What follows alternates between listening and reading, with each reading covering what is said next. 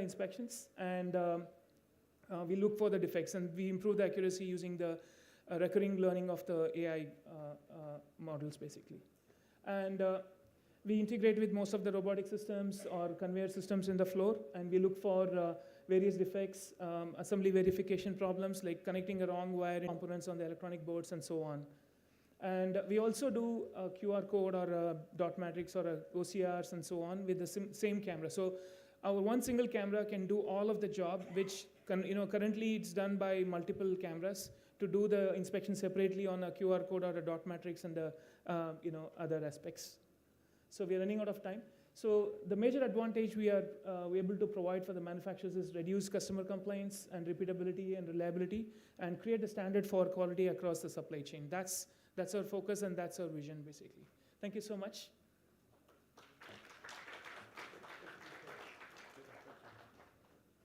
Thank you, Rajesh. You have a very interesting high-tech company, LinkCode. May I request Mr. Sanjeev Nikor to please felicitate Rajesh Iyengar.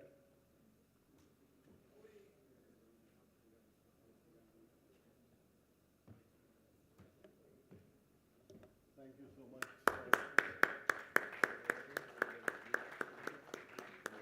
Pose for a photograph, please. Thank you Sanjay ji and thank you Rajesh, thank you so much. हमने electric vehicles की बात की, अभी panel में हमने charging की बात की, अभी रिचार्जिंग की बात करते हैं और चाय का ब्रेक ले लेते हैं, क्योंकि हमें भी रिचार्जिंग की ज़रूरत है. अभी 15 मिनट का चाय ब्रेक होगा. So we will reassemble here at exactly 16:40, that is 4:40 we will come back here. A very interesting session is lined up. Please come back on time.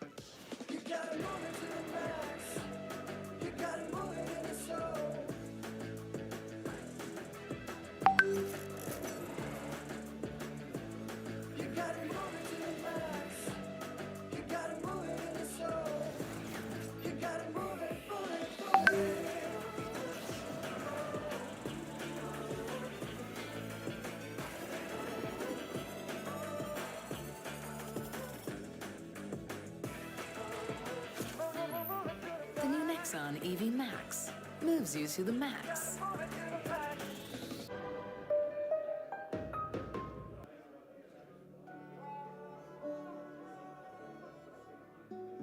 Ratan Benugam Shekarya is exactly as old as independent India. Though she studied only till class 3, she never really stopped learning. With ideas from around the world and things from around her home, she creates magic every day. A bit like the country she shares her birthday with.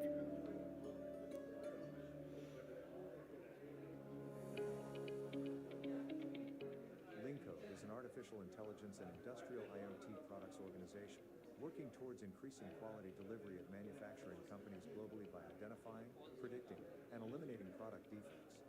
Lincode has marked its presence in the global market across leading automotive, aerospace, and electronics product manufacturers.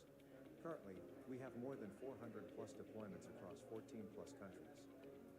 Starting to work around inference engines in 2017 to solve challenges in visual inspection from the software front, to today deploying solutions across cobot, conveyor, standalone workstation, mobile, and headgear.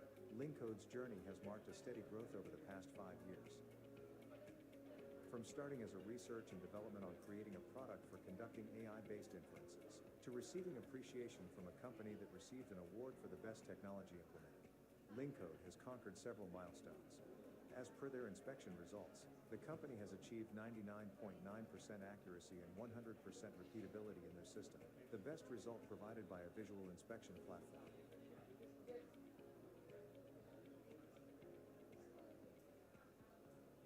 Lincode, smart inspections powered by AI.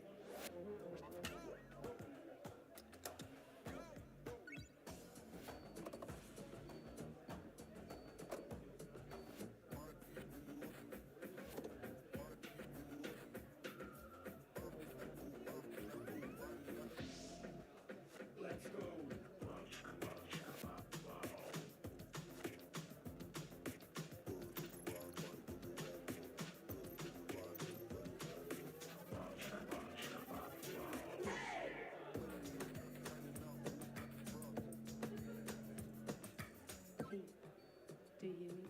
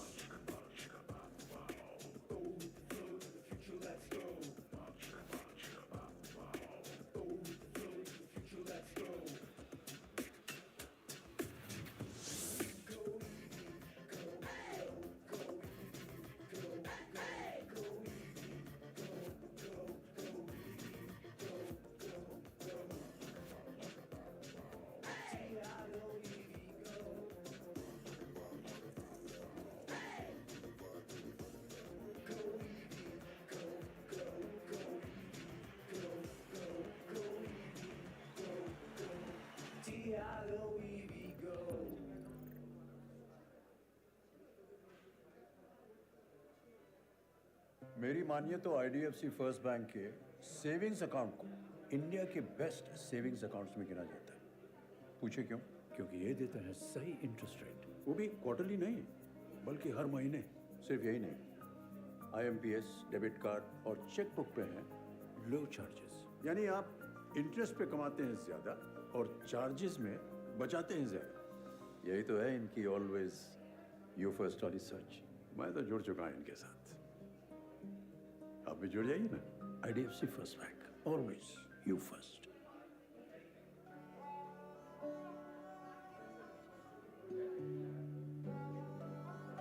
Much like the charkha fold, Swatantra used her beloved sewing machine to win her own freedom. From stitching frocks for a fee of 50 rupees to running her own clothing business, Swatantra has come a long way, like the country she shares her birthday with.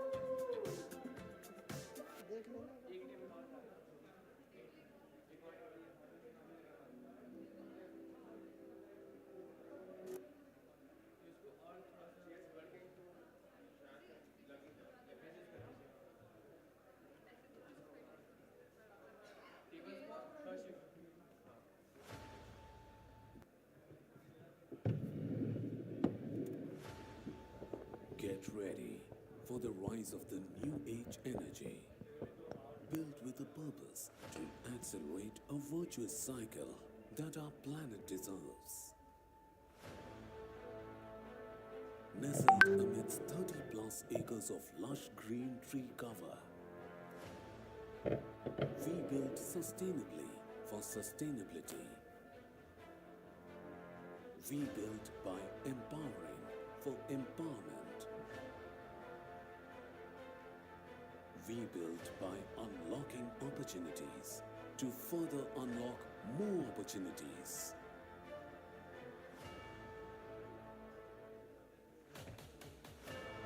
At Ampere, we have electrified India by transforming the way over 1 lakh Indians commute.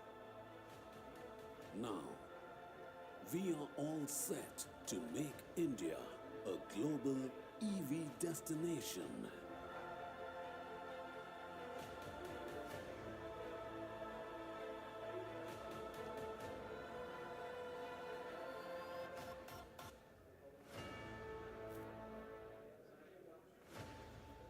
Get ready for the right.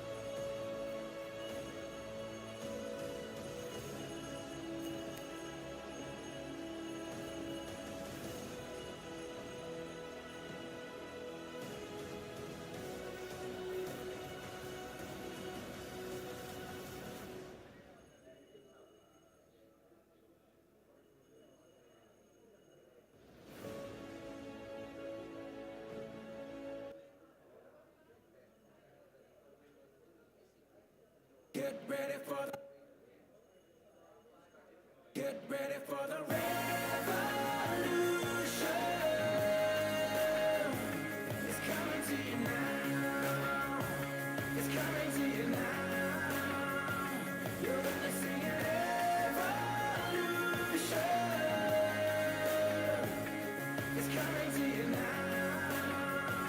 You're witnessing an evolution.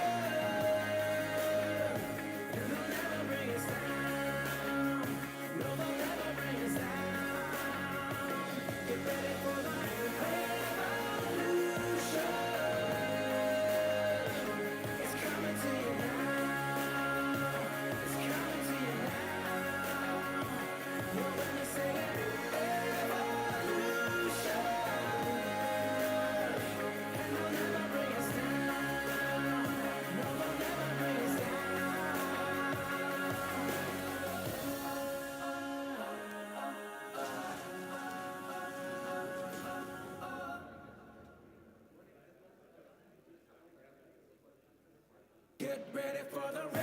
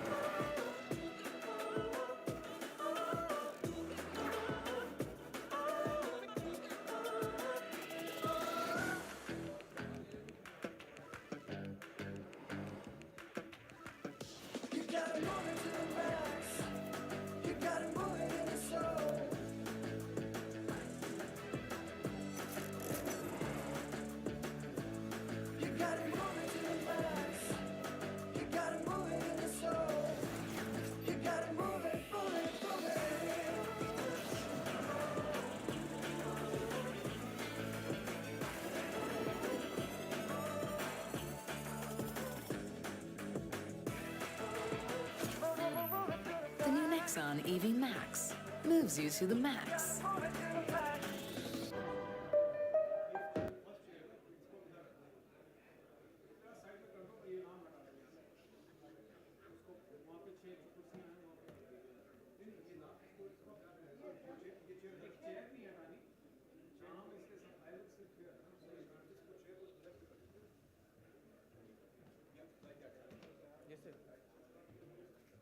What if we keep it sort of differentiated? No, it's fine. Just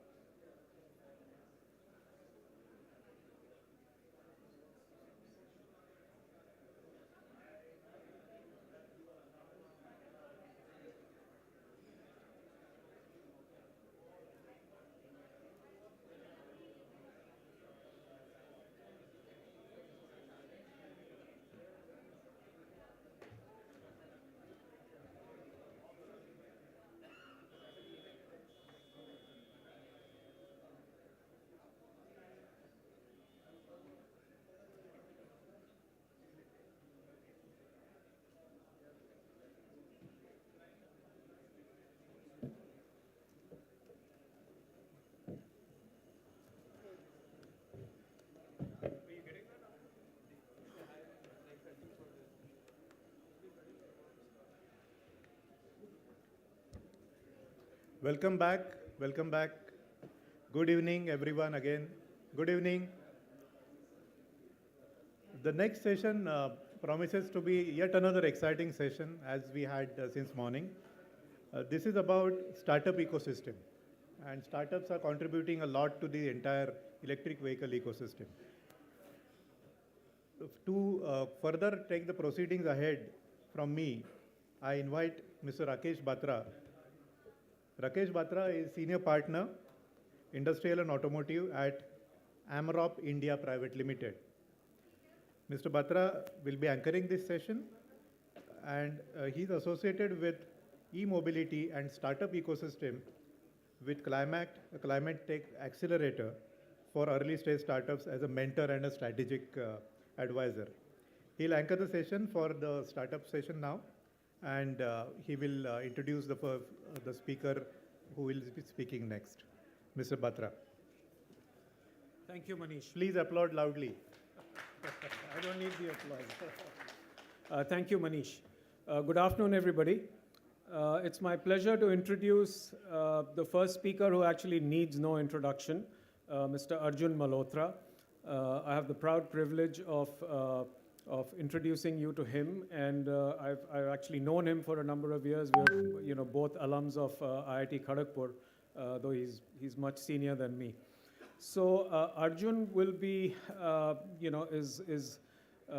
been a startup, has founded startups much before the term startup was founded, and he knows all about startups. And today, he's going to share his perspectives with us. He's obviously on the chairman of a number of companies, on the board of a number of companies, is a philanthropist, and also on the board of governors of IIT Kharagpur and Indian School of Business and a few other institutions. Too long to go through all of them, but without much ado, may I request Arjun to please come up and share his views.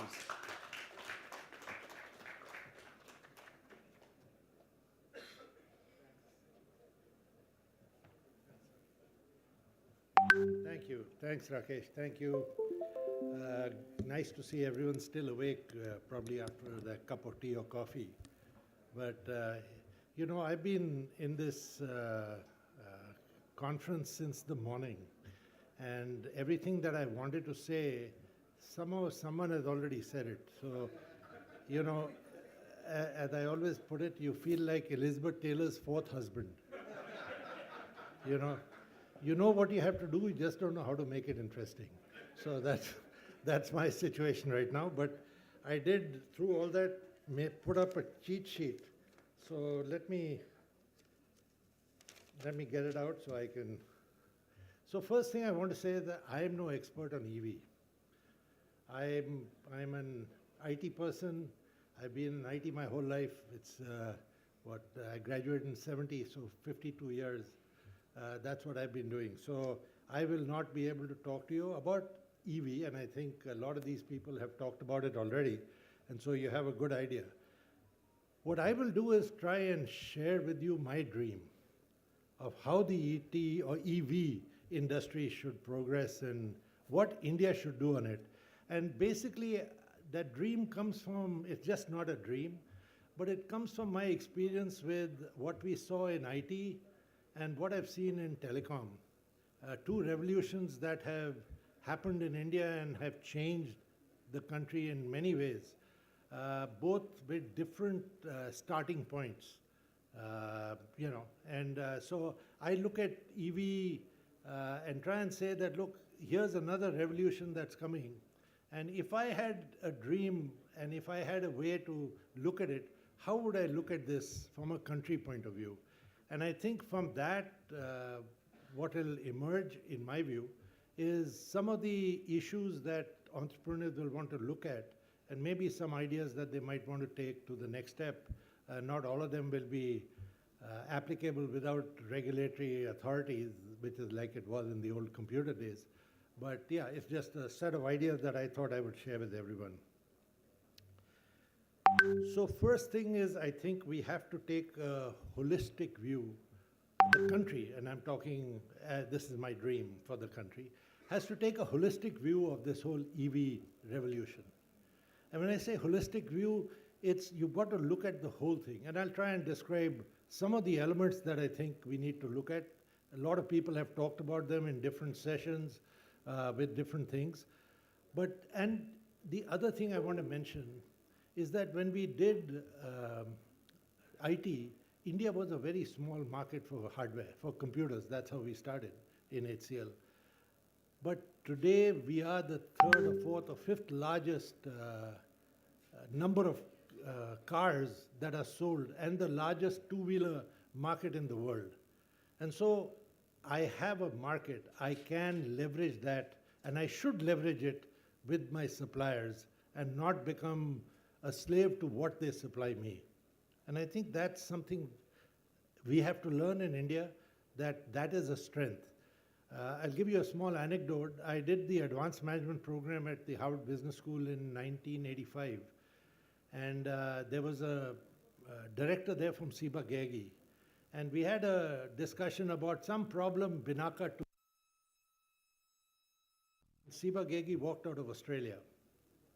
And then a few sessions later, we had a case on the problems Hindustan Richardson, VIX, had in India about domestic, making it, and how they had to, how Gurcharan Das had to, who was the CEO in India at that time, had to actually get into some local medicines to be able to get VIX to sell in India. And someone from the US asked the Ciba Geigy person a question as to, are you still in India? And he said, yes. Then he said, well, how come you had a small problem in Australia and you walked out? And you have this huge problem in India and you decided to stay there. He said 10 million people using toothpaste and 300 million people using toothpaste. You've got to look at things very differently. And so that is our strength. And I think we tend to overlook it or forget it at some stage, that I can now dictate to my car manufacturers who come in from overseas on what I want and what standards I want. EU has done that to Apple with USB-C. I don't know how many of you have read that. But Apple has to, if they want to sell in the EU, they have to standardize on their chargers, which is something they were making money on earlier. I also want to give the example of how California, someone mentioned that, how California has passed an edict that by a certain year, unless 25% or some percent of your cars are not on alternative energy, you as a car manufacturer can't sell your cars in California. And so how is California able to do that? It's because 50 odd million people out of the 300 million people in the US live in that state. And they are one of the biggest car consumers, so to say. So I just wanted to leave that background.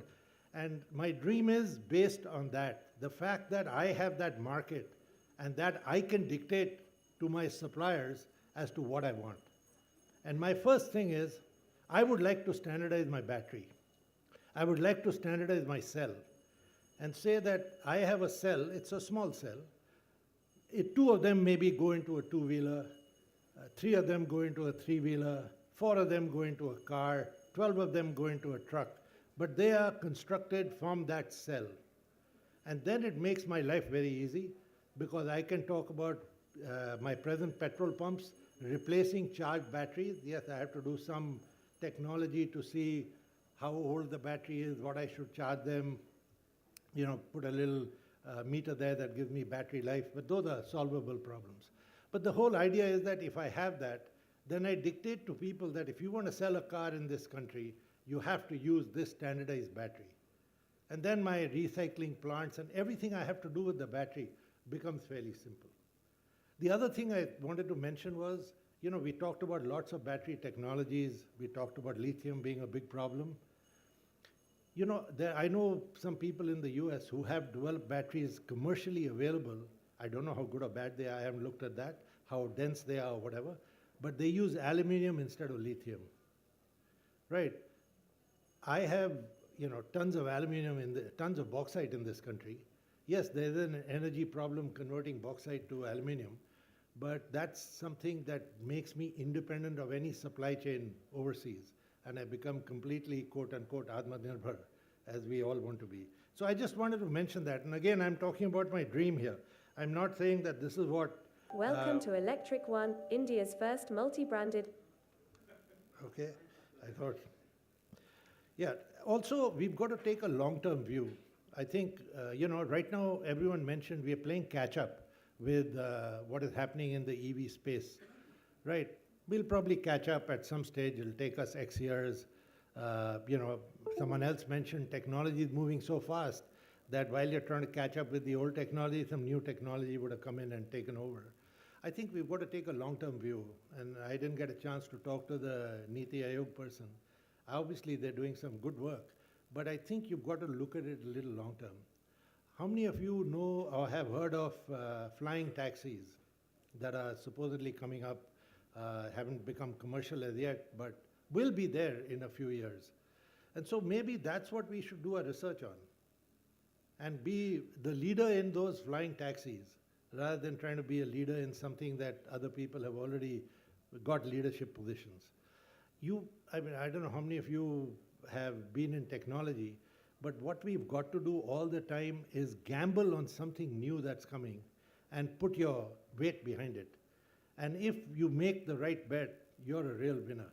If you make the wrong bet, it costs you a lot of money, but you've got to get up and start running again. And that is technology. And unfortunately, governments don't take bets.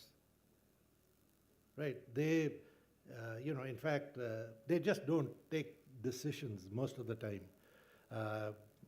And again, there's a history to that, but I won't get into it because I don't want to criticize anyone at this point. What I also wanted to mention out here was, obviously, when we look at it holistically, I think the government also, or not the government, but we need to look at how to get both skilling the ITIs or whoever is doing that kind of skilling, as well as the universities, to have automotive engineering as a discipline. You want to be big in EV automotives, you've got to have that discipline. That manpower thing that people talked about, that's going to be a real problem if we don't get them in, because we've got to get them in not just to design and make the machines run production floors, but also to do maintenance at multiple places. And so I need to set up, again, if I have to make something for India, I have actually 2 or 3 conditions. One is it's got to be repairable, and it's got to be repairable at one of those roadside places where someone can fix it.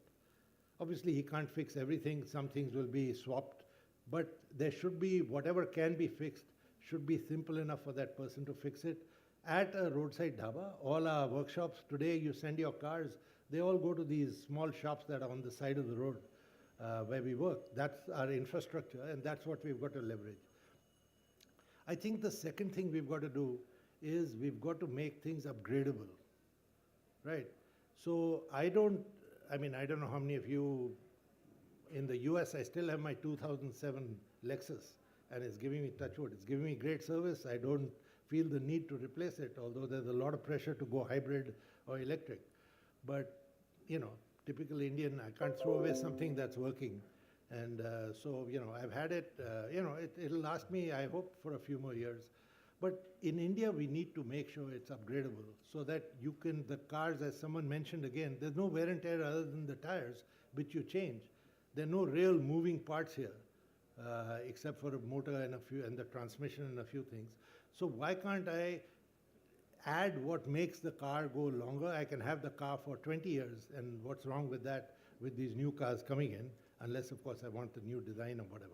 So I think those two things, repairable, upgradable, and, obviously, the anxiety, you've got to take care of that, and it's happening. When I went to Europe last, I went to the BMW factory at Munich, and they were already talking of 600 miles. 600 miles, right? That's about 1,000 kilometers, right?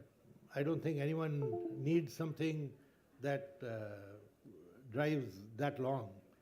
In fact, if you look at the statistics, someone quoted the statistics in the morning that the average person drives, 40 miles or 40 kilometers a day. And so I think that's one of the things we need to look at. I think the other thing that we've got to look at is our power generation. Again, that came up very clearly. We need to find a way of generating enough power so that we can support all this going on. As I said, you've got to look at it holistically. I also think that if you want to address this problem, we already have a model that has worked. And I'm talking of the Aadhaar program that the government of India ran, which I believe is probably one of the most successful programs of its kind in the world, looking at the number of people who've got those Aadhaar cards. That model exists. And there are people from industry who are very competent who can actually come in and make something like that work. So all these missions, like the semiconductor mission they've got, the EV mission, I think should be run in that model. And you should get someone from, it's a PPP type thing. You should get someone from industry to come in and work on that. I don't know, I just think there is so much that can be done in this whole EV space. If I was 50 years younger, I'd probably get into this area.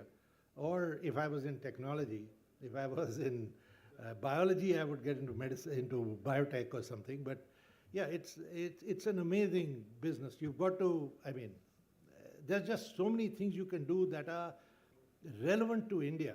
And I think if you look at our problems and not look at the problems that are there overseas with the same issues, you'll probably find much more relevant solutions. There used to be a word when I graduated called relevant technology. And that time you talked about developing a better bullock cart, and that was the way it was put out. I think the word was right, the example was wrong. Relevant technology is adapting what we know to our conditions here and making them work in our environment. And I think a lot of our people have done that fairly effectively. In fact, I don't know how many of you went around the exhibition out there. There's some very interesting companies doing some very interesting work, very cutting edge, some of them. And I think you'll find it really interesting. And today, unlike when we started HCL in '75, we were in a closed market. We didn't have global ambitions. That happened only much later.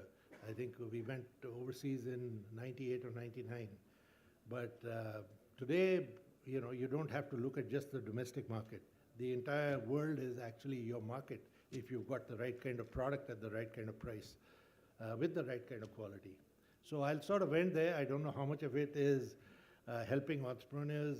I'd be happy to answer questions. I'd just leave you with very interesting quote that I came across. I don't remember who did it, but I think it's one of the American Indian chiefs said it at some time.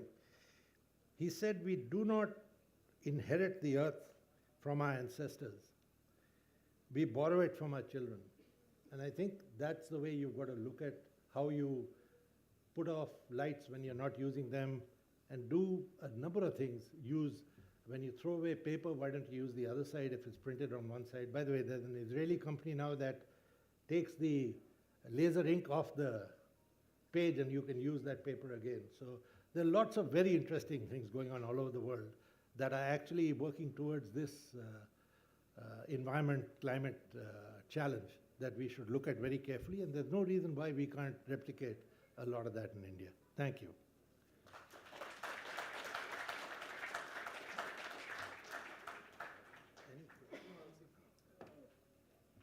If there are any questions, we can take a couple.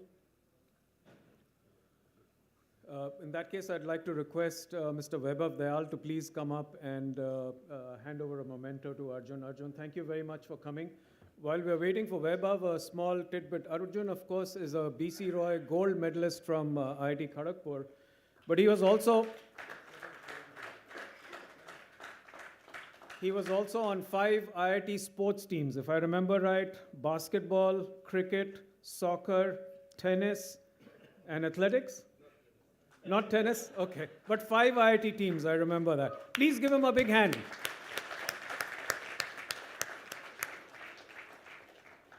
So we now move on to the next part of this startup session. And I'd like to invite the speakers for this session to please come up on stage as I call your name. So could we have Mr. Rana Singh, please, founder of Citrans Mobility? Could we please have Mr. Varun Agni, co-founder of Bounce EV? Could we please have Mr. Visak Sasikumar, founder and CEO of Fin Mobility? Mr. We'll give them all a hand together. Could I please have Mr. Kaustubh Dhonde from AutoNext? Kaustubh is not here. Somebody. Oh, he's there. Okay, sorry. Kaustubh is here. Amit Das, founder and CEO of Electric One. And last but not least, Mr. Shubhendu Mandal, co-founder of Design Forge. So now please give them a big hand. Thank you all for being here. So just to set the context of the startup world, I wanted to share a few tidbits. So I don't know how many of you know, but 1 in every 8 new companies in India today is a startup. So that's about 12% startups every year out of the companies that are being formed. And this has gone from about 3% 5 years ago, 7 years ago. Second point is 1 in every 10 get venture funding today. So that needle is moving up as well. Now India is the 4th largest country by size of venture funding. So, and this is based on a KPMG recent venture pulse from 2021. India had 35 billion in venture funding, which is the same as UK, which is 35 billion, the highest being US, which is at 330 billion. But it's moved up quite a few spots there. India VC funding jumped from 13 billion in 2020 to 35 billion. So almost 3 times in the last 1 year, from 2020 to 2021. And the interesting fact about that is it's driven largely by domestic money. So family offices, local institutions are now getting into venture funding in a big way. The top 5 sectors that draw venture funding today and make up about half of the Indian startups: EdTech, Enterprise Tech, Retail Tech, Health Tech, and Banking and Financial Services. And all of these 5 sectors are growing at about 38 to 50% in the last 5 years in terms of a CAGR. So with that little bit of context, we're going to start with the first speaker in this session. And that's a video that has actually been recorded since Dr. Sujit Kumar of Iron Blocks could not be here. We have a video that's already been recorded. If we could have that video ready, please. So he's a graduate of alum of. Oh, you want to do that later? The video is not ready? Okay. So let me then invite Mr. Rana Singh, founder and director of C-Trans Mobility. They're into mobile charging stations, I believe. And let me hand over to Rana to do a 10-minute presentation, please. I'll give you a warning call at 8 minutes. Okay, sure. Thank you very much. So, Presentation.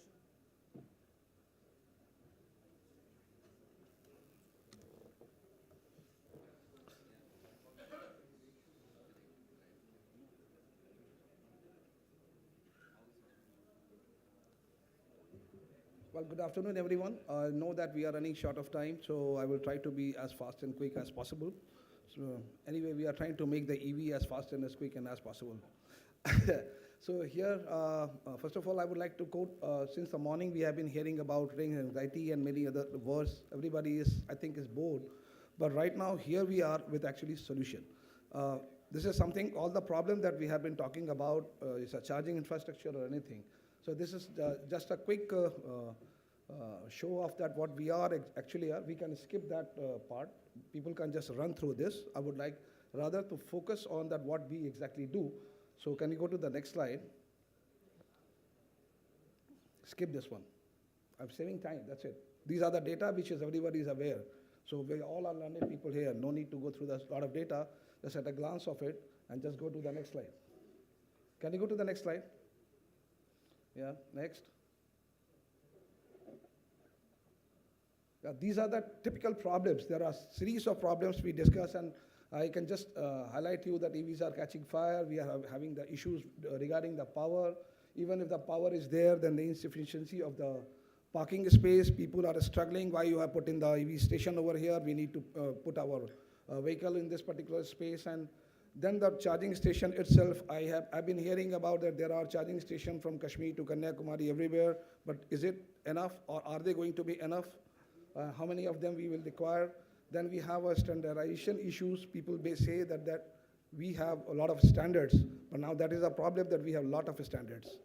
Because if you go to Europe, people will talk about their own standard. Go to Japan, they will talk about their own standard. Come to India, we will say, bring in all the standards. Now that's a problem. Again, the charging problems.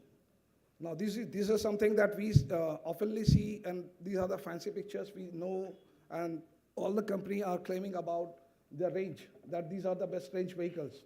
Going to the next slide, what I mean to say here is,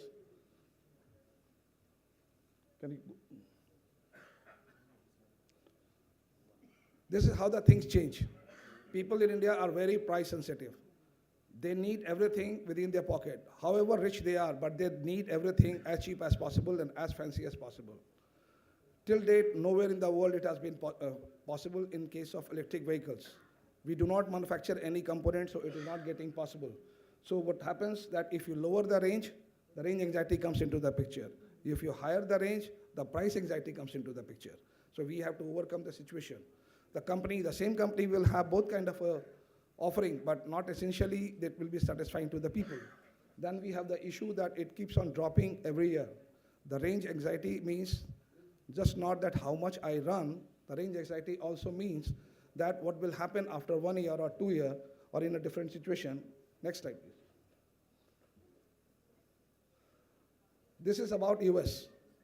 You know, US is a developed country. They have so many stories about success of the Tesla and success of many other companies.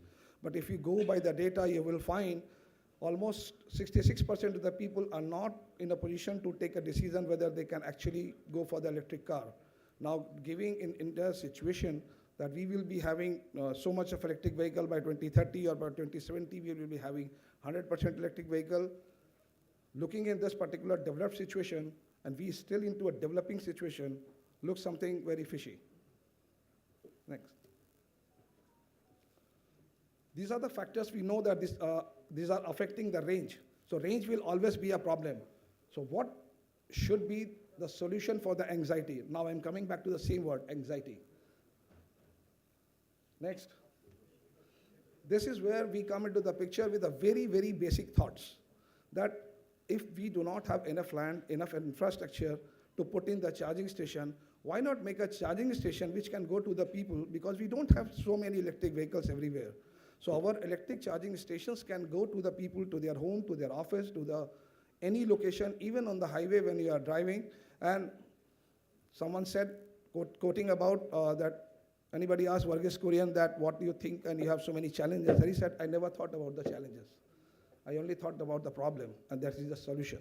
So similarly, we thought about a solution. This is something that either you should be having a vehicle which can go to charge you, or either you should be having a battery where you can swap. Now, battery swapping is something which we are hearing in case of two-wheelers, but I'm sure that nobody has seen anything in the four-wheelers. You cannot swap a battery in the four-wheelers. But why can't we have an add-on battery, something like we always have for the phone? So this is a very simple idea. So I just stuck to the simple idea that built up a vehicle which should be electrically qualified, it should be meeting all the standards, and then make a battery which is most safe. You can easily put in your boot and take it out of the boot, so it gives you some enough power to go for 25 or 40 kilometers maximum. But then it will need some kind of a chain of distribution. So it was very easy. You have seen the gas cylinders, you have seen the small gas cylinders, so you can make a small gas cylinders available everywhere. It is most easy for the vendors. So it is something like refilling the cylinders more and more again and again. So this is the basic idea India is already having. And we have the channel partners spread it even in the rural India. We just have to make it available to them, and they can do that. They are just putting it in, taking it out. And for the charging station, it is an app. For the battery also, we have an app. It's all app-based. So any subscriber can just go, he can click, and he can either call the vehicle, he can call the battery, or he can go to the vehicle and he can get himself charged. Next slide, please.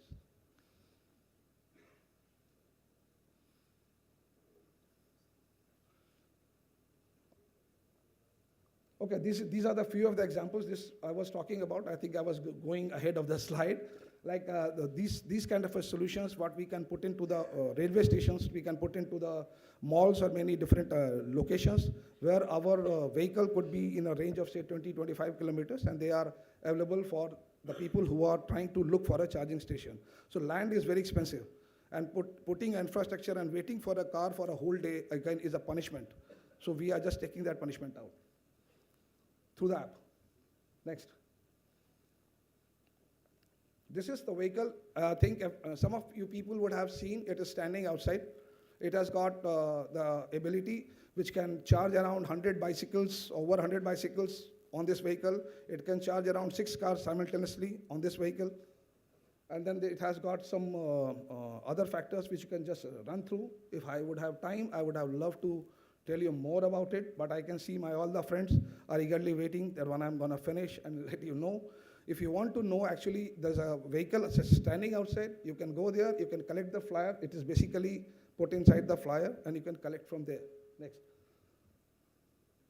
This is about the vehicle, that all the chargers which are installed, and it is having the distribution unit inside, and it is having all IoT controlled. So we will be having our back-end control over every vehicle which is on the road. So we will also have the monitoring of our consumers. If they want to know that how much energy they have been consuming, they may be having other ways, but we also provide through our app. The vehicle is already ready to take any kind of electricity which is available. Means it is just not running on the alternative fuel, but it can take any kind of electricity coming from solar, coming from waste, coming from wind, or any other thing. Beside the charging, India needs other basic services in electrical, which are maintenance, like the basic workshops, diagnosis. Electric vehicle is not having any chain of workshop. Even the prime manufacturers are also finding a big problem dealing with this. So this is something going to go and take the problem. Then it has got the grid autonomous and sales and marketing team are behind it. Go to the next slide, please. This is just a revenue model, which is going to give you some picture at a glance that how and what way that these are actually going to make money. The vehicle just not make money out of making the charging. Charging is one thing. They are also having a media space where they can have a electronic media or even a fixed media by which they can make money out of that, or the channel partner can make money out of that. then enterprise solutions, the chain of network like the 24/7 car solutions and all these workshops and garage. So you provide them the tooling, you provide them the diagnosis to the insurance companies. These are all the means of making the money out of this particular solution. Next. So this battery, as I said, this is something on-call battery, which you can actually have in your boot space. You do not need to carry this battery. There is just a small attachment you need to carry. It is something like a, if you have seen the amplifier behind your cars, it is sitting behind the seat, your back seats. So whenever you need some extra, like a water bottle, you just buy it from anywhere, you put in, you use the energy, and then use the energy and give it back. Please, next slide. Everything is on the e-payment. Everything is on the e-payment, so you just demand, you use battery as a fuel, and then it's all e-commerce. So these days it is something very essential feature. It is already incorporated. So the formula is very simple. Call us, use, and return. You don't have to own the battery. So we are actually taking care for all the battery. We are using such technology which are either based on lithium, and we are also using the sulfur batteries as well. Sodium batteries. So in a way, the sodium battery will be taking some time. Right now, we will be gradually shifting from lithium to sodium batteries, because we understand lithium is something which is not very pro-Indian. It is something we have a concern. So sodium, I think, is one of the substances which we see it is in abundance. India is having a lot of sodium. So if we promote sodium, I think tomorrow we will have very cheap versions of batteries. So we are initiating this. Today it is expensive. So we are not asking you to pay any money. You just pay what you use. That's it. Please give a big hand to Mr. Rana. Thank you. Next, I'd like to invite Mr. Varun Agni from Bounce. A big hand for him, by the way. He's traveled from Bangalore just for this. So I'm sure all of you have heard of Bounce. Probably doesn't need a lot of introduction. Any users of Bounce over here? Yeah, good. So there are some users. But Bounce started as a free float, two-wheeler sharing, scooter sharing business. And now, of course, they're an EV manufacturer. So I'll pass it over to Varun to share his thoughts. Thank you very much. Thank you. Yeah. Hi, thanks for the opportunity for me to, just tell you a little bit about Bounce. What I want to start off with is a statistic that, India sells 20 million scooters every year, two-wheelers. And about 99% of them are petrol scooters, two-wheelers. And it's just 1% that is electric, and that's also after a lot of struggle, after years and years of advancement from the electric side. What we have found when we've done a lot of user research is that there are 3 reasons contributing to this disparity. One is range anxiety. I think that's going to be a massive topic everywhere when you're discussing EVs. Second is the upfront cost. EVs have been traditionally more expensive than the gasoline counterparts.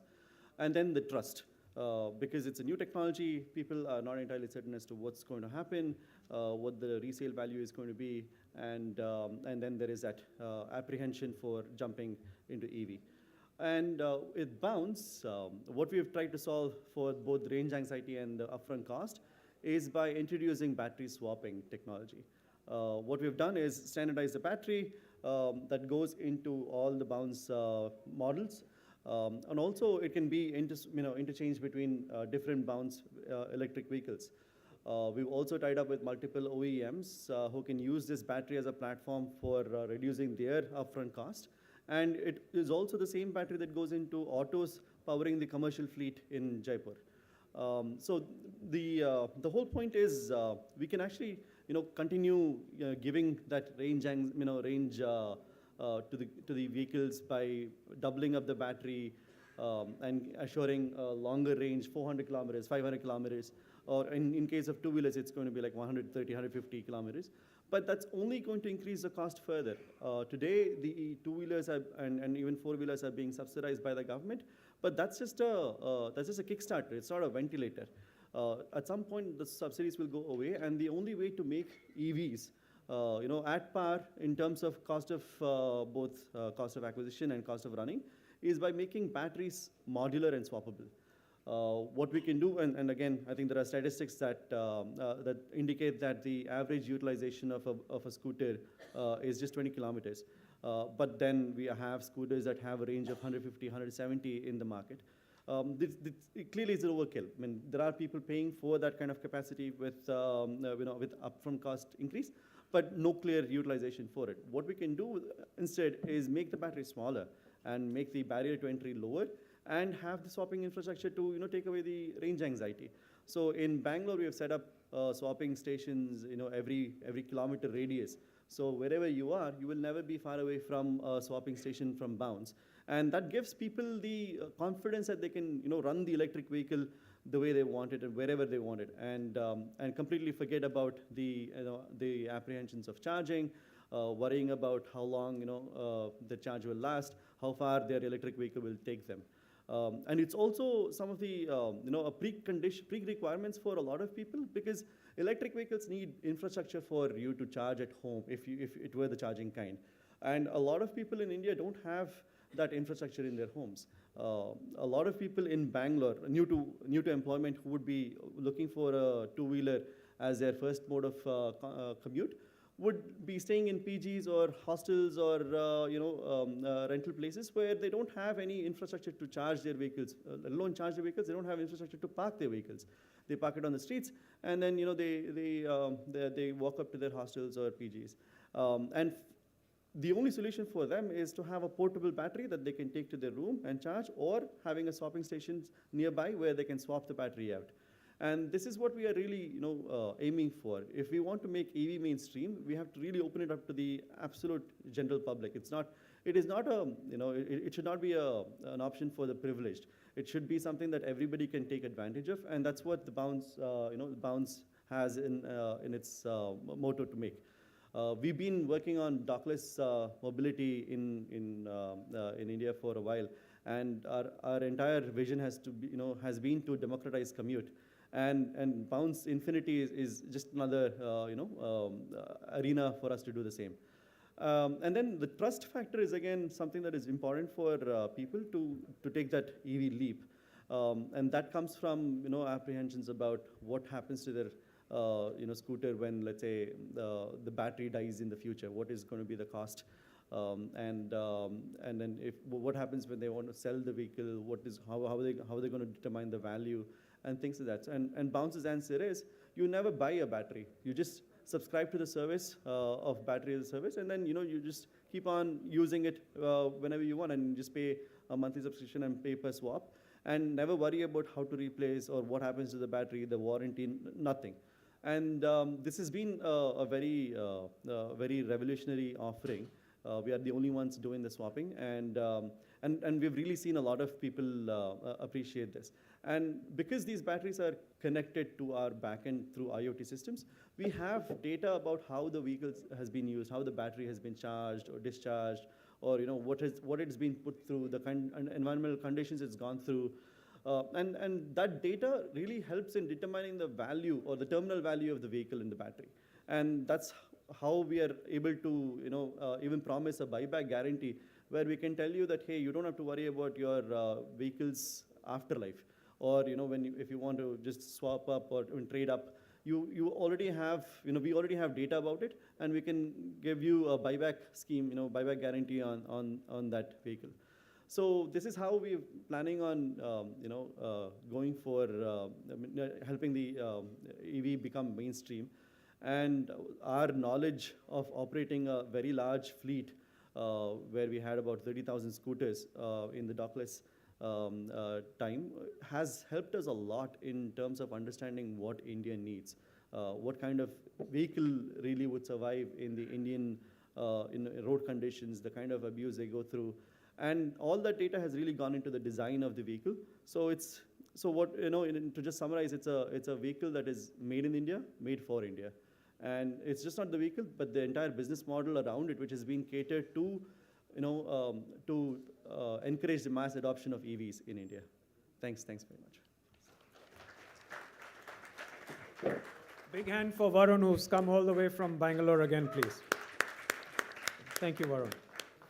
I should add that if you have questions, our speakers are all going to be here, and what we'll do is we'll take some questions at the end after everybody's finished speaking, so that everybody gets a chance. You can direct it to one or all of them as you feel like.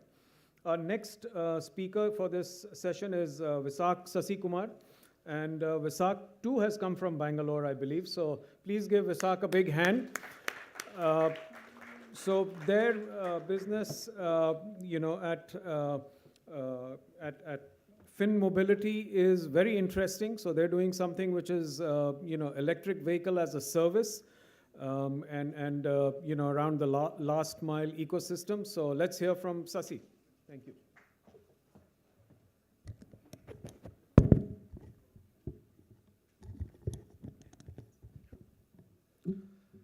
Hi, good evening, everyone. I hope everyone here is fine. That's fine. It's not Fin. Okay, so it's called fine. So we are trying to redefine the entire EV logistics ecosystem. We'll let you know how we are trying to do that in a small scale, scaling up to a bigger one. Can you change the slide? So just a quick review on what's happening exactly in EV logistics, especially in last mile. So we have seen a lot of demand coming in last mile logistics. But over the years, so I would also like to give a brief background about what we are, right? So we were actually a EV manufacturer. So I think it's the reverse of what Bounce has come through. So we were EV manufacturer first, and then we have moved to a service play.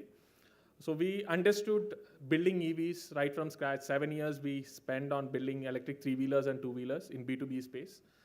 Then we figured out that in the EV as a service ecosystem, there is something which is broken, which we need to make it fine. That's why the Pibeam Electric, the company name itself, was changed to Fine. So we did a rebranding and then moved to EV as a service ecosystem. We figured out that to deploy a EV properly into a service, we need 3 things. One is product. Second one is how the product is financed. And the third one is how do we maintain and service these vehicles. So most of the service players were looking at doing the end service because demand is so huge that they can't execute it properly because a lot of demand and lesser resources. So that is when we said, hey, we have the EV knowledge, and we think the way these vehicles are financed is not the right way, because raising an equity funding and then using that to buy vehicles is going to, that to a depreciating asset like an EV, which is at 20% year on year, it is going to put a hole on your business model. So we said that's not the right way. And the third one is, if you have a large fleet of, say, 1 lakh vehicles doing service, and if you don't know the product well, you will end up in a problem at some point of time. So we figured out how do we go from the other side with the product knowledge and look at integrating all these 3 components into a single platform. So that's what we are trying to do here. We are trying to build India's largest EV ecosystem play. So earlier we were competing with manufacturers. So now we don't have competitors. We call everyone friends and collaborators. So I think to build an ecosystem, you need to be a collaborator rather than competing against each other, because the demand is there. Now we need to come together and create this ecosystem. Can you change the slide? So let's look at how India can be green 100% by 2030, right? It's a huge challenge. A single person sitting here cannot do it, but we coming together can actually do it. That's what our proposal to everyone is. That's what our business model is based on. Can you go to the next slide? So what are we looking at when 100% EV conversion, right? So we are looking at somewhere these numbers of 3-wheelers, 2-wheelers to be EVs by 2025, and then move towards 100% transformation. But this is going to take a lot of time and a lot of effort. Can you change the next slide? So we looked at where this demand is going to be, and this is where we cater to, right from FMCG, pharma to corporates and quick commerce. So every industry is growing at a faster rate, and we are providing them with the end-to-end logistics solutions through an end-to-end platform, end-to-end logistics platform. Can you go to the next slide? So we want to do this very sustainably. without putting a lot of vehicles on the ground. So that is one thing that philosophically we believe in, that it's not about number of vehicles on the ground, it's more about utilization. So utilization is the key.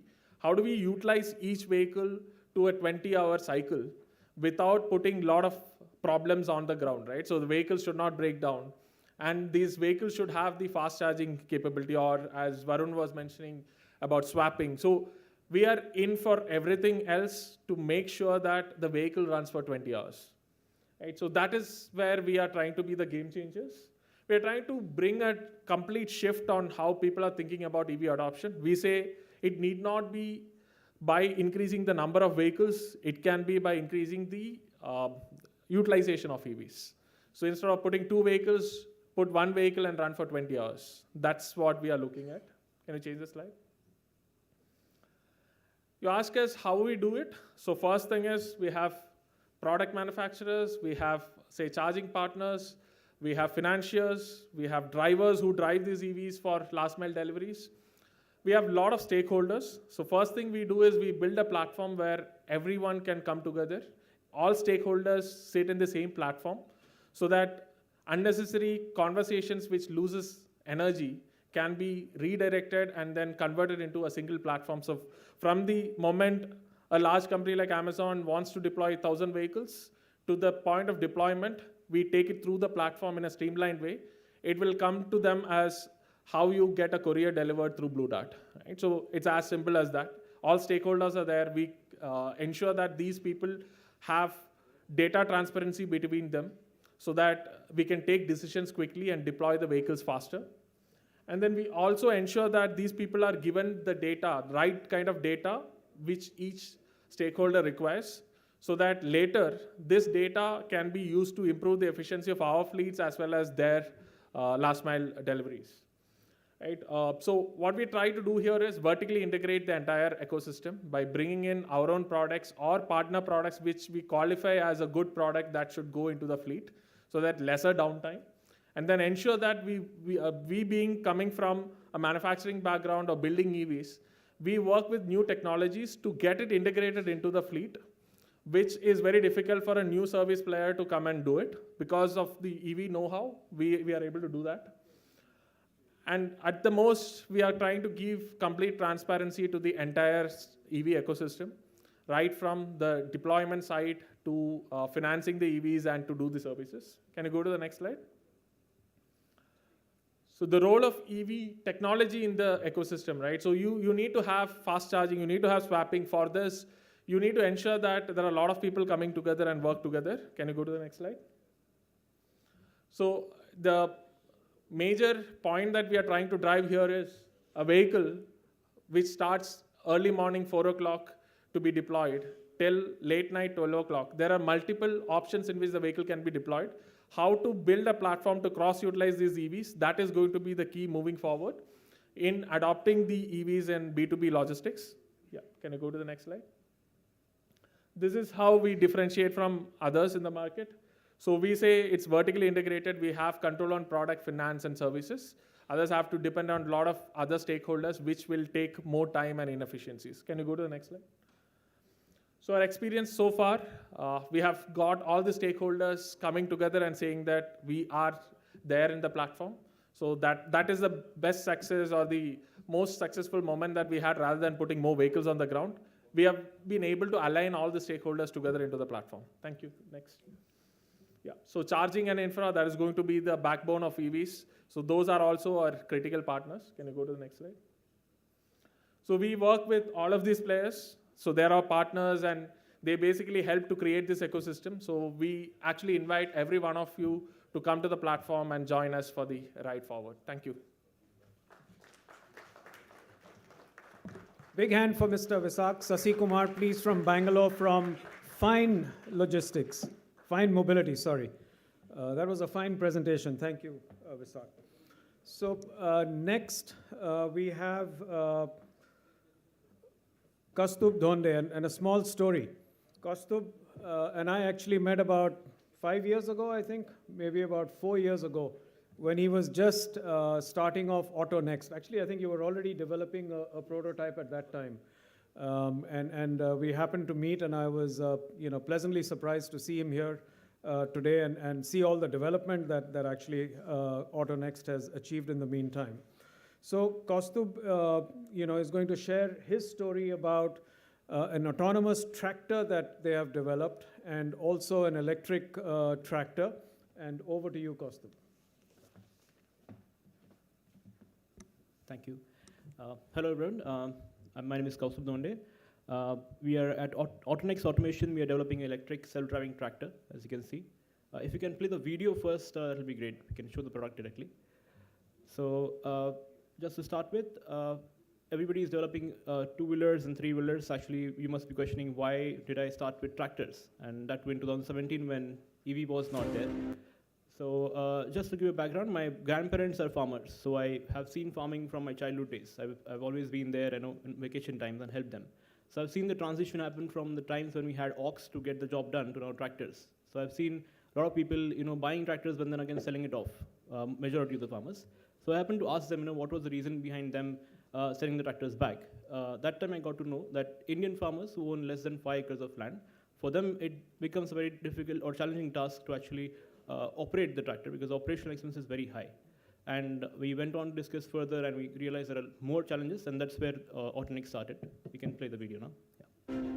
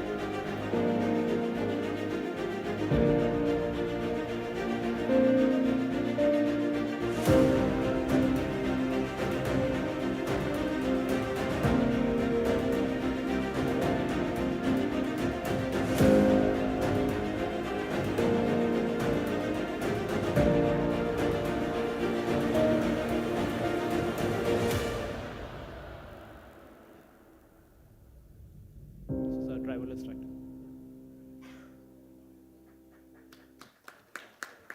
So, yeah. So coming to the presentation, as a company, we are developing two things. One is a high torque electric powertrain, and the second is off-road automation technology. Both first we are using on tractor, and going forward we might use for mining trucks or any other off-road vehicle. So yeah. So these are the challenges that we are trying to address. Basically, the vehicles are not efficient. The powertrain basically helps you to reduce the overall operational expense because it's electric. And the driverless part, in India we say that people are everywhere, but cheaper the labor, it's more unreliable.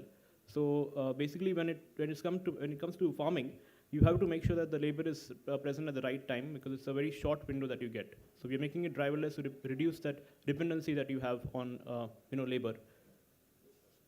So a tractor is a commercial vehicle, so it will be sold on a different model, a TCO, total cost of ownership.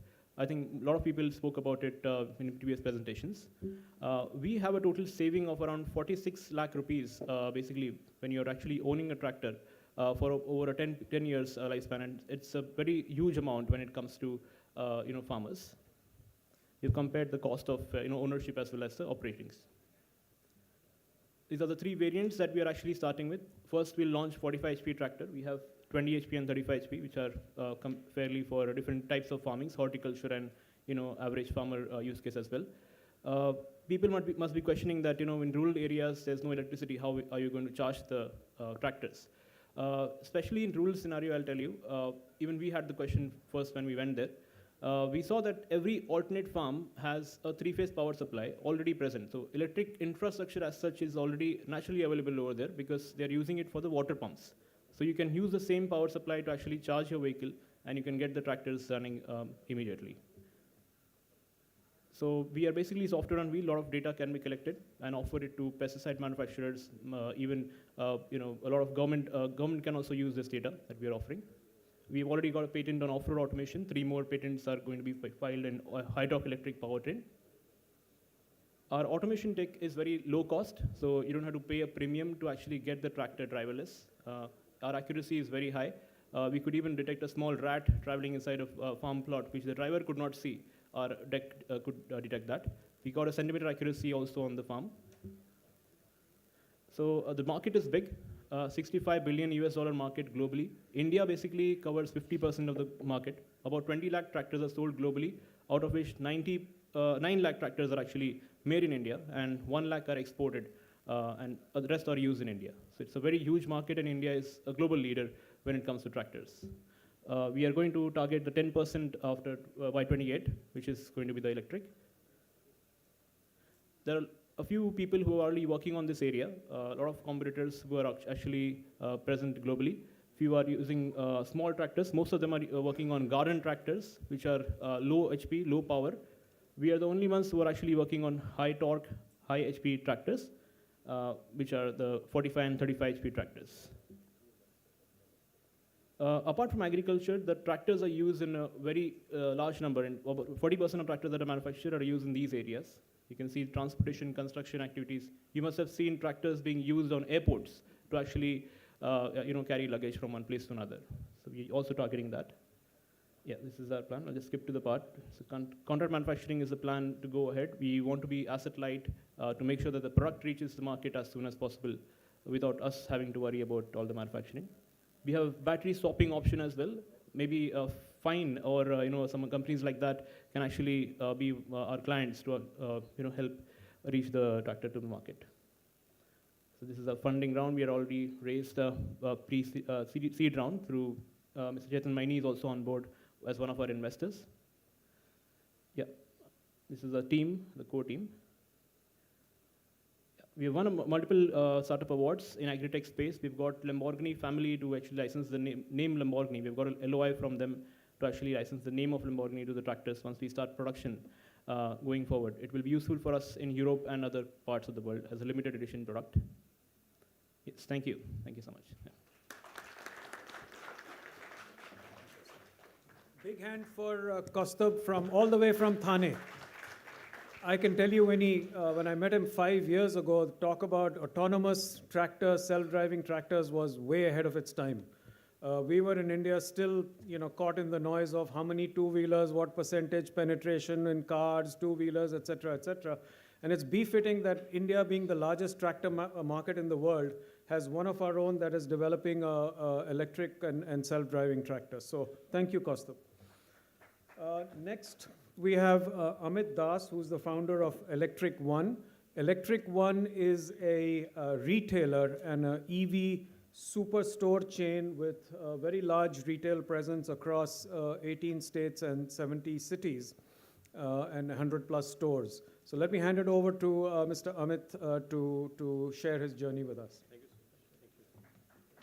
Thank you. So can we play the video first? Yeah.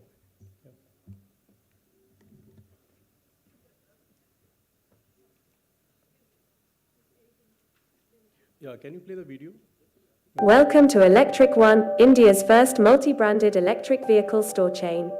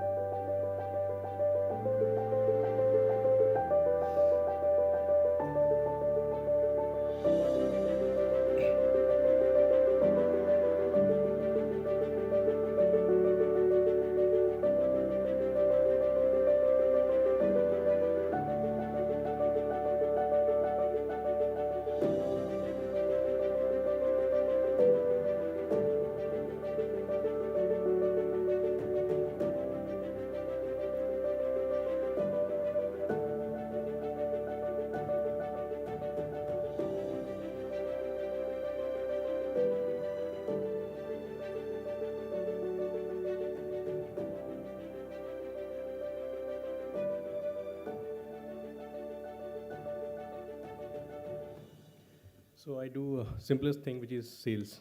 So I don't have complex solutions to show you.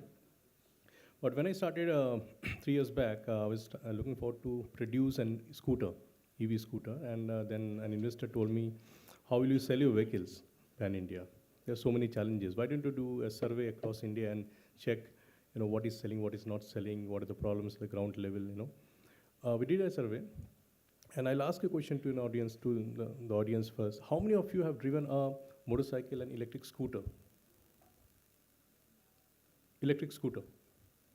It's a fairly good number now. I think a year back, only one hand was raised.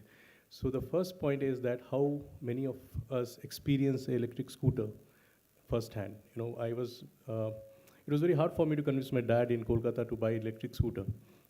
So that was the biggest challenge which I overcome now.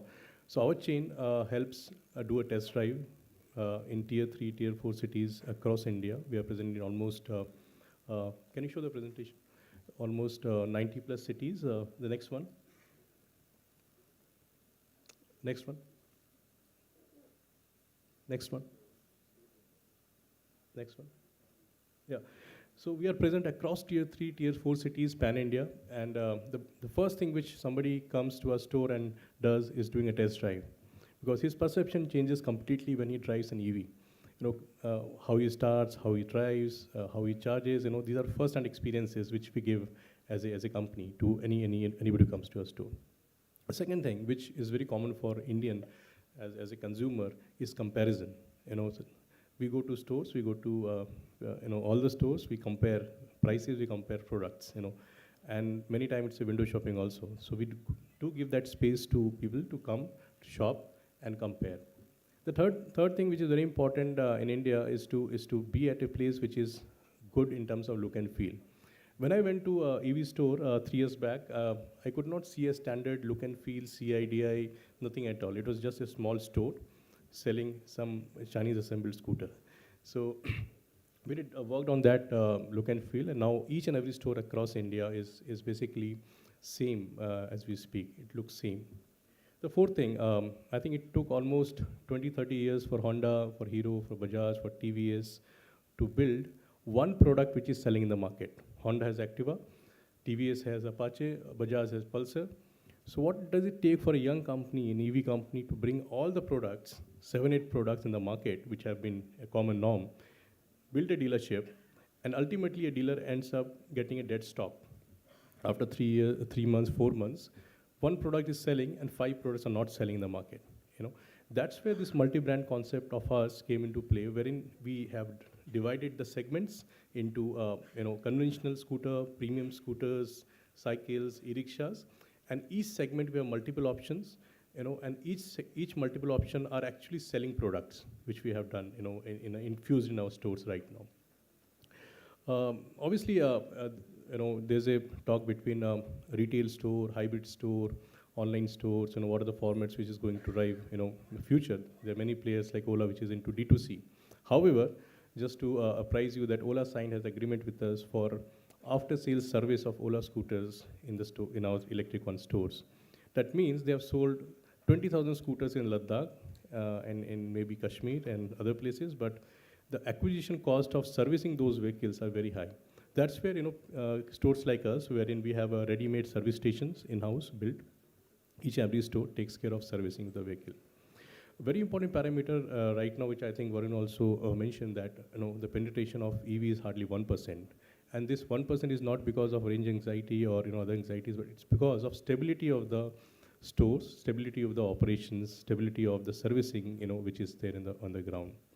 And we can go to next slides. So these are few stores of Electric One. We are present in places like Tirupur and Noida and Sikar and other places which are spread across the country. Next slide. We can change the slides. These are few stores in places like Jahanabad. I come to know many places now because these are new places which I was never heard of before. There are different formats, big, small, according to the pockets. We have 4 founders in the company. We can change the slides. Yeah, we can change the slides. So we, as a company, Electric One, offers multi-brand option. We have an attractive ROI for a dealer. A dealer is somebody who is working in tier 3, tier 4 cities, and he don't have to come to a tier 1 city to earn his livelihood now. He's earning from there, in his small town, and he's making his money. So we give an attractive ROI for a dealer by giving him an ease of business, and an intent to serve by providing him spare parts and consumers a good service. Obviously, after-sales support is something which we are promoting a lot, and consumer experience in terms of testing, in terms of making them understand what to buy, and a dealer what to sell is something which we are focusing on. And obviously, we have positioned ourselves as one of the pioneers in this field. We are 103 stores and looking forward to scale to 300 stores next year. Next slide. There are a few segments we work with in e-cycle segment, we work in e-scooter segments, we work in three-wheeler segment. Three-wheelers segment, I think mostly in the B2B space right now, but I think e-scooters are the popular segment for us. Next slide.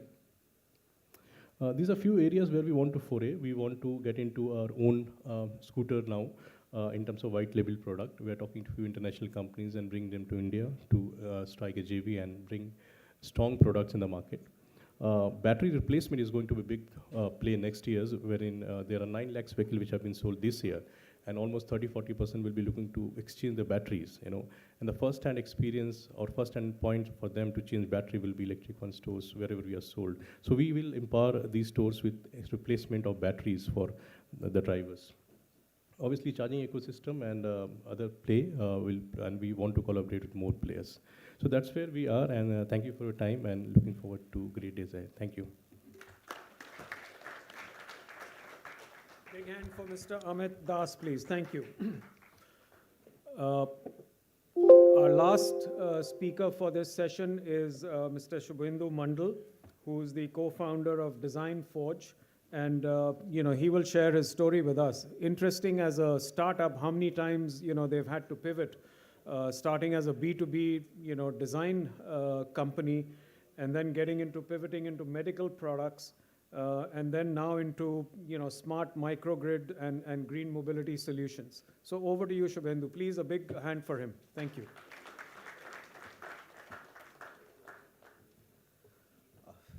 Thank you for inviting. I know that I am in between the keynote speaker like Professor Panigrahi and other. So I have a very compact pitch of say 3-4 minutes. Can you go to the next slide? So first of all, we are very passionate in terms of whatever we do, we take care of some sort of sustainability and some sort of technology, but which can actually contribute in different verticals, and everything should be indigenous. I mean, we have very less dependent on the logistics and other things. And in green mobility, our prime focus is into the smart grid and the microgrid. And within that, EV charging is just one of the solution. And we are academically collaborated with IIT Delhi as well as IIT Kharagpur. So this is our background, but I should also tell you that other than this, we also work in the indigenous base stations, in the indigenous cellular network systems, and we have our own indigenous lightweight LTE base stations. We are also working in the 5G, and we have a plan to pre-launch it in the Barcelona in the coming WMC 2023. Next slide, please. So how we are green? First of all, if we need actually a lot of infrastructural change. So one of the way to decrease or minimize that thing is to use a lot of software-driven things. So that is the smart grid or the microgrid concept.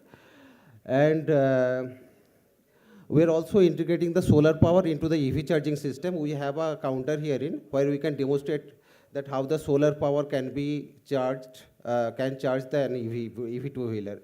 We're also collaborated with several other companies, like we are collaborated with Retrans here with Mr. Rana, whom will be providing the power solutions, and they will be providing the rest of the infrastructure. So these are some of our some of our products. So this is for the single usage, this is for the commercial usage, and in the next slide, I will show you, this is for go to the next slide. So this is a breakup kind of thing. So suppose if you have breakup kind of thing, then you can actually get it charged for the timing. So the concept is more or less similar to the battery swap, but it is not swapping, it is actually charging your vehicle. So there is no swapping concept, and here we have a gun, plus you can, if you have an onboard charger, you can use that thing in that socket also. So that's what from my side. The last slide, I think we don't have anything. So that's what's my story, our story. And if you have any story, just drop in email. So we'll be happy to discuss. Thank you. Big hand for Mr. Mandal, please. Thank you. So that brings us to the end of the sessions. Vaibhav, did you want to run that video now? Or should we? All right, maybe we can put it on the website or circulate it later. So we were going to play that video earlier, but we will now distribute that separately. So I'd like to thank all the panelists here, for the speakers and the panelists here for their sharing their stories. We do have time for a few questions. There's one question there. That lady, please, if you can share the mic, and then we'll come to you. Please state if your question is for any particular speaker or for all of them.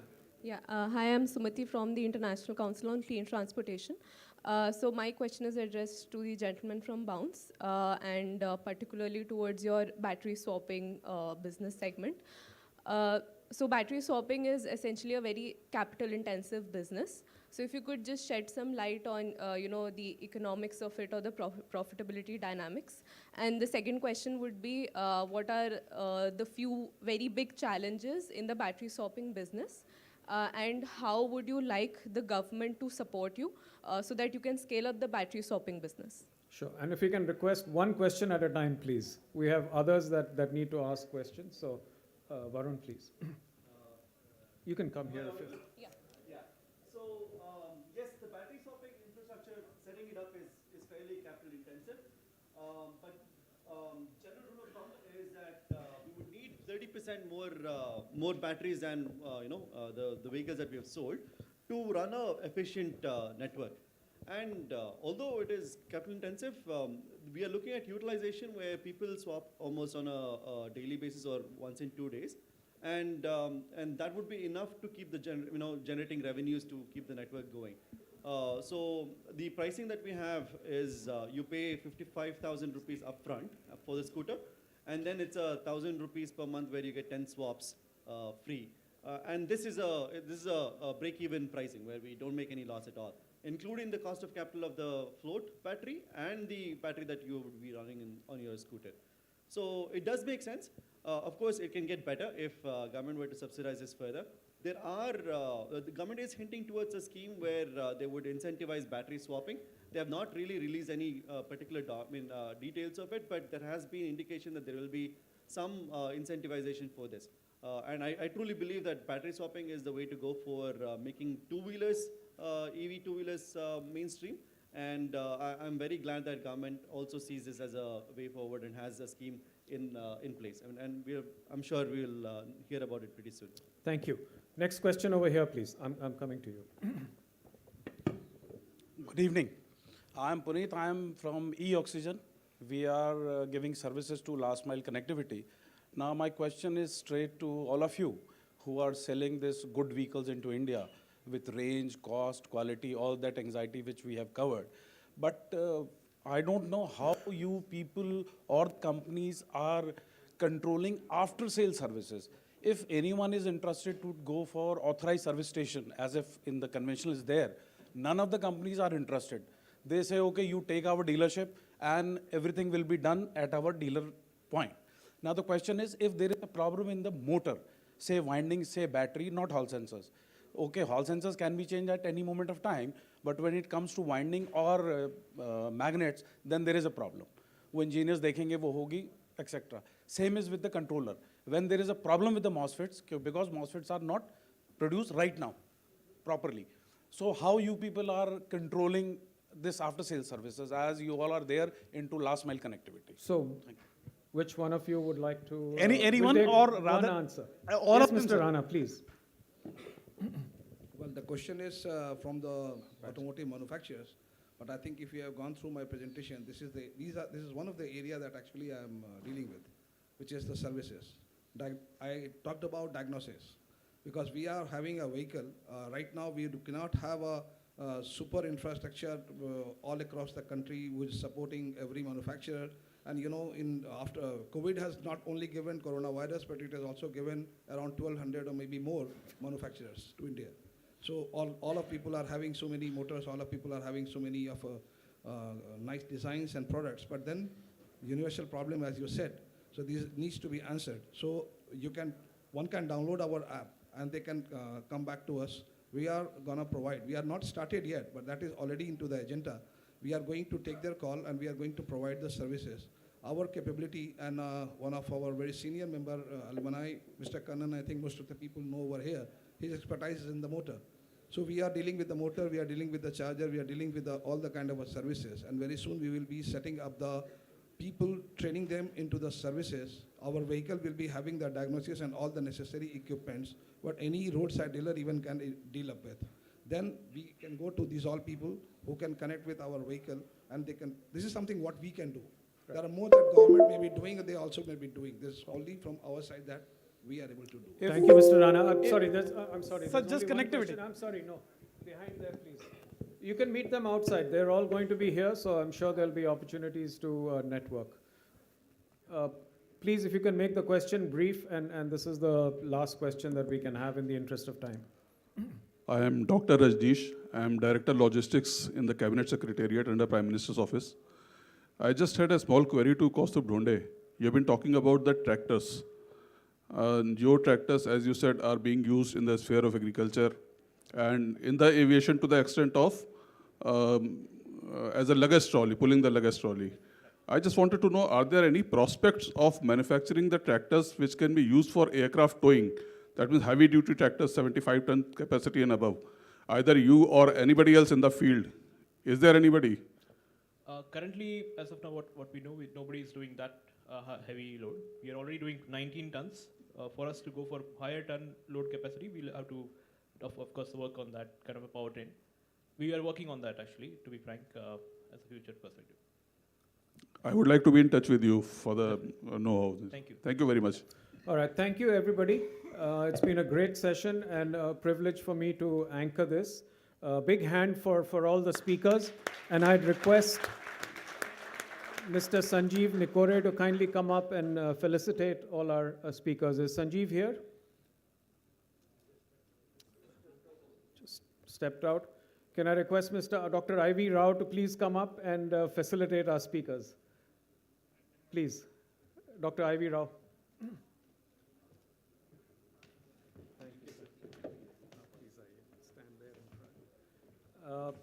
Mr. Varun Agni.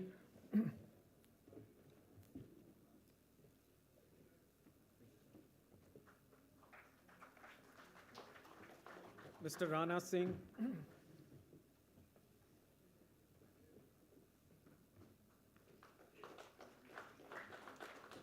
Mr. Visak Sasikumar.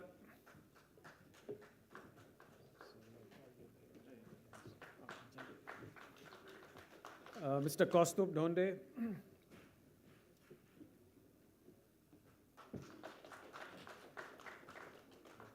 Mr. Amit Das.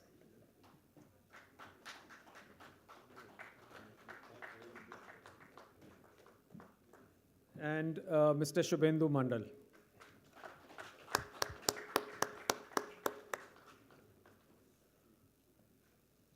Thank you, Dr. Ivy Rao. Thank you very much.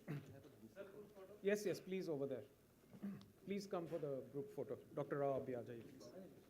Sanjeev, please come.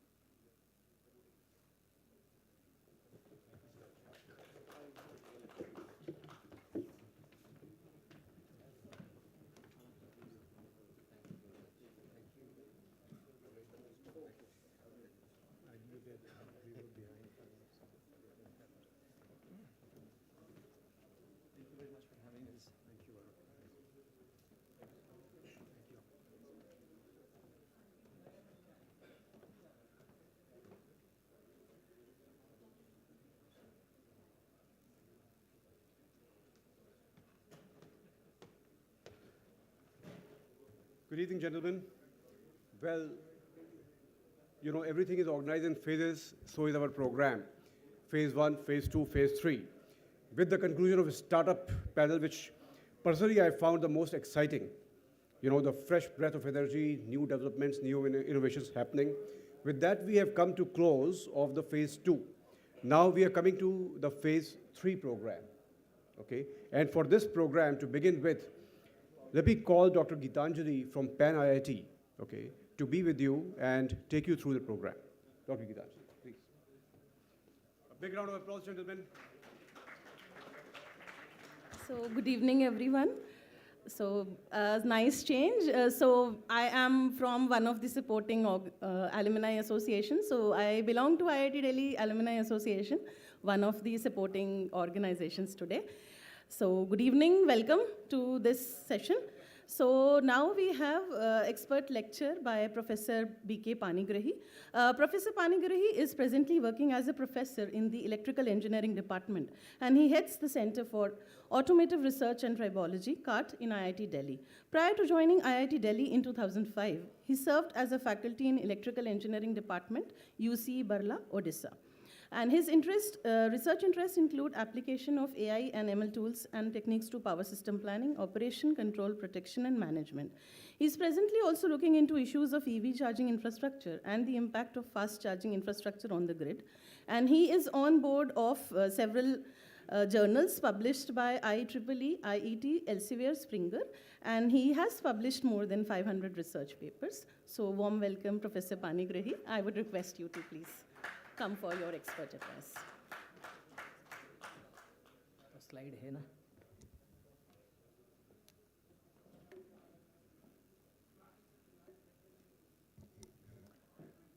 So, very good evening to all of you. I'm really proud to be here in front of such dignitaries.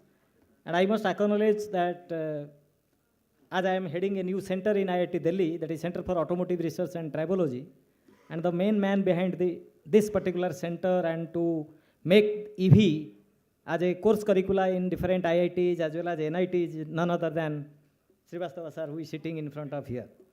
So because it is of his initiative, we started the first MTech program in electric mobility in IIT Delhi itself.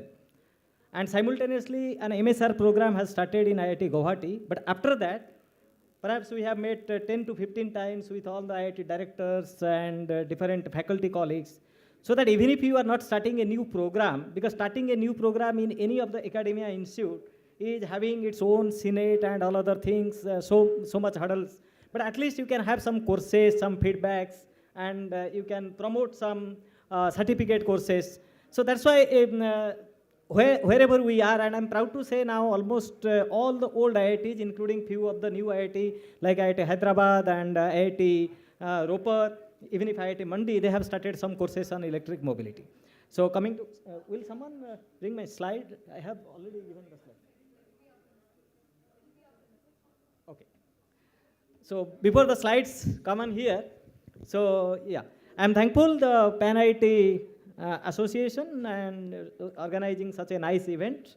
And in the morning I was talking at one of the event which was organized by the PSA office, because the PSA office has taken the initiative to form the knowledge cluster. So there are, might be Srivastava sir knows it, Delhi knowledge cluster, Hyderabad knowledge cluster, Jodhpur knowledge cluster, Bhubaneswar knowledge cluster, and Bengaluru knowledge cluster. So each knowledge cluster is having their own problem. So if you look into Delhi NCR, the major problem is the air pollution.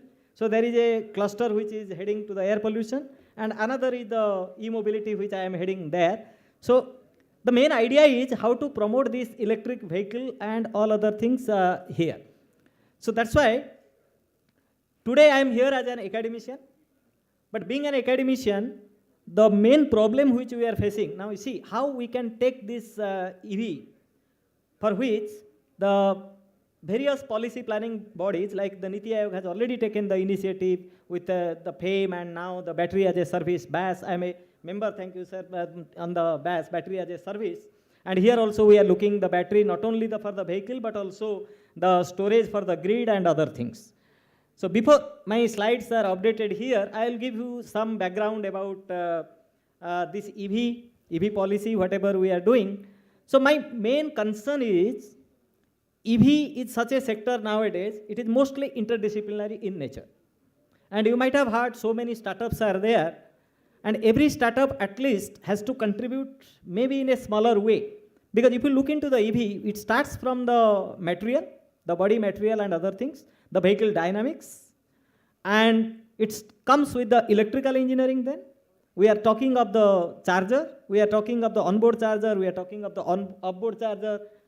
Okay, so coming to this, the same thing I will discuss, and just please remind me once the time is there. Okay, because we being the teacher, we want two things. One, the T, because I am a teacher, and the other thing is once I stand in front of the microphone or in a classroom, we continue non-stop. So both T's are there. So please remind me exactly after half an hour. So I'll talk about the EV infrastructure and in particular the workforce development. And once the PAN IITs are involved here, how we can be a part of this workforce development, because that is the major problem nowadays which I am facing or everybody is facing, and perhaps the same question have been asked just in the previous session. Suppose my EV breaks down on the way, I don't know where to go. But if my IC engine gets breakdown at some other place, in and around 1 kilometer radius, I know there are under matriculate, doesn't have an automobile degree engineering, is under matriculate with a half pen, but he will at least repair. At least my driver knows 20 to 25% of the repairing of the vehicle. But in case of the electric vehicle, this is really a great challenge. So anywhere I go, I just give this emphasis because that is in my mind. I'll not give there are many users, they come and they say, I don't know where I have to go if my electric vehicle gets breakdown. Even if it shows some signal on the platform or in the diagnostic, but still I don't know. Battery is warming, I don't know how much time it will take, the battery is warming and it's not starting. So that's why the main part which we focus as being the IITian, how to impart this knowledge or to the general, to the common public. It's not only we have to impart the knowledge to the BTech or MTech or postdoctoral or like that, but how we can go a step and we can train the manpower for them so that we can reach to everyone, we can solve this problem. So coming to that, I'll talk about this EV infrastructure, and all of you know that we have signed the COP26 and recently the COP27. So by 2035 in all the leading markets, we have to come down for this electric. And recently you might have seen some good news by Government of Delhi, no registration for the IC engines after this January 23. So now the very important question is, and I always used to give a simple example. If we'll take the classic example of IIT Delhi, which is closer here, 1.5 kilometer, at least having 500 professors. Then the next neighbor is AIMS, 600, 700 doctors. Then another neighbor is JNU, professors having maybe around 1,000 or something. What is the average driving range of each one of them? Average if you'll take. Some are 0 like me, we walk. A maximum it may be 10 to 20 kilometers, but still it's very difficult for me, it is very difficult for the policy planning bodies, it is very difficult for the government to convince all those, the intellectuals I have taken care of, or I have given the names, to convince to go for an electric vehicle. Just as a joke I am telling, not to be quoted anywhere else, I asked one of my friends, please buy an electric vehicle because your average traveling is only 5 to 6 kilometers. नहीं यार, साल में एक बार ससुराल जाना है उत्तराखंड, कैसे जाऊँ? So he's thinking of once in a year, the travel is 300 kilometers or 400 kilometers, but throughout the year, the saving and other things, nobody is looking into. So that's why those are the very important things. We have to change the mindset of the people to adapt it. If I won't adapt it, how can I convince to somebody else to adapt this particular thing? And in India, this is very difficult. You can't, two things. If you want to adapt something which is good, either it can be adopted forcibly, government should make the law, okay, you have to walk on the left-hand side of the road, if you will walk on the right-hand side, immediately there is a penalty. Then only I will walk. Otherwise, the other thing is, don't give any penalty, give some incentive. So this is the true way, just otherwise you can't do. So that's why perhaps to promote this electric vehicle, the government, whether it is central government, state government, various policy planning bodies, all are moving in that particular direction. And if you look into this e-mobility study, because it is not an independent study. If you are thinking of this electric e-mobility industry, this can be achieved by regulation, this can be achieved by incentives, and for that you have to look into how much consumer demand is. Once you are looking into the consumer demand, and again when there comes the consumer demand, you have to convince to the consumers, yes, you please go for that. And I'm very glad to see, and nowadays advertisement are coming, it is 1.1 rupees per kilometer by a vehicle X, and by vehicle Y it may be 1.2 kilometer. And I used to give this particular example because people always tell, oh, the price is so large. Its minimum starts from 11 lakh to 12 lakh, and if it is a SUV class, it goes up to 25 lakh and 30 lakh.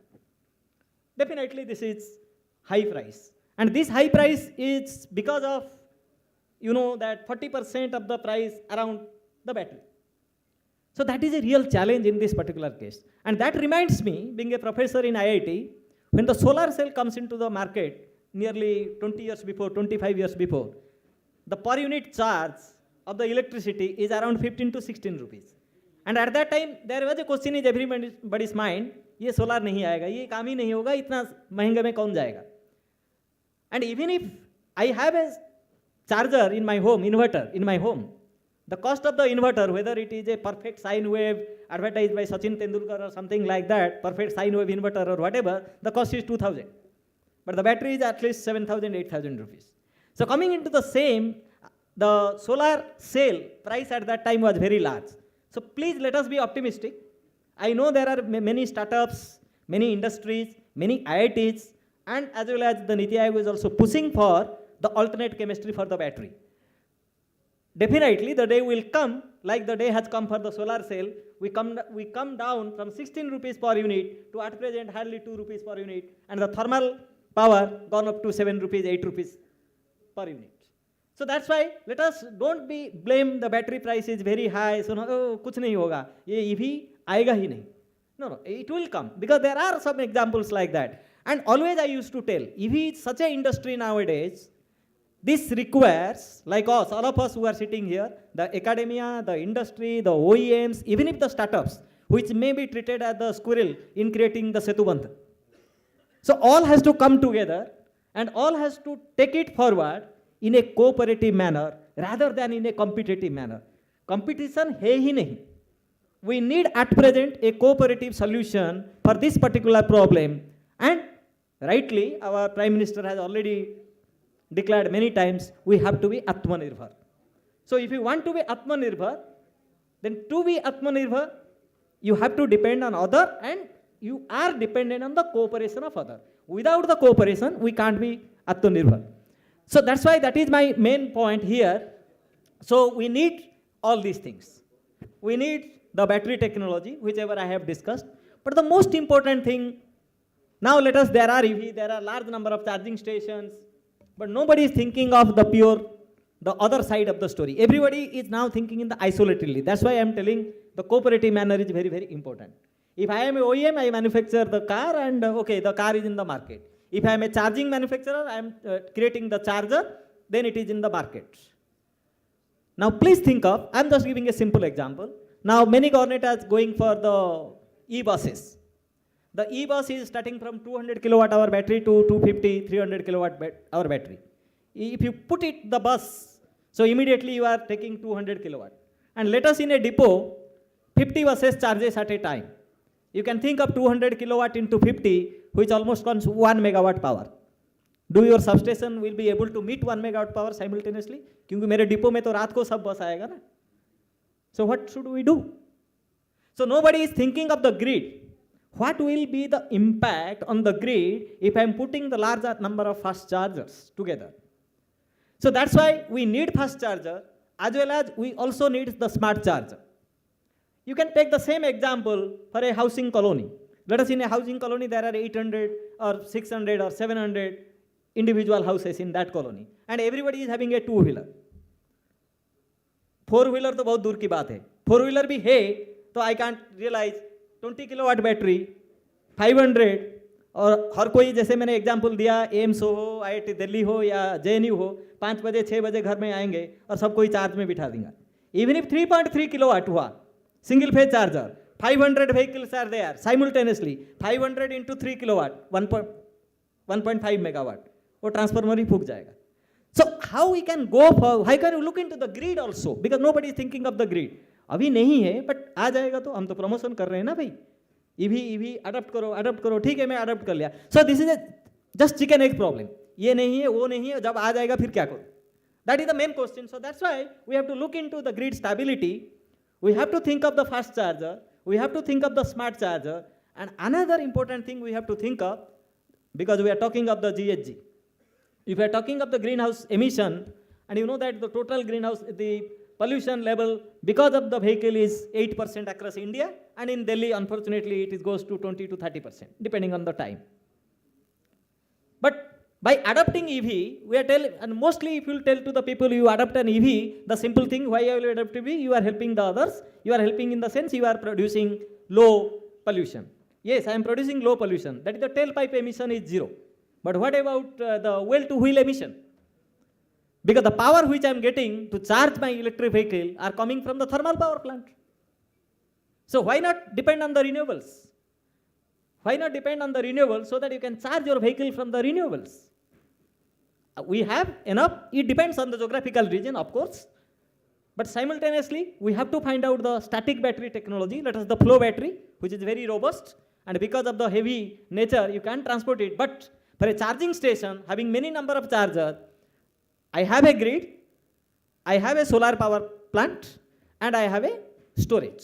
So if there is any excess of the power in the during the daytime, I am getting from the solar, I will charge my battery, I will keep it for the use in the night. So might be one of the startup was telling in the previous, the efficient management of the energy. How can I manage the energy efficiently so that the dependency on the grid will reduce? So that's why perhaps in the EV sector, if you look into the our government, they are, so these are the some thought to promote EV. Already I have told you, the development of various charger, not only the slow charger, type 1, type 2, and all these things, people do daily, but simultaneously can I have a, for example, nowadays our power utilities are coming with some incentives. The BSS Rajdhani, BSS Yamuna, as well as Tata Power, there is a, if you are charging your EV, then your tariff will be separate. They are going to provide a separate meter to charge the EV.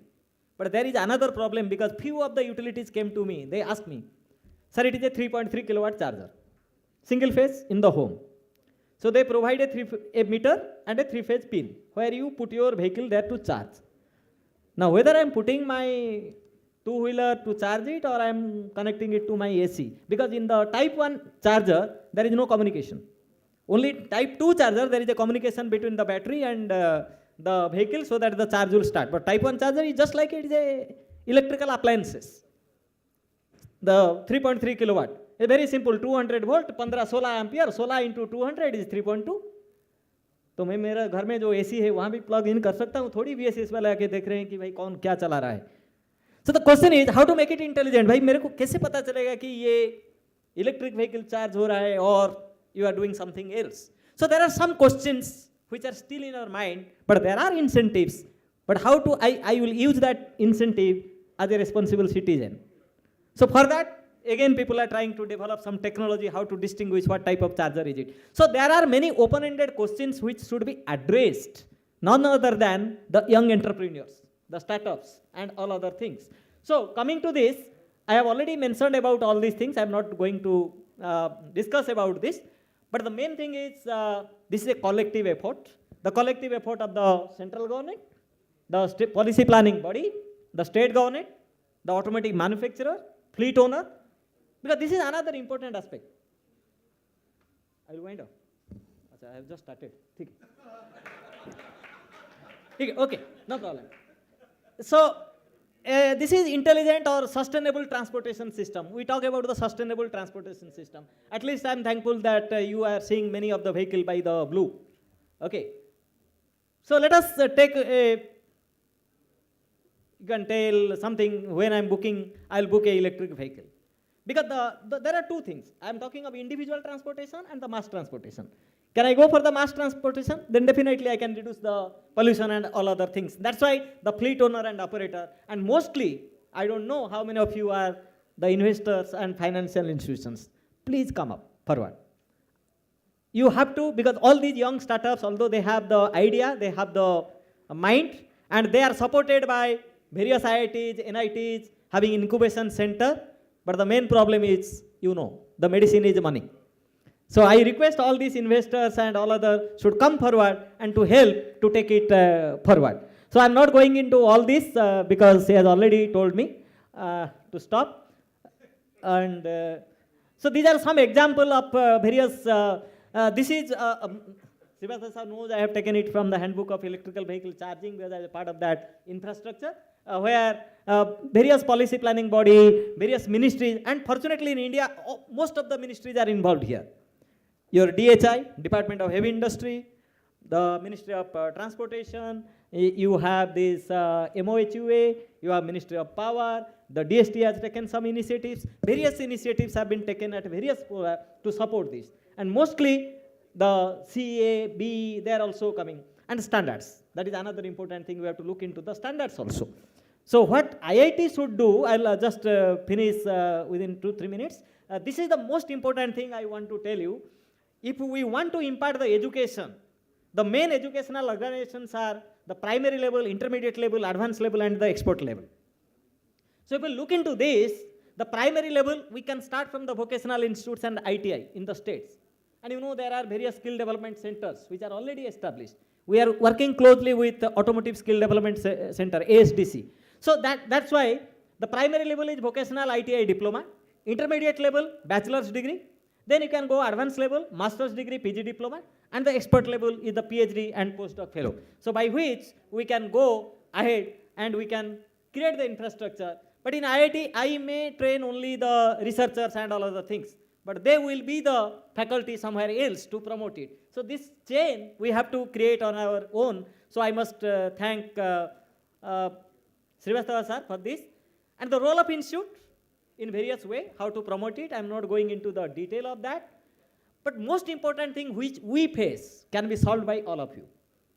Because academia is from such a background, हम तो देखेंगे भाई आपको 7 credit point आया है या नहीं आया, 4 से नीचे आया तो fail है. So the question is here, and EV is a interdisciplinary. I am facing the same problem now. I allow, let us, from mechanical, electrical, communication, everybody interested in that. But a communication engineer, when I teach power electronics about the charger, सारे मैंने जिंदगी में नहीं पढ़ा, एक ही course BTech में किया था, अभी क्या?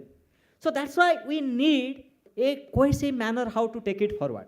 Because all institutes in India are not of the same syllabus or same type of thing. IIT is having their own syllabus, NITs are having their own, AICT having their own syllabus.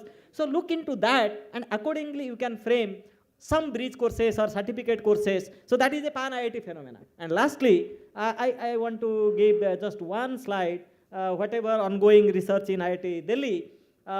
We have established, one is CERCA, the Center for Clean Air, and the other is Center for Automotive Research, and both are working in the same direction. Then ISA Bangalore, they have introduced a solar photovoltaic power electric vehicle. IIT Guwahati in the motor. Now we have framed a consortium under DST, various IITs, so that we can have a center of excellence on the EV domain. So where the expertise of everybody can come into the picture. IIT BHU is working, IIT Madras, IIT Kanpur. So there are other IITs also, but these are few pictures I have collected from different IIT because as this is a pan-IIT phenomenon. So that's why my request to all the dignitaries and all the policymakers, all the young startups, all the industries who are sitting here, just to remember one thing. We are one. We are together. And we have to take it forward collectively without any competition, but as a cooperation. Thank you.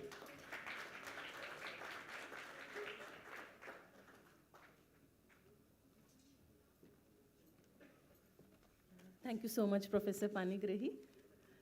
Now I would like to invite Mr. Pankaj Kapadia, Secretary, IIT Delhi Alumni Association. Pankaj is BTech Chemical Engineering, 2010 batch from IITD, currently the secretary at the association. Yes, sir, if you don't mind, please. Sorry, Pankaj, we wanted to felicitate Mr. Parnikrai. Mr. Parnikrai? Professor, yeah. Please come. I would request Mr. Arjun Malhotra to come and please felicitate Professor Parnikrai.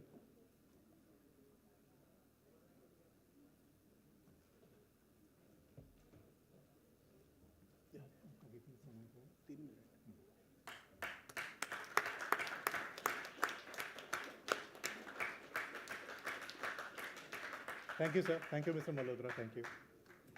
Over to you. Good evening, everybody, and thank you, Dr. Gitanjali, for having me here. Honestly, when I heard about this conclave, I actually felt surprisingly very well, because this was something which we wanted to plan, and I would be very keen to host it at IIT Delhi campus. I would like to tell you a couple of things before I wind up. Last year in December only, we had hosted our Honorable Minister of Road Transport and Highways, Nitin Gadkari ji, at campus. It was an event for Public Services Day of Alumni Association. And he actually spoke at length, about the dependency of Indian economy on the imported oil, and therefore various alternatives which were actually suggested by him only. And of course, electrical vehicles was one of them, and the most pioneer, I must say. So I agree, and I always have felt that IITs are the leaders in the field of innovation and ideas. So I'm happy to mention at IIT Delhi, the Center for Automotive Research and Tribology was set up in May 2019 only. And I'm very glad to have Professor Parnikrai over here.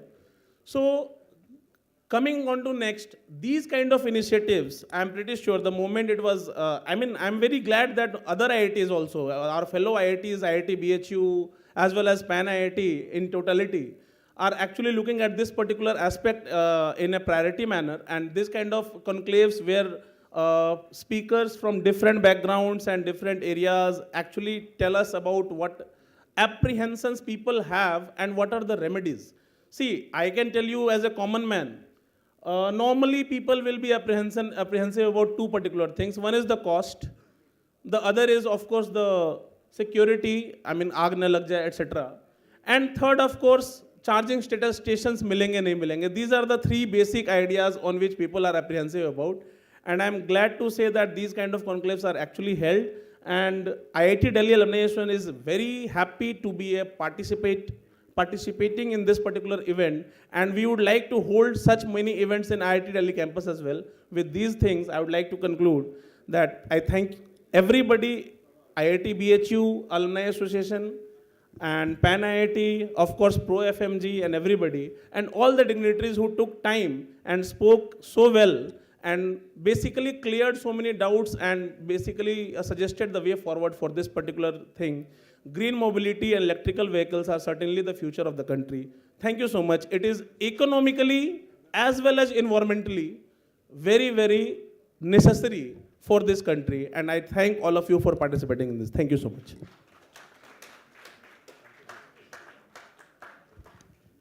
Thank you so much. We will have one short video message played from Dr. Rangan Banerjee, who is the director at IIT Delhi.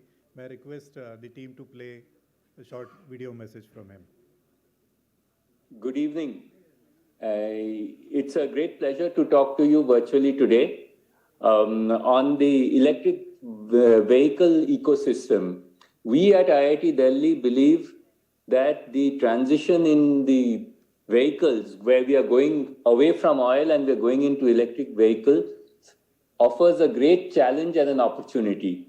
We have created today a master's program on electric mobility. We have a state-of-the-art lab where we can actually test different components, whether it is the cells, the entire battery pack, the battery management system, and then the electric charging infrastructure. we've created an electric charging infrastructure within the campus, and we believe that this sector offers a great opportunity for us, the academia, the research organizations, and the startups and the established industries to collaborate.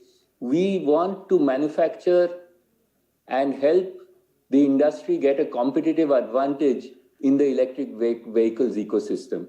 This also, if we look at it today, depending on the mix of the electricity sector, electric vehicles can afford not only a solution to the local air quality problem, but can also afford a solution for the global climate change problem if our electric infrastructure becomes more renewable.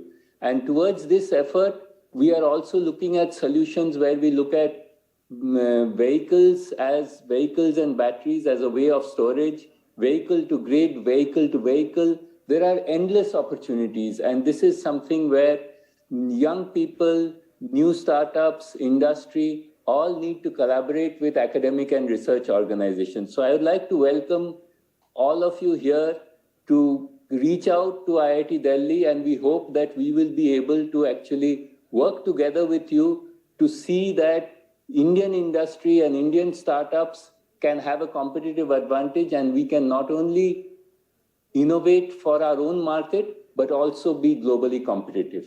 Thank you, and I wish you good success today in the deliberations, and I look forward to seeing you on the IIT Delhi campus. Thank you.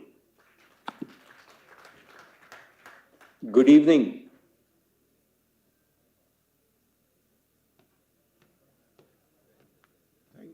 Thank you, Professor Banerjee. That was a wonderful address. We would have preferred you to be here, but even otherwise, it was as impressive as it could be.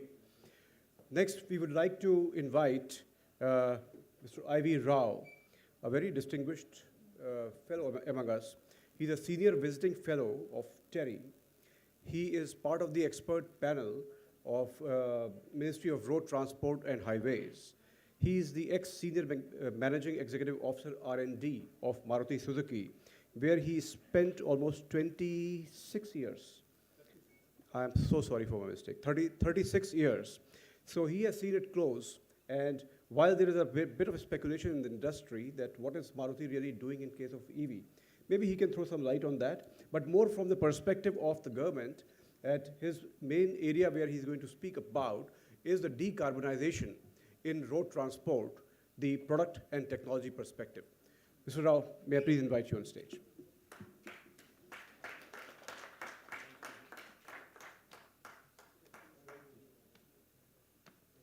No, he's not there.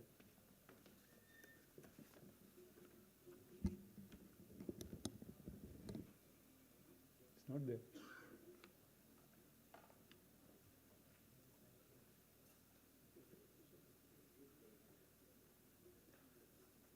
It's very difficult to speak after professors speaking, that to two of them. It's very difficult to match them. Good evening. I'm happy to be here for this EV ecosystem enclave.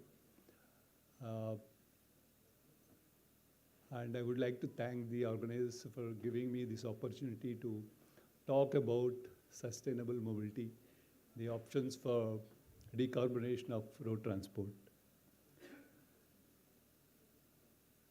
In my nearly 45 years of career, excepting first 5 years, I was with Maruti,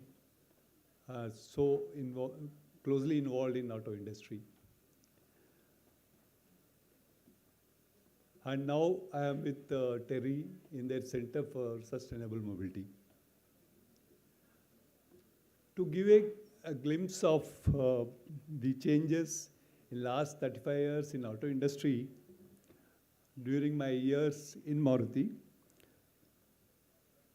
I had seen the auto sector moving from approximately 30,000 passenger car production per year in 80s, with only 3 manufacturers, to almost 3 million passenger car production now, with almost all passenger car manufacturers from international, all countries having their presence in India. With almost no regulations those days for automobiles to almost all the safety and emission related regulations implemented, almost at par with Europe, and carbureted engines to fuel injection system for precise control of the fuel. These are the transformations which have happened in the auto industry. Though India is a late starter, I think we have catched up, and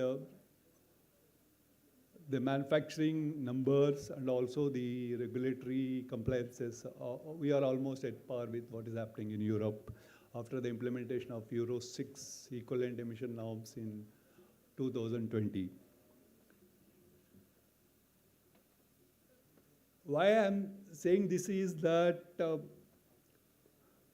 so many changes have happened in 35 years, and change is the only constant in auto industry, and there is never a dull moment in.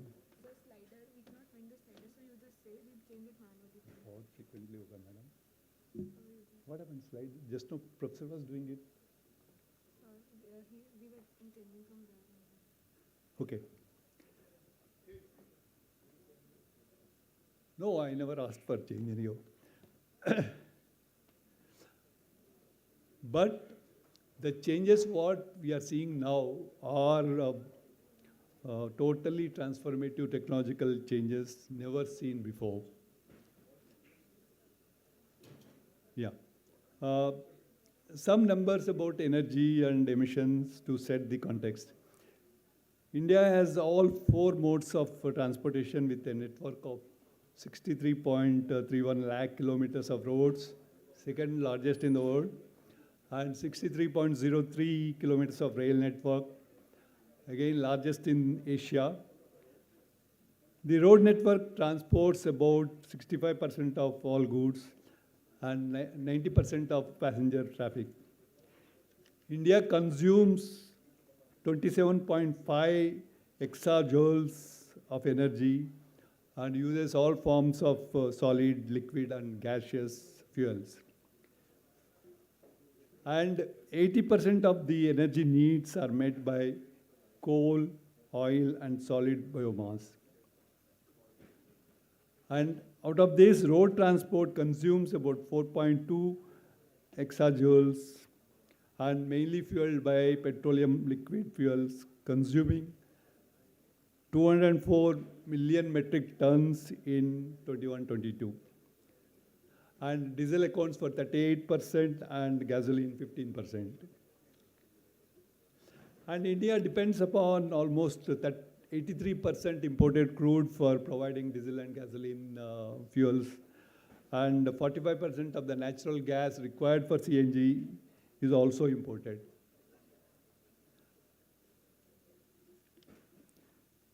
TERI study indicates that overall energy demand for transport to increase more than double over next 2 decades. Thank you. Right. Yeah.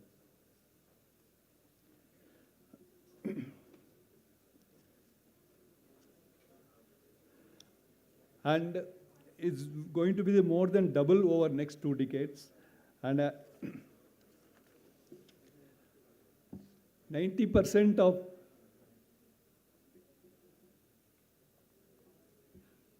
CO2 emissions from transport comes from road transport. CO2 emissions have direct correlation with the quantity of fuel consumed. Though the diesel engines are more efficient, consume less compared to gasoline counterparts, the overall CO2 emissions from diesel vehicles are highest, as they are the preferred mode for freight and bulk passenger for long distances. But diesel vehicles are also responsible for high emission of particulates, NOx, and CO2.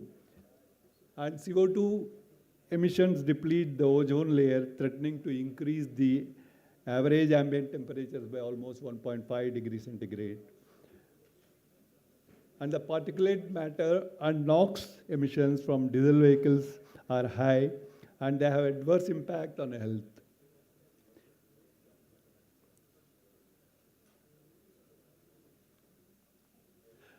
Terry study again on simulation for transport fuel requirements indicates increase in fossil fuel demand till 2030, and then share of EVs will go up, and freight sector will take longer to move away from the fossil fuels.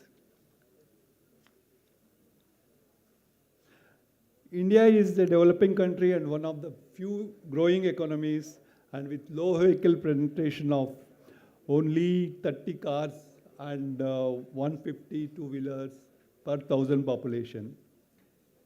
And as you all know, India is typically a two-wheeler dominated market.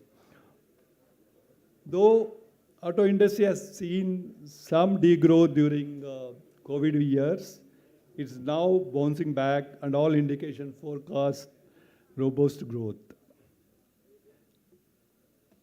With all above mentioned issues and with projected growth, if business continues as usual to cater for the growth of auto population, the fuel requirements will see an exponential growth, increasing crude import and incur huge outflow of foreign exchange. In addition, the gross emissions from road transport would go up further, deteriorating the air quality and increasing GHG gases. India has committed to achieve carbon neutral economy by 2070. In order to avert this situation, India has to adopt sustainable modes of transport and adopt all possible options for decarbonization of transport. And here I would like to talk about the sustainable mobility, a topic which is quite away from what has been was being debated whole day today about EV vehicles. EV vehicle development forms a part of the total strategy. The first step of sustainable mobility is to avoid. All the transport-related issues arise when something needs to be transported using motorized machines. COVID pandemic has taught us how many things can be done sitting at home without traveling to any designated workplace. Of course, some activities do need physical presence. Amazon-like service providers have made the housewives get all the provisions or daily needs with sitting at home without moving out. Though this worked very well during COVID time, as it was pandemic situation, it is difficult to imagine that this would continue in normal situation. However, there is a need to avoid unnecessary movement, both men and materials. Also, wherever possible for requirement of movement, we can use non-motorized vehicles. Walking and bicycles can be used for short distance travel. We have no dedicated tracks.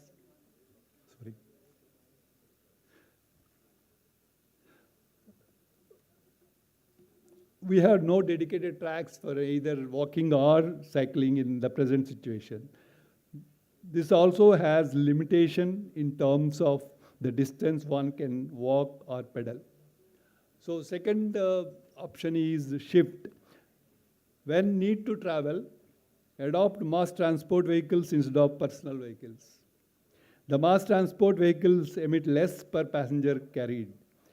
In India, we have public transport, buses and metro rail for transportation of people. Both these are not easily available and are not comfortable. These are required to be improved both qualitatively and quantitatively to make them preferred mode of by choice. Also, this does not offer start to end transportation, and user has to find first mile and last mile travel options. Public transport providers have to collaborate with first and last mile travel providers and offer seamless travel for the users. That would actually make more and more people switch over to these public transport modes. New shared mobility options are also available. This generally provides end-to-end solution. In many of the developed countries, even very senior executives use public transport for official travel and use personal vehicles only for the weekend outing for personal reasons. And also, there is an option to shift to alternative fuels and alternate technologies. The third step is to improve. The improvements in existing transport system for better efficiency of operation and the vehicle improvements in the vehicle configuration plays a major role. Also, better traffic management to enable smooth flow of vehicles will go a long way in improving fuel consumption and roadside emissions for better air quality. Each mode of travel requires specific approach which would be different for decarbonation of these transports. Different technologies will play in these segments.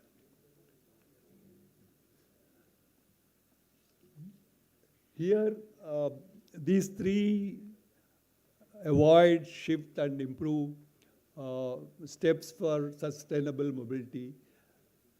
We can further discuss what are the options available under each group and see how electrification fits into this. Electrification of automobiles is the most debated topic now. This conference has been organized to discuss the ecosystem requirements for EVs. Niti Aayog push for electrification was based on two important considerations. This would help reduce dependence on fossil fuels and import of crude for diesel and gasoline fuels, reducing foreign exchange outflow. Secondly, as BEVs are zero-emission vehicles, contribution of automobiles to air quality deterioration will reduce, thus improving air quality. Though at this juncture, the raw materials for battery would be imported, with good end-of-life recovery system, the import of raw materials should come down after some years, unlike perpetual increase in crude imports. This initiative by Niti Aayog has disrupted the auto industry, which is based on internal combustion engine powertrains. And to get full benefits of EVs, the electricity used for battery charging has to be from renewables. Otherwise, it would be like shifting the location of pollution. Electrification requires various components which need to be locally made, including lithium-ion batteries. Shifting from well-established IC engine powertrains to electric powertrains needs effort, investments, and time. Government is promoting the adoption of EVs through various initiatives in FAME scheme and PLI schemes. Most of the EV manufacturers now are importing lots of parts. Lithium batteries are very costly, and as a result, the EVs become costlier compared to IC counterparts. The cost increase mainly depends on the capacity of battery being used to achieve required range. This needs full-fledged charging infrastructure to address range anxiety of the users. In case of two-wheelers and three-wheelers, the battery capacity required for 100 to 150 kilometer range is less. The incentives offered by FAME and also some of the states makes electric two-wheelers and three-wheelers very attractive. Also, the charging facility is not critical for this segment. In last 12 months, the EV penetration in these segments has rapidly grown. It's expected that two-wheelers and three-wheelers will see good penetration of EVs by 2030. In case of four-wheelers, the battery capacity required for reasonable range would be high, making the product very costly. Also, the passenger cars need charging infra, as it would be difficult to charge them at home or workplace, as nobody has any designated parking slots. However, the service providers using EVs for commercial use have a viability with EVs. Similarly, the last mile connectivity for freight transfer also have a viability with EVs. Also, LCVs become viable for this application. E-buses are being tried, flying on fixed routes with charging infra at the depots. The initial cost is still an issue. Heavy-duty commercials are very attractive case for electric, not very attractive for electrification. LNG would be an option where the vehicle side changes are minimal, but LNG dispensing infra has to be set up. Hydrogen fuel cell would be a good option for heavy-duty vehicles. However, the hydrogen generation itself is still evolving.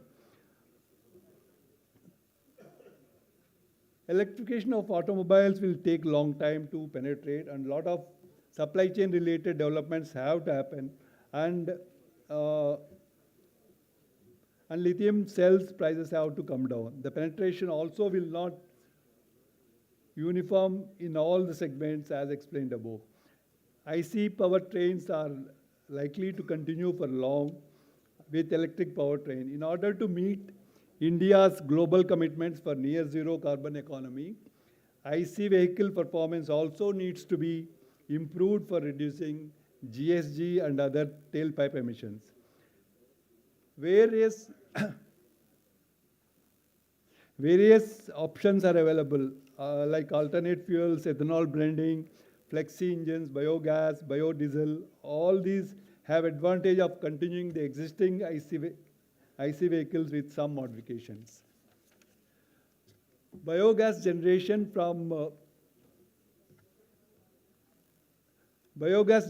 from dairy waste and agri waste, in addition to the biogas, also make organic manure as a byproduct, also prevents release of methane gas into the atmosphere, which is almost 24 times more harmful than CO2 for ozone layer depletion. This, if professionally managed and implemented, would be a boon to the rural economy.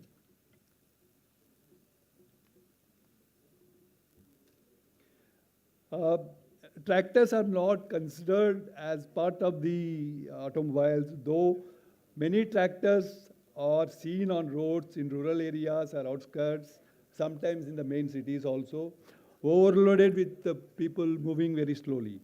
A tractor is an inefficient machine for this application.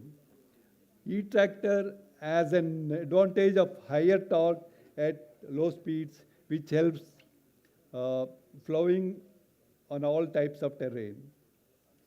Here also the initial cost is an issue, but long-term TCO works out favorable.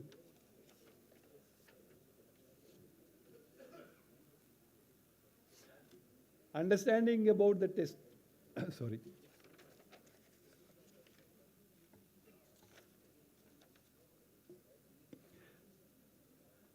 The choice of technology and alternative fuels cannot be decided based on the vehicle performance alone. With COP27 commitments, the carbon intensity of fuel and other aggregates required for manufacture of the vehicles need to be considered together.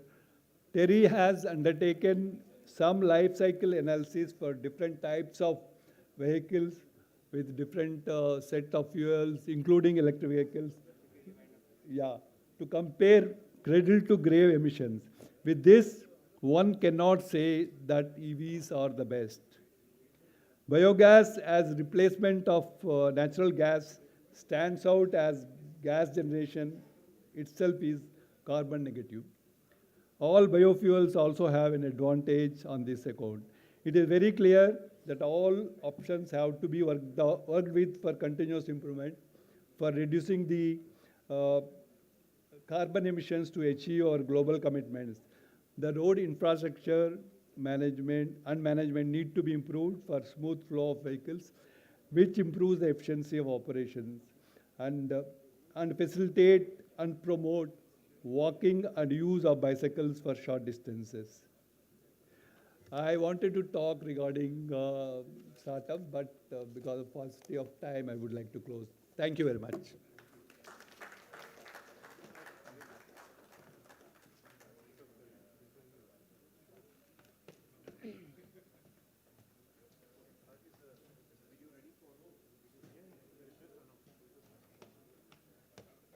Great. Thank you, Mr. Rao. That was very technical, deep insights. I'm sure people took away a lot from that. Next, we have a short address by the CEO and Managing Director of Tata Motors, Shailesh Chandra. Okay. So can we have the video, please? Unfortunately, he couldn't come, but he was kind enough to send the video. And in case some of you are It's a not matter aware, of great honor. He's our alumnus, 1995 batch, IDBHU. It's a matter of great honor and privilege for me to be here, delivering the keynote speech today and share my experience and thoughts on a subject that's very close to my heart. My excitement to be at this forum is twofold, as I'm a proud alumni, and second, I'm here representing not just the automobile industry, but also a company that's championing the revolution of EVs in our country. I'm sure through the various sessions and panel discussions today, all of you would have gained insights into the EV growth story of India through a technology, supply chain, government, and industry perspective. Before diving deep into electric mobility and its future, I would like to paint a picture of where we are today. The automobile industry alone contributes to 18% of global emissions. Therefore, curbing emissions as an industry is important to drive the world towards a carbon neutral tomorrow. It is imperative for us to accelerate transition towards electrification. Certain countries have set firm timelines for transitioning to zero emission vehicles. For example, UK and Europe have announced complete transition to EVs by 2030 and 2035 respectively.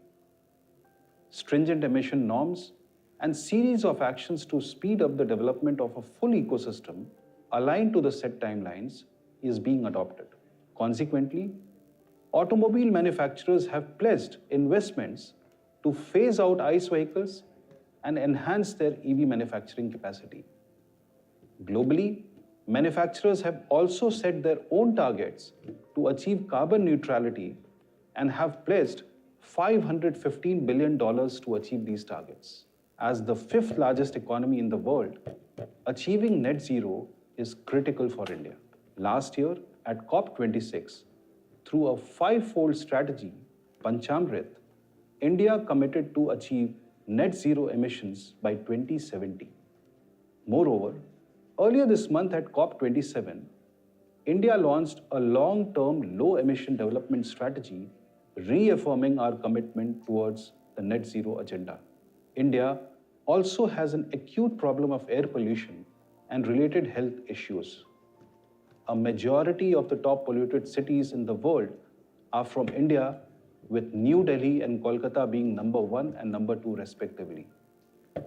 Given that auto industry is a significant contributor to the issue of air pollution and CO2 emissions, electrification of the auto industry therefore becomes even more important. It will also have the added benefit of substantially reducing dependency on import of fossil fuels. The government of India has been playing a key role in electrification of mobility. With introduction of FAME program, customers have benefited through demand incentives. At the same time, it has supported development of charging infrastructure and R&D work for EVs. FAME program has triggered a great sense of confidence and has provided the much required hand-holding to customers and ecosystem players to embrace electrification. Almost all major states have also announced enabling policies to drive the adoption of EVs. The recently launched Auto PLI scheme has been a major motivation for auto manufacturers to advance their investments in electrification plans and act with greater confidence and urgency. While the government has been instrumental in creating a favorable environment to nurture the EV ecosystem, on the other hand, the role of pioneering companies has been crucial in progressively creating the EV ecosystem and overcoming the barriers to adoption of EVs. Lack of charging infrastructure has been the major concern in the minds of consumers. To address this, public charging infrastructure is witnessing progressive development, and more than 3,000 chargers have been installed within cities and along major highways. While this number might not seem adequate, a close study of the charging patterns of the early adopters of electric cars has given us the insight that 94% of EV charging needs is being met by the captive home charging solutions. Hence, there is a rising confidence among our prospective consumers that their daily driving needs will be met by the home charging solutions, even as the public charging stations are increasing in number every month, especially on the highways.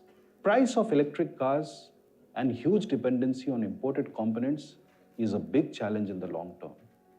Therefore, localization of EV powertrain components will be essential to overcome cost challenges and mitigate risk of forex volatility and supply chain disruptions.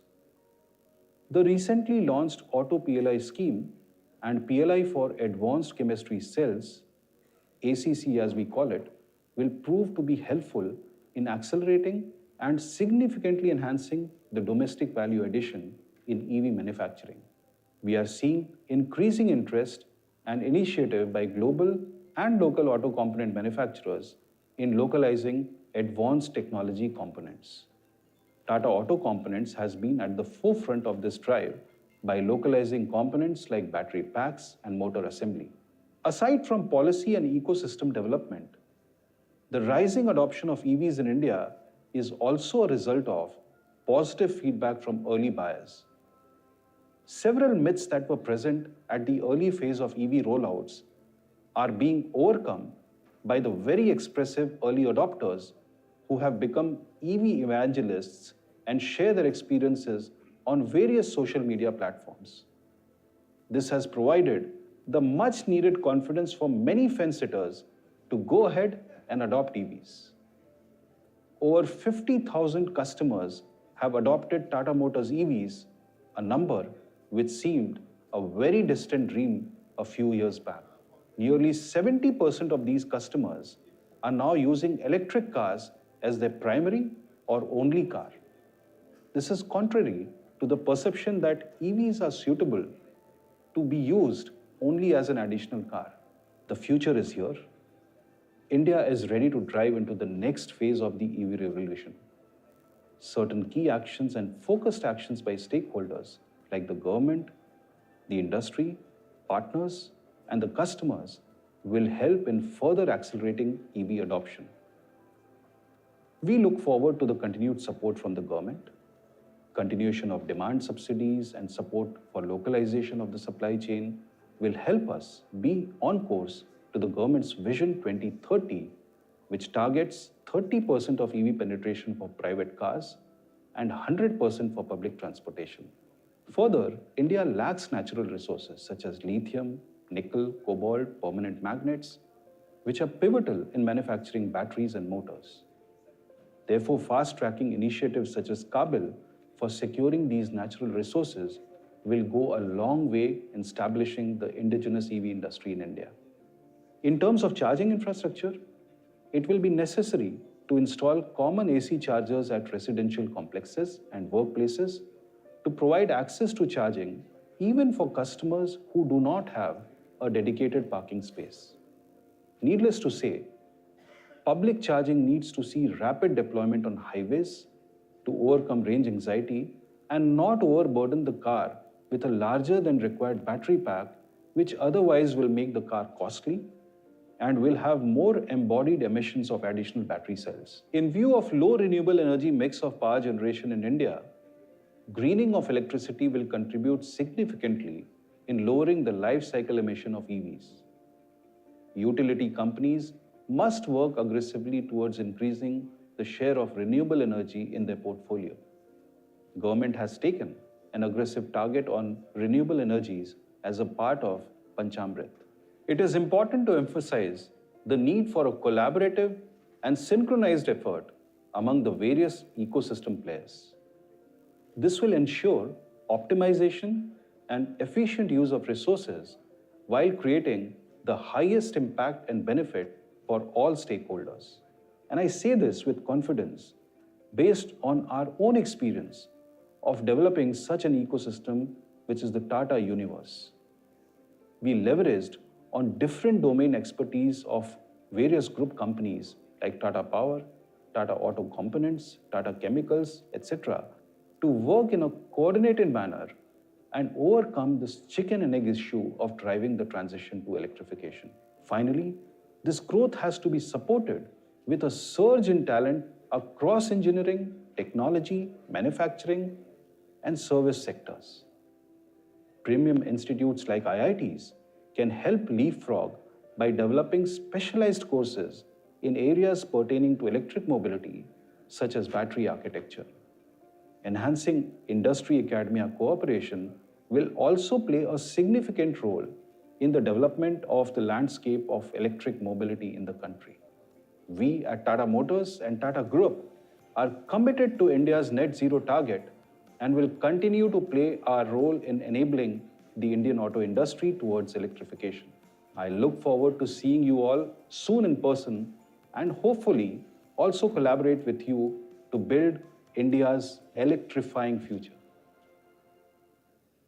It's a matter of great honor and privilege for me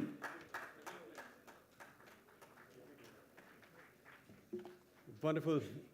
I hope our thank you reaches Mr. Chandra. We are very thankful for his message. Would have preferred him to be here, but since he couldn't, this is the next best thing. Great. Moving on, we are on to, but before we move on, actually, it's a time we are moving on to the CEO panel, which is the last panel of the day. Maybe we should take one more minute and ask you to read the names of all the sponsors on the right-hand side. Very important, okay? They are the ones who enabled us to be here. So, of course, Tata Motors is one. There is a Scrum Master, Tata Motors. There is Rustomji Developers. There is Ampere, Tata Power, IDFC First Bank, so on and so forth. So a sincere thanks to our sponsors. Without them, it would not have been possible. Yeah, a round of applause. Thank you for giving that without asking. Wonderful. Well, while each program through the day has been wonderful, okay, but if we say, best for the last, we would not be wrong. We are moving on to the CEO panel discussion. And this panel has the theme of this panel is EV adoption, accelerating EV adoption, partnerships, business models, opportunities. Let me invite on stage our panel chair, Vinny Mehta, Director General, ACMA. Vinny. I should mention, Vinny is an alumnus of IIT BHU and IIFT, IIT BHU, my batch 1990. Very thankful to him for making time for this. He cut short a delegation to Taiwan to come here in time. So, next we have Sanjay Behel, CEO and Executive Director, Greaves Electric Mobility. Sanjay has a proven track record of delivering multiple businesses. The finely dressed man that he is, he was the CEO of Raymond before this. In addition to leading positions in companies like Nokia and Reliance. Not to mention, we are on the stage. Incidentally, why we know all that? Because Sanjay is also our batch, 1990, IIT BHU. Well, we have Professor Anil Shrivastava. That's a thundering presence. We have Professor Anil Shrivastava, a very distinguished professor from IIT Kanpur. He has been instrumental in setting up the national mission on transformative mobility and battery storage at Niti Aayog. May I please welcome Professor Shrivastava.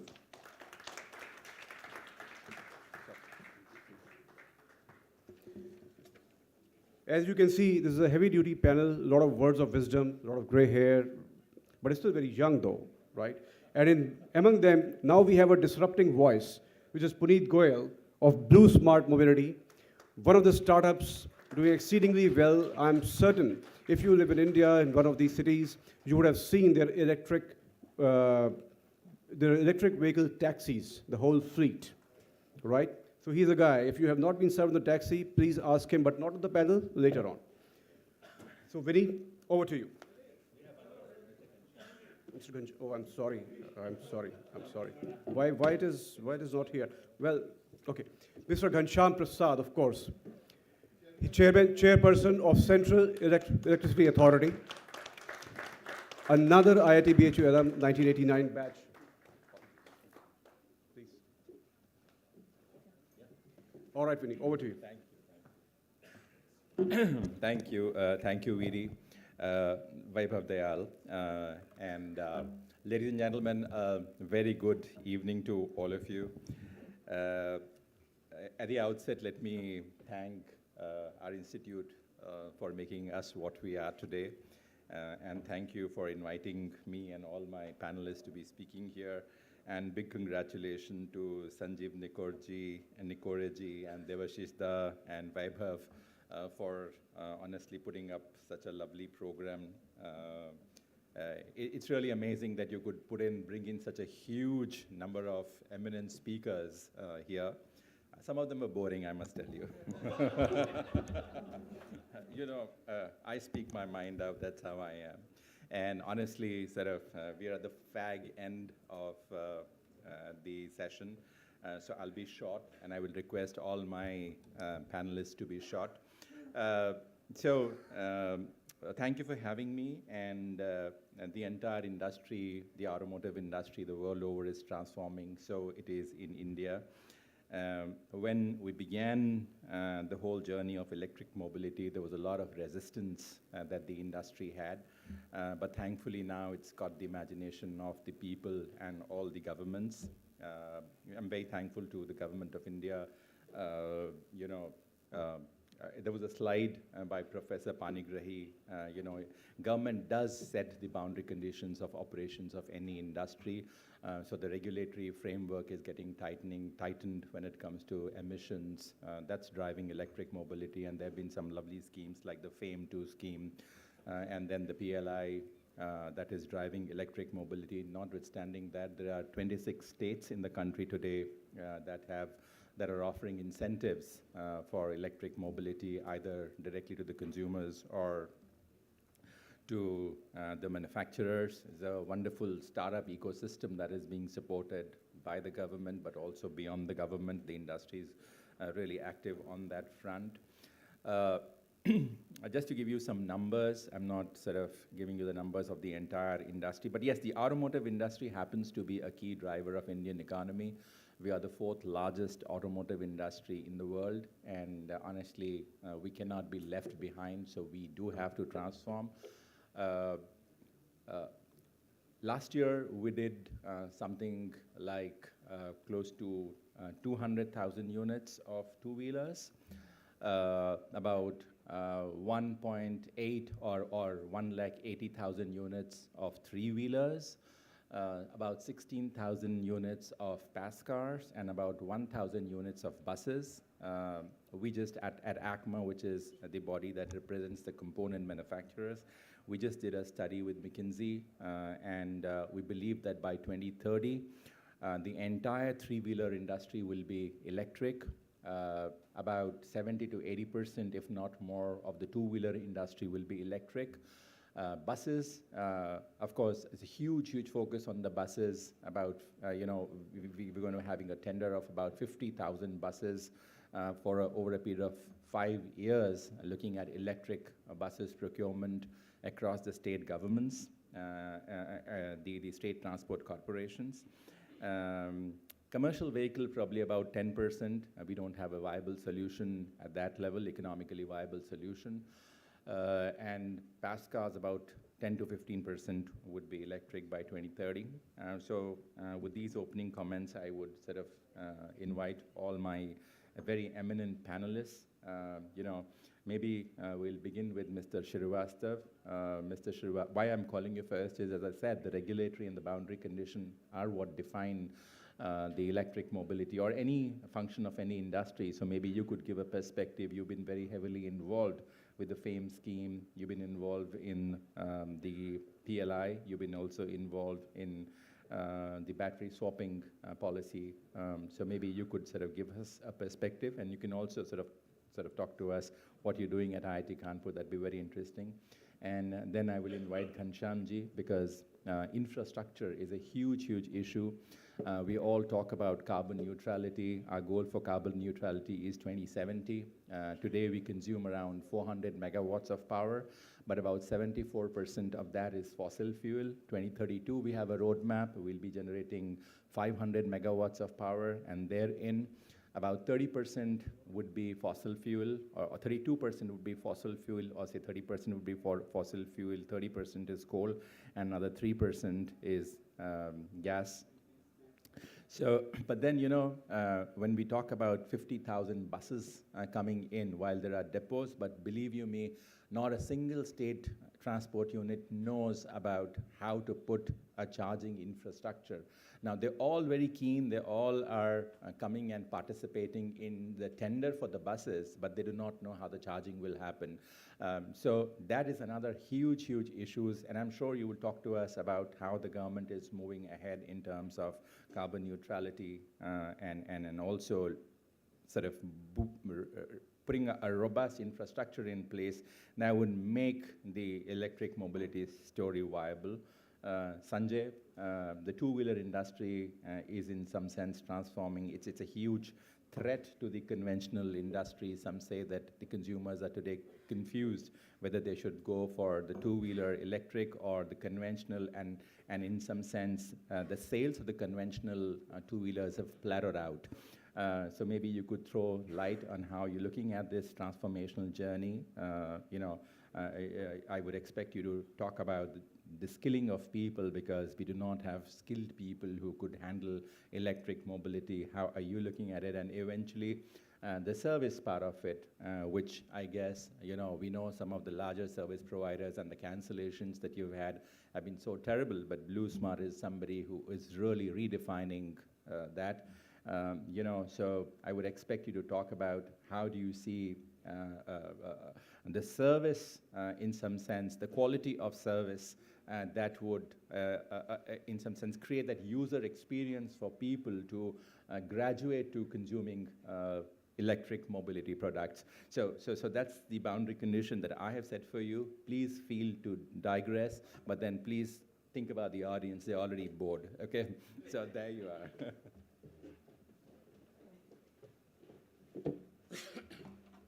Thanks, Vinny. A very good evening to all of you, and it's a pleasure and really a great feeling being back with familiar faces among all of you. And Vinny, I've been interacting with 5 to 6 years with ECMA and other forums, where I'm certainly very sure that you're not really bored. I would try my best not to keep you bored. You are being a jet lag. You are in a jet lag. So friends, well, it's so satisfying, as to what's happening in the EV and primarily the transformative mobility sector as to what is happening in India. And we started this narrative in Niti Aayog in 2017 when I joined them. And from there onward, we started. The first thing was the MOVE Summit in 2018, where the Prime Minister participated, and he gave us the 7 C's of the transportation, which he had in his mind. So that is where from the journey started. And now it's so interesting to see the tipping point being reached For two-wheelers and three-wheelers, I used to say that the tipping point has already reached about a year back, over 1.5 years back. Now I see that maybe the tipping point is reaching for the four-wheeler passenger vehicles also. Friends, there is so much to talk about the journey which I have seen and the way we have moved. And now that it's, I don't know how do I feel, but I can't express being called a professor at this, because I don't, I've never been in that kind of, I don't know whether I do have that wisdom as well. But anyway, so where to start at? Well, 2017 we started that narrative about the electric vehicles and about the tipping point, as I was mentioning. Now you see, you get into the nitty-gritties and the path which we have traversed in our journey towards the transformative mobility. Firstly, this mission which we had set up in Niti Aayog in 2019, and that was the last cabinet meeting of the previous regime, when the Prime Minister said that this has to be set up as quickly as possible. So we had set it, we named it Mission for Transformative Mobility and Battery Storage. Now you see, there cannot be an electric vehicle, there cannot be a transformative mobility without taking account the energy transition which is imminent. The disruption, the major disruption is going to take place there as well. The transition which is going to take place in terms of the clean and the green energy. And friends, we have been deliberating, there's not much time for me to talk about it, but any battery which is not a clean battery will not survive. Let me also give a kind of a clean battery, I mean. Professor Panigrahi spoke about the energy from well to wheel. Yes, of course, if you see the total transmissions and the amount of mining which is needed to take out the minerals for making the solid-state batteries or lithium-ion batteries and all that, so we cannot ignore the fact that a battery has to be a clean battery where the energy input has to be zero in that sense. So that is something very, very, very critical. Some of the challenges I will talk, because I would be taking too much of the time. What I feel at this juncture, and I am looking at as to what is happening, is that some of the major challenges which currently Indian industry is should be facing is that the major thing is that the government has to be, now that I am out of the government, I can say that the government has to be more proactive. We were extremely proactive. We used to have a lot of interaction with the stakeholders. I remember having interacted with all the 23 IITs for deciding their curriculums about the 1 or 2 courses at the BTech level and master's program in the electric vehicle and likewise. So the government has to be much more proactive. They have to move forward. But fortunately, the enough groundwork has been done for this sector to move. We wanted more localization. We wanted more indigenous components, indigenous value add to whatever is reaching to the consumer, and we are certainly moving in that direction, but that's probably is one of the great challenges for the industry. The coordination among the various stakeholders is very, very critical, and that is where the government is very critical. Professor Panigiri was showing a slide where it was showing that the central government, the state government, industry, and consumer and everybody. So all the stakeholders have to be coordinated. They have to be brought on the same platform. And that is where I feel that the biggest challenge is that is of the IEC. During my last stint, that is about 2021, when I was with the Niti Aayog, we had 2 projects from the multilateral funding agencies, JEF and ADB, regarding the IEC, only IEC for the electric vehicles. So I don't know what's happening to those projects, but that is something very much needed. We need to educate. We need to transfer the knowledge and the details about the clean energy, electric vehicles, and likewise. Anything which is not moving in the direction of the net zero, which is not as per the objectives of our COP meetings, it will not survive in the long term. And if we want to be net zero by 2070, well, it's a challenge, but then it cannot be unless we have all the stakeholders and everybody on board. Friends, Vinny has thought that if I am there at some place, I would be doing something challenging. Yeah, that's what is my mission. I was with the Amar Raja group for about 15 months. after my stint with Niti Aayog, now with I thought at a broader platform, I would be probably able to add more value to wherever I am. So friends, there is a center in IIT Kanpur which is on energy policy and environment solutions, set up by an IIT Kanpur alumni who has done well in US. He has set it up on his mother's name. And that center is moving forward. It's recently set up center there in IIT. Let's see what that center can do in IIT Kanpur and what value we can add in the direction of the energy policy. But energy transition is a challenge. And along with that, the transformative mobility. When we started formulating the FAME, it just came to my mind. When we started formulating the FAME policy, you look at the nuances of the FAME policy. We gave maximum weightage to the two-wheelers, three-wheelers. Why? Because just now Vinny gave the figures of 2 crore two-wheelers being made, and then you see. So when we are making 80 to 85% of your automobile as two-wheelers and three-wheelers, 85%, then you have to have a focus on that. You have to have the talking point should be the electric. Now that the two-wheelers people have started talking about the electric, three-wheelers have started talking about the three-wheelers. Passenger vehicle segment is already educated. They are already educated, and all these issues regarding the range anxiety, charging station, they are all, friends, non-issues. I have been saying about it for 2 years. Whoever says it, that because of that he's not buying a vehicle, then probably he's ignorant. We need to educate that person. The way charging speeds are increasing, the way charging stations and the charging technologies are increasing, it's not going to be any issue any further. As I said, 10 kilometers in Delhi driving, 20 kilometers in Delhi driving is not an issue. So these issues are not there. The tipping point is there. People are accepting it, and it is moving forward.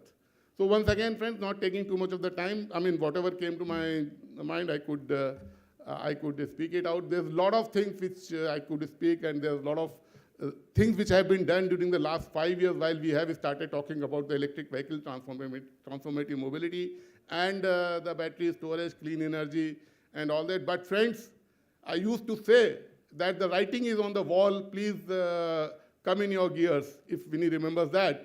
Certainly, the writing is again still on the wall. And this disruption is certainly going to take place. Now it has already started jolting us. Thank you very much. Thanks for inviting me here. I hope I have not bored you. Thank you, thank you. I didn't mean to scare anybody of you. Please speak your mind out, speak freely. And thank you, Srivastava ji, for talking about the stakeholders, everybody coming together. This cannot happen if we were to work in isolation or as islands. And you talked about the need for awareness, and you talked about issues of range anxiety now being behind us. And definitely we're seeing, in fact,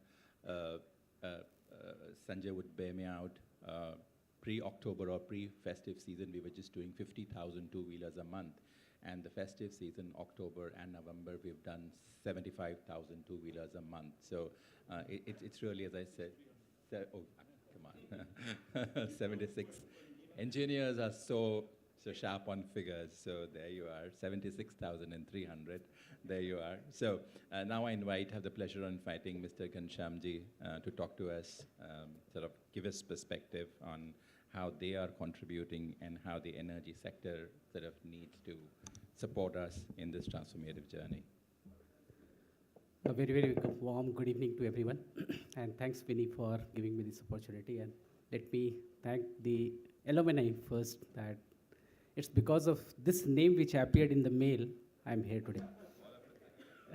I think probably that must be the reason why all of us are here today.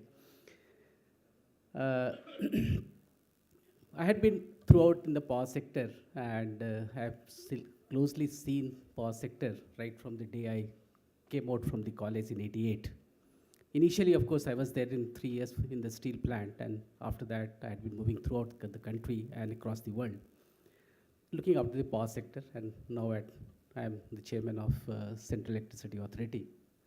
I joined on 15th of July this time. Earlier to this, I was in Ministry of Power, wherein I was looking after transmission, generation, and all the policy making, wherein I really got in touch with the EVs, what the topic of the day today is. In fact, when we started talking about the energy transition, what you rightly mentioned in the COP and COP21 particularly, wherein the first target that was given to India, and we took up the challenge of that target, and that target was roughly 40% of the installed non-fossil fuel should be coming out from the, installed generation capacity should be coming out from the non-fossil fuel. So that was a target given up to 2030, which we have already achieved last year itself by November, so roughly 9 years ahead of time, ahead of schedules. So that made us rethink, and when we were in discussion with Honorable Prime Minister, he said that why not we take another challenge and why not increase this, our own target of 2030 of 40% to 50%. So that was the next target that has been given to us, and it's a challenging task again, once again, let me tell you. It's not as easy as what we think in terms of percentage. And what you rightly said is right now we are at around 409 gigawatt of installed capacity, wherein non-fossil constitutes of around 173 gigawatt of non-fossil. But if I have to take it to 40%, which means, so 50%, that means that I'll be touching somewhere around 450 to 500 gigawatt of non-fossil fuel by that time. So we have already charted out, we have already planned, as you might have seen, the National Electricity Plan, which has been hosted on the CA website, and we have made a projection up to 2030 initially we made, and then later on we made up to 2030, and giving a further projection up to 2037 as well. What is going to be the generation mix in the country, which will transit us from the present situation to that kind of a situation as such. If I see as of now, the pie is like 42% we are meeting from the non-fossil fuel, and whereas rest is coming from the fossil. In 2030 itself, the pie is going to get reversed. Non-fossil will take around 64%, and rest will be coming only from the fossil. So that's kind of scenario that we talk about. But we have to be very, very careful. When I was sitting here, somebody talked to me regarding energy security. He says, now you should not be bothered about energy security because you have a lot of cheap sources of generation that is coming into the system. But cheap sources definitely are coming into the system, that is solar and wind, which is less costlier than earlier coal or gas or oil or whatever we call it. But then they have its own nuances, and these nuances are basically variability and the non-availability during the time when you really need it. Say, for example, if I take solar, it's available during the day but not in the evening hours. And let me take you to the very good fundamentals. When we used to study, we used to say that, okay, peak power, peak demand is going to come in the evening hours, right? And these days, for last 2 years, the trend has totally reversed. We are getting the peaks now somewhere around 1 o'clock or 2 o'clock in the day hours. Mainly because of, we also wanted that kind of a demand shift to happen. And in fact, we have been chartering this kind of a transition with all the DISCOMs, all the state with respect to the policies, saying that try to do some load shifting so that we coincide with the solar power generation. And that's how we can save the grid and we can have more greener power into the system. So that's the kind of transitioning we are thinking about it. But then, if we have to really give 24/7 reliable power to the consumers, that's our prime focus, then I must see that that kind of power, that green power is available to me on a round-the-clock basis. How do I do that? So you might have seen a lot of innovative bids that has come out in recent times, and I was instrumental in drafting all these guidelines from the ministry. So we said, no, we'll not go for only plain vanilla solar bid or plain vanilla wind bid or like that. So we said, okay, let's make it a hybrid bids.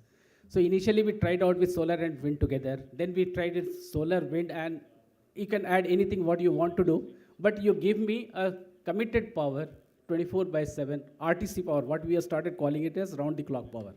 So that kind of a power is needed. Why I'm talking this is because that's the kind of power which will be required for EV charging stations as well. Another challenge that came in respect of EVs was, how do you classify this EV? When we started in 2014-15, I think that was a talk in Niti Aayog, that was the talk in all IITs also, they used to tell me, and I used to get the references, that how do you classify these EVs? Charging stations. Because we have only 3 categories into the Electricity Act. One is generation, transmission, distribution. That's it, nothing else. So where do you place this EV charging station? Do you put them in the bracket of generation, or do you put them in the bracket of transmission or in the distribution? It became a big challenge for us. How do we classify? Then when we started seeing the use cases of these EV charging or electric vehicles and all that, what we found is these batteries, there are a lot of use cases, particularly if I see the battery particular cases. Either it can come with the generation, along with the generation, or it may come along with the transmission. I can avoid my investment in the transmission sector and really try to see that the entire construct gets optimized. Or I can do it at the consumer premise itself, so that I don't need to invest so much on the transmission, and I have the power available right at the consumer point itself, as far the battery is concerned. Then there could be other things as well, because in grid you require for balancing, you require for ancillary services, you require some kind of a reserves as well. So all these factors led us to classify, and you might have seen in 2015, under my signature only, we classified EV charging station, which gave some clarity at that time that how we are going to treat it, and legally how it can be treated without even amending to the Electricity Act. That was a big challenge at that time. Okay, so once we did that, then how do we really promote this kind of a charging? Because the charging station has to be placed somewhere, and somebody has to take a lead. People started saying, okay, vehicle nahi hai, to main charging station laga ke kya karunga? So then initially we forced upon our ESL, जो हमारा service provider है, उसको कहा कि चलिए आप गाड़ी और अब खरीदिए, बल्क में खरीदिए, गवर्नमेंट ऑफिसेस को दे दीजिए. गवर्नमेंट ऑफिसेस में हम लोगों ने चार्जिंग स्टेशंस लगवा दिया. अपने CPSC को कहा कि जो आपका CSR का फंड है उसको आप यहाँ पे लगाइए, आपकी जो R&D के फंड है उसको आप डालिए. So that is how the journey started of this. After we got slightly insight of how it is going to operate, what can be the business model of all these, then we started working on the further policies of it. As of now, let me come back. I'll cut short because of the time limitation that you have set for me. The challenge that I face right now is twofold, according to me. One is, what is the price of charging the vehicle has to pay to the charging people, not just to the service provider. If you see the different states or different discoms, what they have started doing it, or some private people, I mean, it's quite variance. And that is leading to a negative construct once again. Say if somebody starts charging with 30 rupees per unit for just charging, probably you will say, okay, leave aside, I'm not going to buy an electric vehicle because that's going to be costlier to me. So that challenge we are trying to address now. We have formed some kind of a committee to look into this particular thing. So one is construct is the tariff, which needs to be rationalized. We have already come out with some kind of a rational formulations, and we have given them in the guidelines that, okay, it cannot be more than certain limits and all that. But then still we need to work out very closely with the discoms and all, so that they are facilitative, and the charges does not become very exorbitant, so that the people doesn't come and do this. And second part is, how do we really incentivize the people who is really going to come and set up the charging stations? So these are the 2 points which according to me, which we are trying to address as of now, which will try to accelerate the pace of the charging stations. And if that happens, then definitely the other part, and EV definitely will get promoted. Thank you so much. I'll close here. Thank you, Ghanshyamji, for talking to us about the current energy mix and the future energy mix by 2030 and 2037, and your efforts in making power available around the clock. And of course, we would request you to keep the tariffs minimal so that people are encouraged to buy. The total cost of ownership of electric vehicles goes down, and the policy of setting up charging station is again not bureaucratic, so that we find that infrastructure coming up very, very fast. So Sanjay, you're next. Impress thank us. you. Thank you very much. Thank you, Vinny. Thank you, Weber, for getting me here and giving me this opportunity. And I think Ghanshyamji said, the reason why I'm here is the name, which is our alma mater, IIT BHU. We all are passed out from there, very, very proud. So again, any platform that I get where I can contribute, I will do it selflessly till the last day, and I can commit to that. And thank you very much for having me here. Yeah. I just realized Ghanshyamji is 88 batch, so you must have ragged me at some point of time in the hostel there. And if you are from electrical, then we have a score to settle, which I will at some point in time. But so good to have you, sir. And huh? No, if he was in Dhanrajgiri hostel, that has been okay. So thank you, Professor Anil Srivastava. I was just mentioning on the sidelines as to how fortunate we are to have a thought-leading policy making in this country there. Look, I think I'm very excited about being here. It's always day one for us in Ampere, in Greaves, because while there is a lot that has been done in the last 5 years, but I still believe it's a ground zero up, build up. It's an inflection point. And what better than to be running 1,500 crore revenue profitable startup is the way I would like to see it. And I see it as a startup for the next 5 or 10 years because the kind of growth that we see is absolutely phenomenal. Yeah, this is the only industry where I can pretty much tell the next 20 quarters, 80 months, 100 months, month on month, this industry is bound to grow because there's so much of head space there. It's absolutely unbelievable. All the macros are looking good. It's no more a question of if or by when, which were the questions 5 years for the industry. I think it's about how quick and how big is the only thing we wake up to every morning, and how quickly can we do it, or how big we can make it by. And I think the network effect is happening across everything: policies, infra, batteries, OEMs, component manufacturers. I think it's really, really beautifully coming together. And I actually have the entire industry to really thank for this opportunity to us. A lot is going well, and a lot of factors are going well. So why I see this entire headspace being so beautifully panned out is that all the macros, I keep telling my team that there's very little we do. There's a lot that environment is giving us so much of tailwind, because the urbanization which is happening, 300 million more people are going to become urban.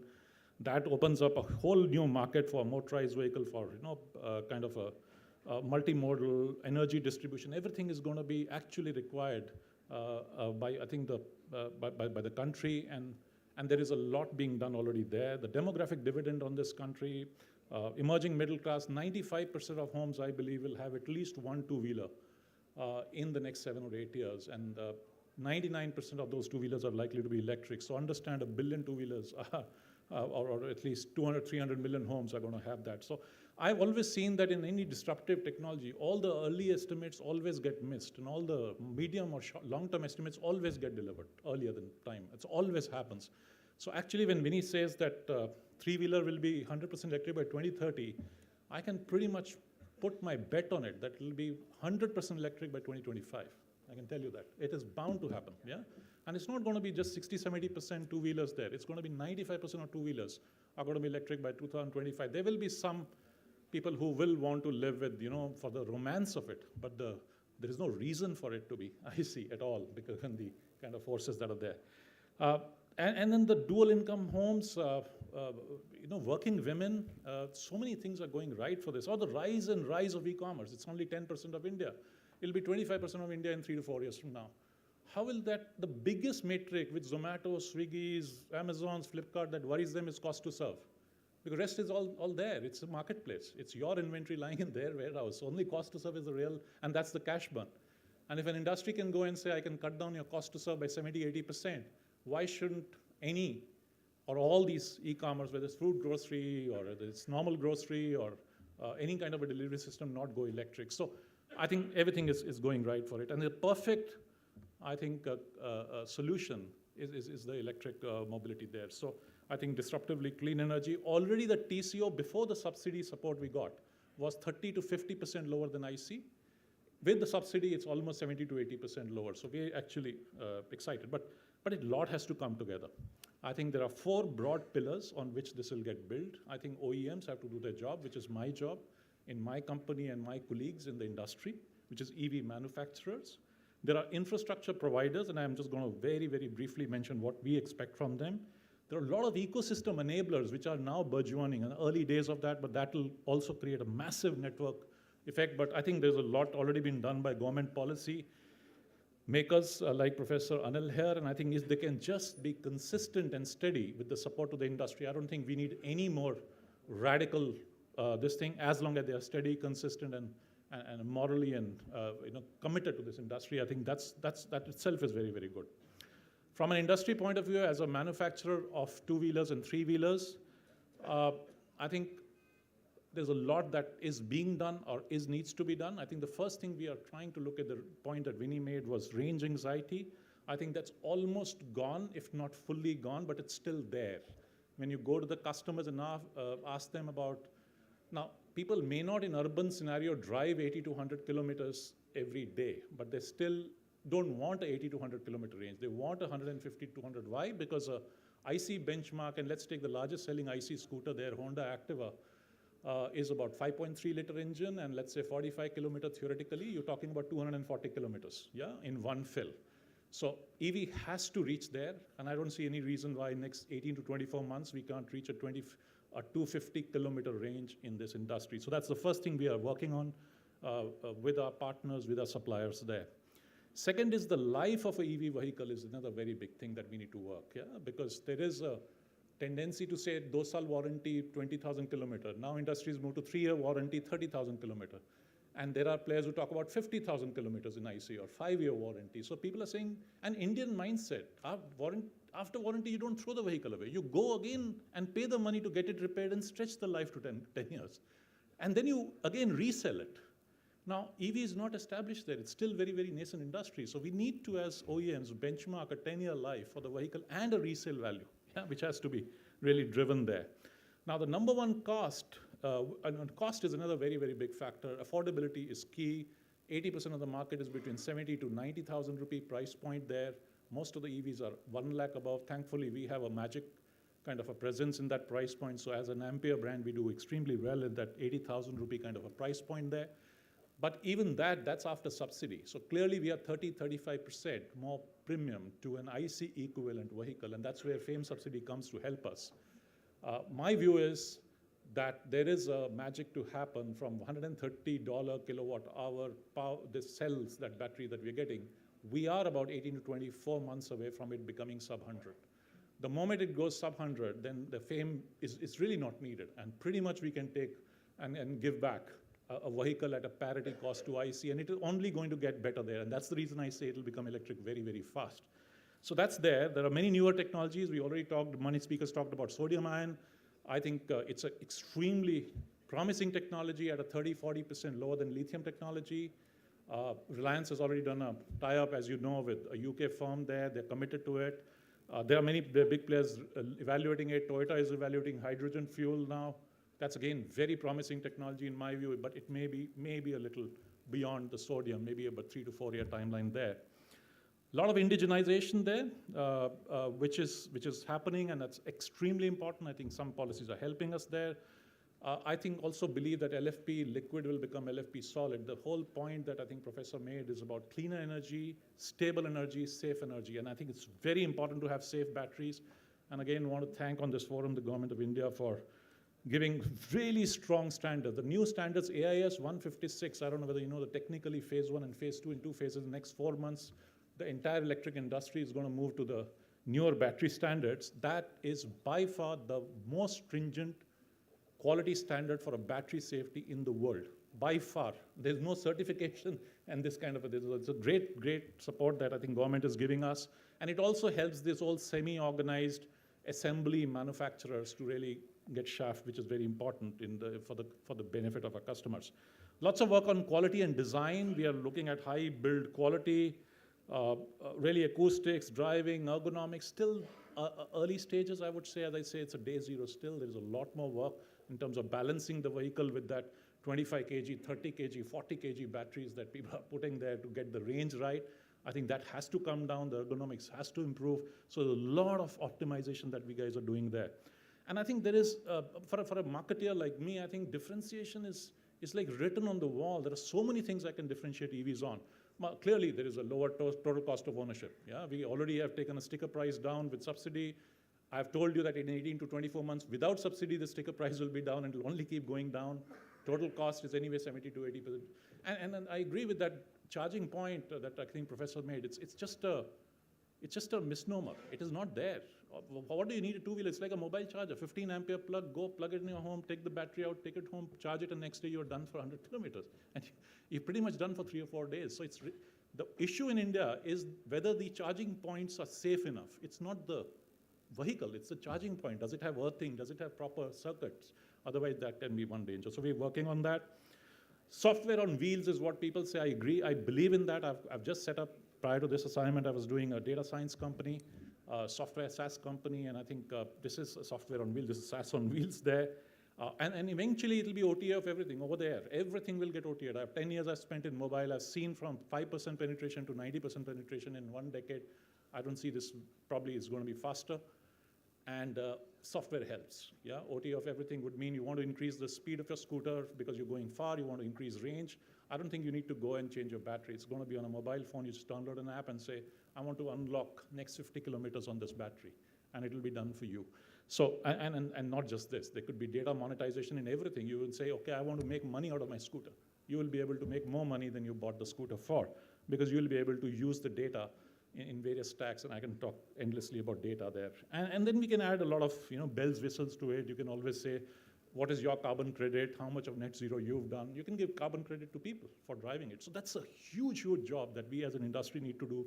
And I think I feel very responsible that we need to bring this. In terms of infra, I think you will see, and we will all see together, home chargers, this chargers, micro chargers, you will see prosumer. I believe that prosumer is product plus consumer. A lot of these things like school buses can charge for 200 kilometers. But they don't need travel 200 kilometers for a school. They just go 10 kilometers, they stay idle for the whole day, then 10 kilometers back. So while they're idle, they can be the charging point. You don't need a traditional oil, diesel kind of a petrol pump, kind of equivalent battery swapping station. That bus is a charging point for all of us. My scooter, Vinny's scooter, I can possibly just over the air transfer my charge to him. These are the future thing. It's not 10 years away. It's 5 years away. It's probably 3 years away. I can bet on that, some of these things, yeah?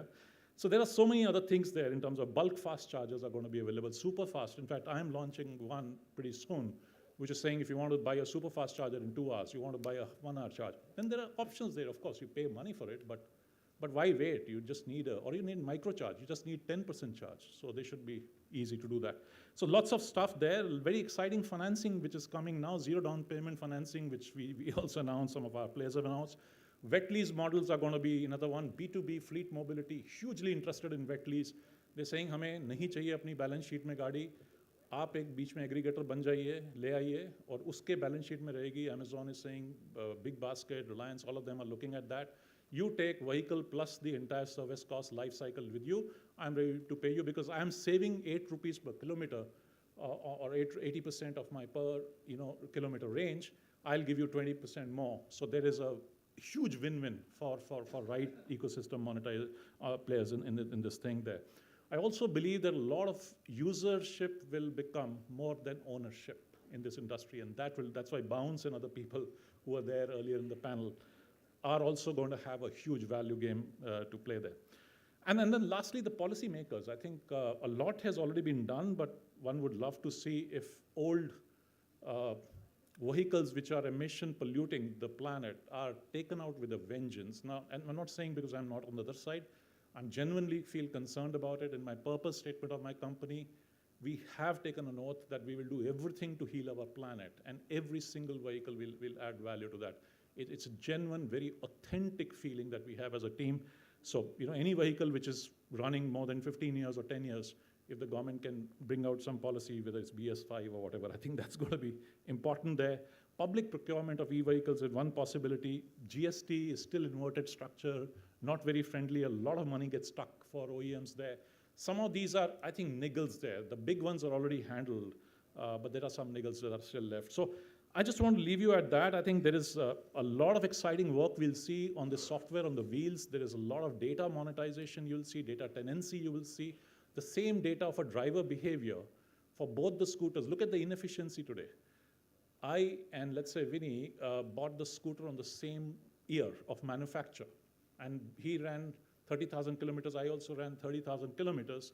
3 years down the line, we go to an insurance company, they will charge me the same. Yeah, I'll be given the same premium, he'll be given the same premium, but he's a very harsh driver, very, always keeps pushing the brakes, and the brake shoes are bad, the alignment of the vehicle is missing, nobody checks that. And I am a very safe driver, so both of us paying the same premium for insurance, so I am actually cross-subsidizing his harsh behavior because of the way it is. Who's going to monitor that? In future, you don't have to do anything. EV is going to be a talking machine. It's going to tell you exactly that he's not such a great driver. He should pay probably more insurance premium. I should pay less. And person like me will pay a premium to get 2,000, 10,000 rupees saving every year on my premium. So this is just one very, very, very small example of what you can do with data. There are millions of these we can build in terms of mountains, as you've seen in mobility. There's a value-added service itself will be huge. But obviously data privacy and other things we have to worry about. I'm going to just stop there. There is a lot more we can talk about, but extremely excited. Thank you for this opportunity, and over to you. Thanks.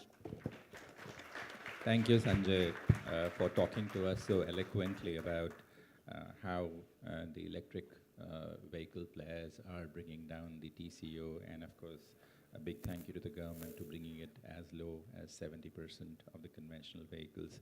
I guess a point to ponder about definitely is the life of the vehicle, because the banking or the financial institutions don't view the electric vehicles as an asset that has got a resale value, and therefore they are very reluctant to finance electric vehicles.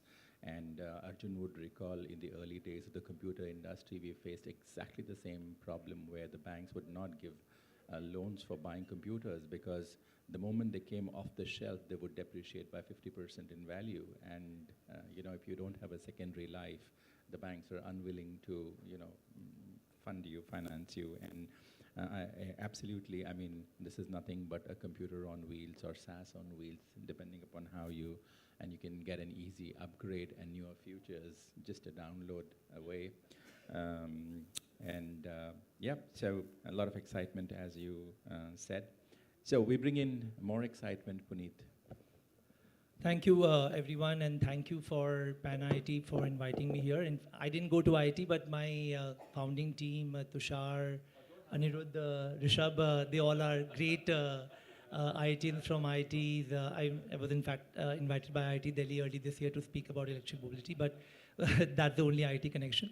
But I think for those who don't know about BlueSmart is India's first and largest fully electric ride-hailing service. We started back in 2019 with a very small fleet of 70 odd cars. Today we operate 3,000 electric cars in Bangalore and in Delhi NCR, which is the second largest fully electric ride-hailing service in the world. In any city that operates today, just for relative numbers for you, just throwing in numbers. Uber currently is operating an EV fleet of 5,000 cars in London, which is the largest EV fleet of Uber in any city in the world. Uber operates nearly 44,000 cars on the streets of London, where 38,000 are non-electric cars and 5,000 are EVs, so just a relative number. And we also operate the largest network of EV charging stations in Delhi NCR and in Bangalore. We have 18 EV super hubs where we have 1,700 EV charging stations. So we are building a full stack, fully electric ride-hailing service, and we're building a large EV charging network, but in super hubs. A super hub by definition is where you can park and charge more than 25 cars in one location. The whole idea, me and my co-founder Anmol Jaggi, we spent 10, 12 years building solar power plants in India, so we are energy infrastructure people, and we thought that now in this new decade, you will need a lot of electric mobility for improving the air quality in megacities of India. So we spent 10, 12 years decarbonizing the energy space, and we thought it was a huge opportunity to decarbonize mobility in this new decade, where pollution is a huge problem for new generation, young generation, old people. Everybody is affected by air pollution, and transportation is one of the largest contributors to air pollution. So with this idea, we started the company that let's improve the air quality in megacities of India. India is one of the world's most polluted regions, cities, country in the world, and it's estimated that millions of people will die because of bad air quality in the next 20, 30 years. Transportation is also one of the largest contributors to greenhouse gas emissions in global cities also. It's not only an India problem, also in London, also in San Francisco, at various points in history, transportation caused huge problems. So the governments took very, very good calculated steps to design this strategy that will let's go all electric. And the biggest challenge that we see could be for BlueSmart, could be for Ola, Uber, could be for other logistic players, EV players, two-wheeler, three-wheeler players, charging infrastructure. I think charging infrastructure is a huge, huge challenge, and I think private companies, government, should all come together and invest heavily in setting up charging infrastructure. In our research, we found out that this is one of the biggest reasons that even the West has not gone fully electric right now.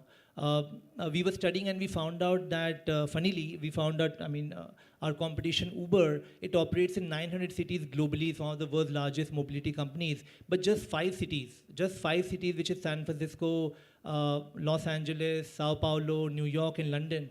5 cities contribute nearly 30% of the global revenue for Uber.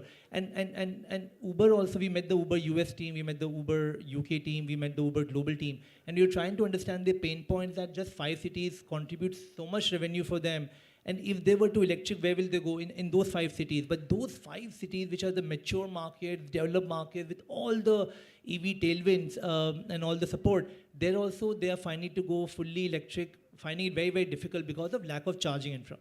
And a lot of private players and the government has come forward to set up the charging infrastructure, but I think it'll take close to about 10 years for even developed nations like UK to set up sizable charging infrastructure. We are a BP-backed company. We are backed by BP Ventures, British Petroleum, which is one of the world's largest oil and gas majors. They are setting up large-scale charging infra in UK, but not so sizable as UK would need. Currently, BP owns and operates nearly 8,000 charging stations across UK, and they have a vision to double that to 16,000 by 2030. Not a big number. Blue Smart in India would need to set up 20,000 charging stations if we actually have, to achieve our plans of nearly plying of about 40-50,000 cars on the platform of Blue Smart in the next 4 years. So the big thing I think the industry can do, or the government can do, and all the stakeholders can do, is invest in public charging infrastructure, community-based charging infrastructure that can be utilized by everybody. To run such a massive fleet of 3,000 cars, we never depended on public charging infra. We build these massive EV super hubs where you can park and charge cars in parallel. So this is seamless EV charging infrastructure. We don't waste time. These are all fast chargers. The cars can zoom in, zoom out. Today, what Blue Smart also has demonstrated is that we have industry-leading utilization of charging infra. While the world is talking of setting up of charging infra, why a lot of people are also not setting up charging infra is because of utilization. And when I see utilization of the global leading players like ChargePoint, EVgo, ChargeMaster, BP Charge, BP Pulse, or Shell Recharge, or Total Energies, one of the world's largest companies which are setting up charging infra, I see that the utilization is in the range of 7 to 8%, sometimes, and Tesla fast charges up to 15%. Because these charging companies do not have visibility on the number of EVs that will come in that area. And this is where a full stack approach comes in play. When you are a charging company with a captive ride-hailing fleet, and you have the large ride-hailing fleet that also needs charging infra. I think that is this full stack, fully integrated EV ecosystem model is the play going forward. There's a report also from PitchBook, which was written in October 2021, which said that the future of taxi industry, future of logistics is full stack, asset heavy, and fully electric. So this integrated approach of having complete command and control on charging and utilization is the way forward, because that is when you can actually make money, which in layman language we call the airport airline model. When you build airports, you first call up the anchor airline and say that will you take the tenancy or become the anchor tenant of the airport or not, otherwise the airport is not a viable investment. When Changi was building the airport in Singapore, it called up Singapore Airlines, said that will you be the anchor tenant or anchor operator from here, otherwise there's no point building the Changi airport. And then the Lufthansa and Air Indias and US Airlines were all welcome. Similarly the same happened with Palam Airport or the Indira Gandhi Airport. Air India became the anchor tenant. So here also in charging infrastructure, that is the approach which is needed, where you build large-scale charging infra, signing up with a large anchor off-taker. Could be an electric bus, as Sir was talking about, or large electric bus service, or large fleet like Blue Smart, or etc., where they can come forward and make that charging infra business model viable from day one. I think that is when we will see a lot of investment happening in the EV charging infrastructure space, and that will lead to the actual EV adoption in India. India primarily is also a two-wheeler and three-wheeler market. You would all know, I'm sure, that less than 5% of Indians own cars as an asset class. given that so out of 1,000 people, only 50 people own cars in India. But given our neighbor China, which is our immediate neighbor, they have asset ownership of 275 cars per 1,000 people, being our neighbor. Countries like US has about 900 cars per 1,000 people. UK has 750 cars per 1,000 people. And these are countries which are really pushing for EV adoption. In India, anyways, there are 50 cars per 1,000 people. So number of cars per 1,000 people is low. But India has very, very high asset ownership in terms of two-wheelers and three-wheelers. I think more than 60-70% Indians own two-wheelers and three-wheelers. So we will see actual EV adoption in two-wheelers and three-wheeler space over the next 10 years. And they don't need much of charging infra also, because the range for two and three-wheelers is less. You don't use two-wheelers to travel 200, 300, 400 kilometers. You use two-wheelers to travel only 100 kilometers. So battery swapping or charging infrastructure should not be a challenge for these kind of two and three-wheelers. But charging infra will be a very big challenge for buses, will be a very, very big challenge for cars. If India really has to step up and leapfrog to a EV world or a EV future, then I think we'll have to invest heavily in EV fast charging for that actual growth to happen. And this is what we want to do now. And also, sir mentioned that use of clean energy is critical now. So while we talk of the EV adoption, which are zero emission vehicles, so the whole idea is to ensure that while these vehicles are out there, they don't make any emission. Also, the whole thought process should be to ensure that we use clean energy to power those charging stations, and then which in turn charge these electric cars. So this is what we are trying to do at BlueSmart now in phase 2. Since we have reached such scale now and we have massive plans to further scale, what we are also trying to do this year and the forthcoming year in 2023 is to ensure that now we use more and more of clean energy, sign solar PPAs with large solar generation companies. Since that's our background, we spent 10, 12 years building solar power plants. India's one grid, one nation policy. And now also that's been amended. So we can use clean energy to source clean energy that can in turn charge the charging infrastructure can use clean energy, which in turn will charge our electric cars. That is when we talk of net zero emissions or actual decarbonization of mobility. And I think BlueSmart could be a big pilot or the world's first pilot. No company in the world right now is using 100% clean energy. There's a company called Revel in the US, which been recently raised $126 million from BlackRock. And they are building a fully electric ride-hailing fleet, although they have only 200 EVs and they have only 25 charging stations. But they're demonstrating a pilot in Brooklyn in New York. But there's no company in the world right now which is at large scale using clean energy, from clean energy to zero emission vehicles. I think that could be a big opportunity for companies like BlueSmart for the year 23-24. So these are my few thoughts on where India is today, what probably we can do in the coming few quarters. Thank you, Puneet. Great to learn from you. And indeed, as you said, as a full stack player, you're able to sort of make an optimal use of the charging infrastructure and probably keep your costs low at that point. And also very happy to learn that you're going to be using solar power as you go ahead. I mean, cleaner power. That's the way forward for everybody. And maybe just to give you some numbers, we are not a very asset-heavy. We love assets, but we're not a very asset-heavy as of now. We have just about 28 cars per 1,000 people for you, 165 scooters per 1,000 people, one bus per 1,000 people. So the headroom for growth in India for vehicles is tremendous. And I guess that's why the auto industry is growing. Doesn't matter what energy, but there is a huge headroom for us for growth. And I must say, you've been a wonderful set of panelists. We're keeping our time. We are at 8:19. I'll endeavor to close at 8:30. So we have some time for the audience to ask us questions, do introduce and ask a meaningful question. And if you could point out which of the panelists that you wish to ask a question, that'd be helpful. Maybe if you can stand up and say you're audible. Go ahead. Excellent communication about the disruptive technologies which are shaping the mobility platforms of the future.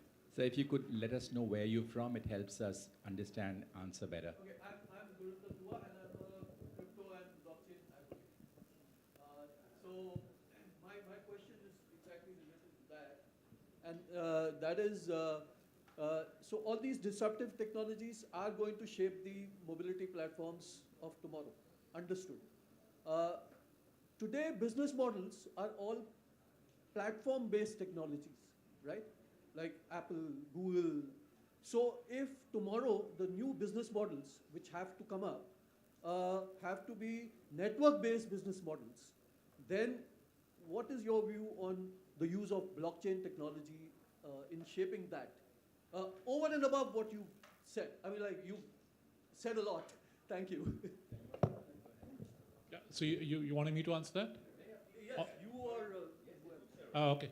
So I think you're absolutely right. I think I am actually a big fan of network effect, actually. That would be the next phase of growth. It's a multiplier growth over platform, because platform still means a collaboration of disparate elements, and network is automatic. Yeah, whereas one thing feeds to another without anything there. So I think blockchain really fits in. Look, blockchain is nothing to do with EV. I think it's the next internet in making. So in my view, I think it's as simple as that. I think Web 3.0 is upon us. It's a matter of time that we are going to transport to Meta. Blockchain is going to be the code of kind of transaction for almost all data points in that world. If I'm going to use my scooter or my three-wheeler, I think one of the biggest drivers of electric mobility is also livelihood gets dramatically enhanced. Actual incomes go up for people. And that's the reason three-wheelers will move the fastest and B2B will move the fastest. So if I'm going to depend on my data to enhance my livelihood and the income, then blockchain becomes a de facto standard the way I would like to encode my data. So that's what will happen. And obviously cryptos and everything is associated with that. Yeah. Yeah, we can have an offline after this, doesn't matter, but my sense is it's right at the center of it. It's just a matter of time. That's about it. Yeah, hi, good evening. Blockchain mobility would be a very small part of the component of the blockchain. I mean, if you are in the blockchain, there is much more than that. And of course, the network has an advantage over the platforms, what just said, yeah. So blockchain is much, much wider, and mobility could be, it certainly would be coming to that. So before, I would like a young man to ask a question. He sort of was first. Go ahead. We have some time.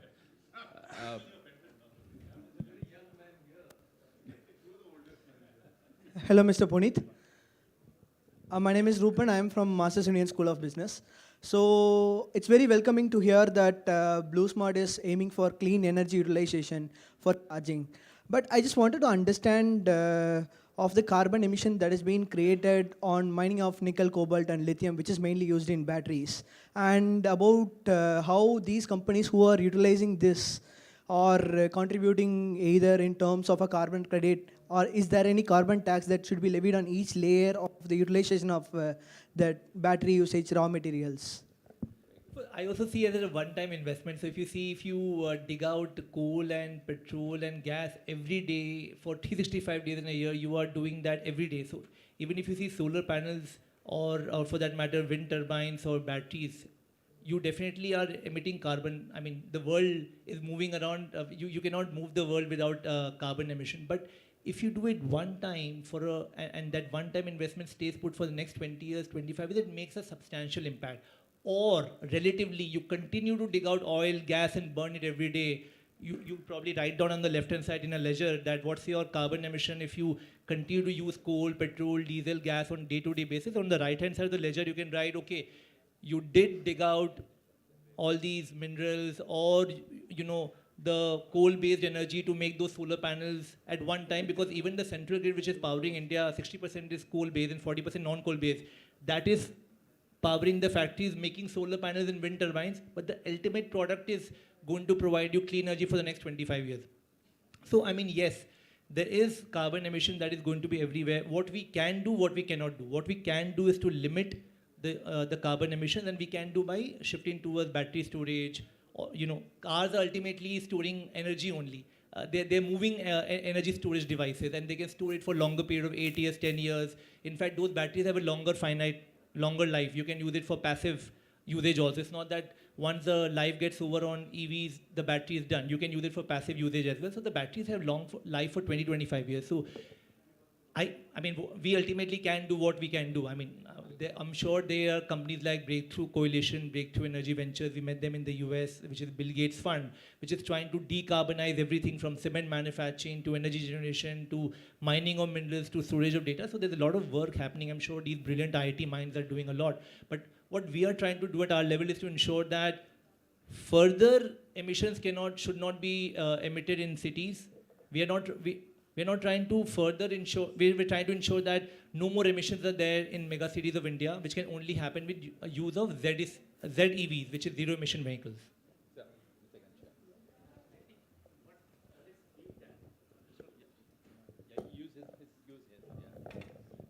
See, what he is only trying to say is charging this energy that he is going to use for charging, that he can source from solar, right?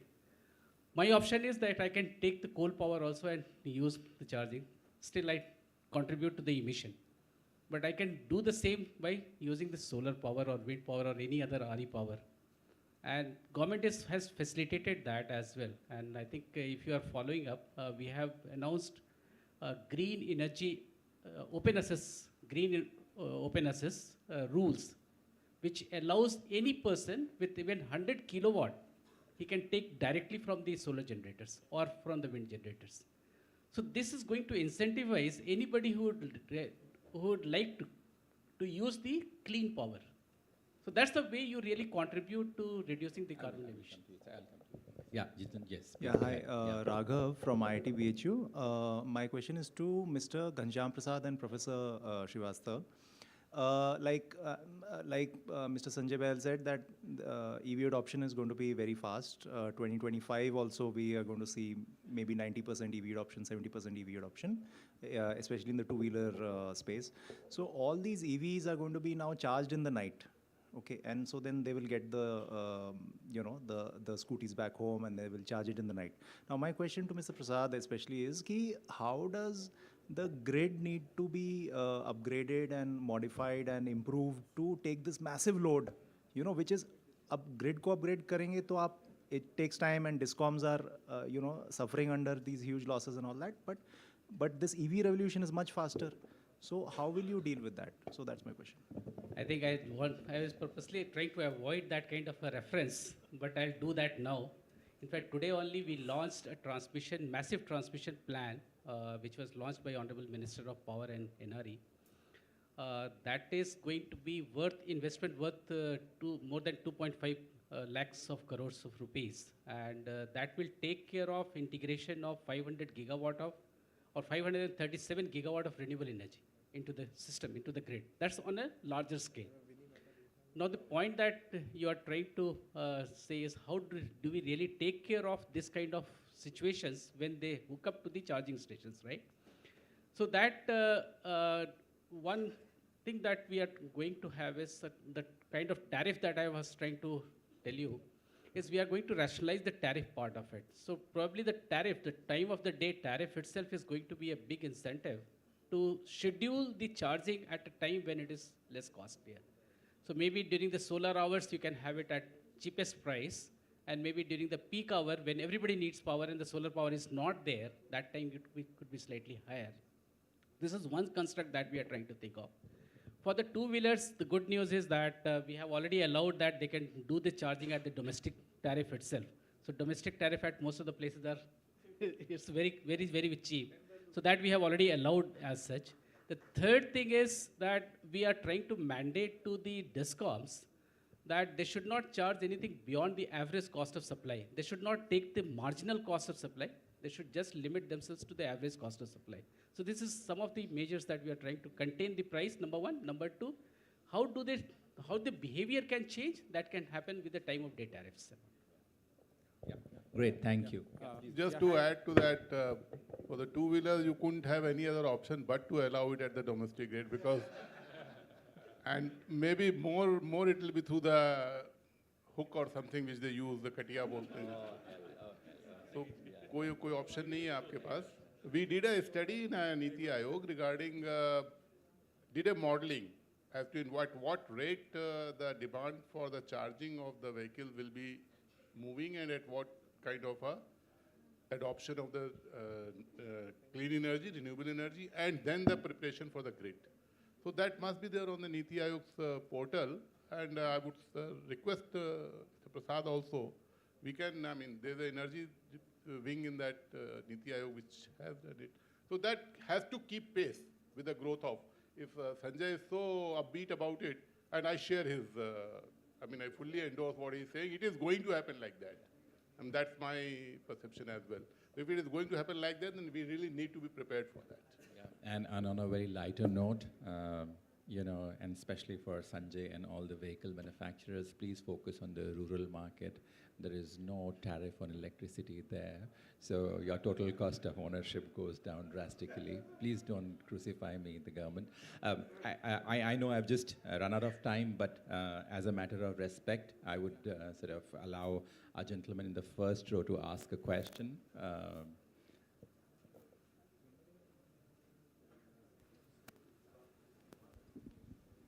Thank you for letting me speak. I'm from the second batch of IIT Delhi, and I've just came back from US after 50 years to launch a consortium of IITs for developing next generation batteries for EVs specifically. And just recently launched a startup at IIT Delhi that will basically make a solid state version of lithium combined with sulfur and silicon as the primary ingredients for this battery. My question is, I've heard throughout the day the clean energy is coming from only solar and wind. No one seems to mention nuclear, hydroelectric, or geothermal. Is that something not in our plans in India?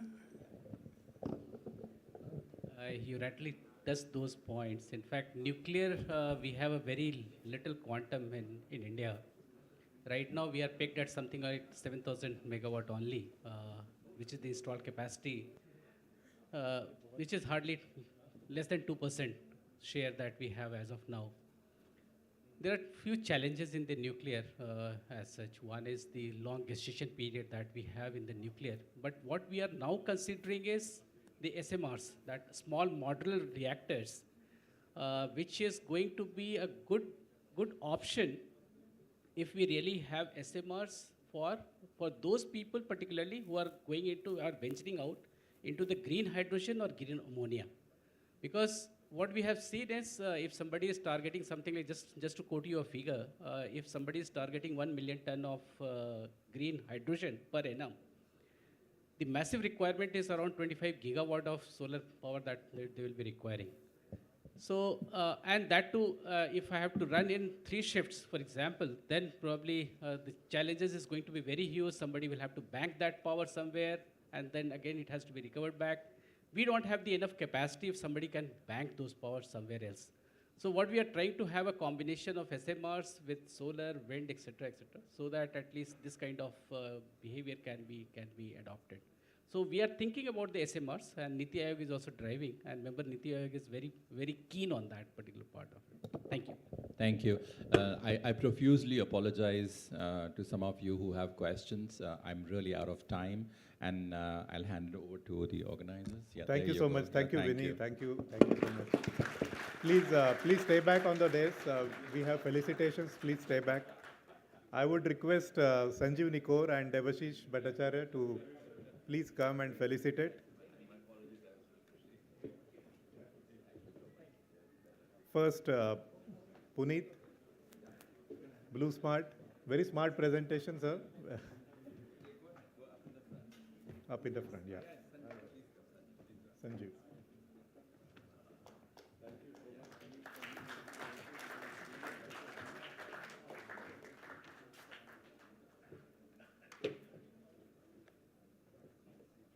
Next to Ghanshyamji.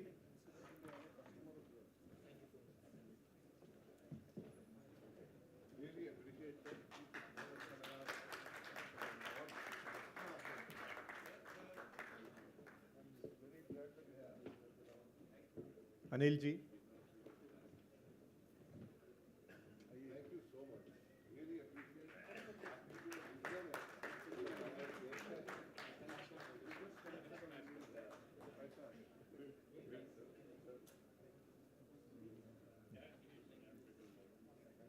Vinny. So sorry, Sanjay. I'm so sorry. Sanjay ji first.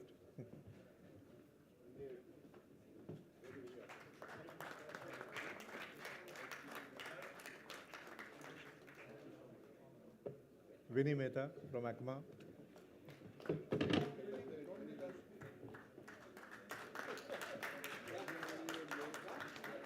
I would also request Ivy Rao to please come. Your felicitation is pending. Sanjeev ji, Ivy Rao ji.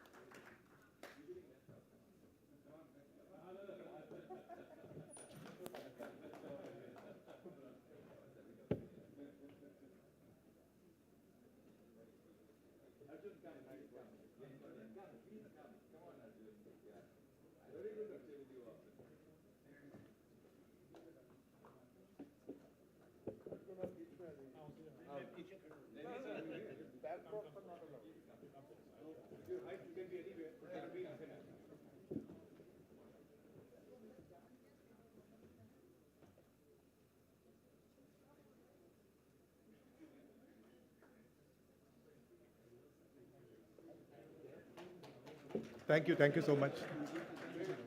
Yeah. Now we will have Kulgeet, so please take your seats. So, we will have Kulgeet from our Indian music group of IIT BHU. I would just request the two young lads who have come from IIT BHU to sing our Kulgeet, which is... And you are not supposed to stand up. It's okay, right? Come. Start.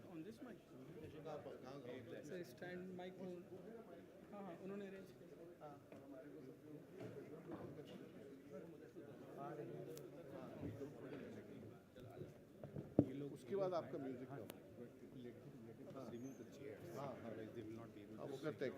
I would request everyone to please not clap after the Kulgeet as a token of respect.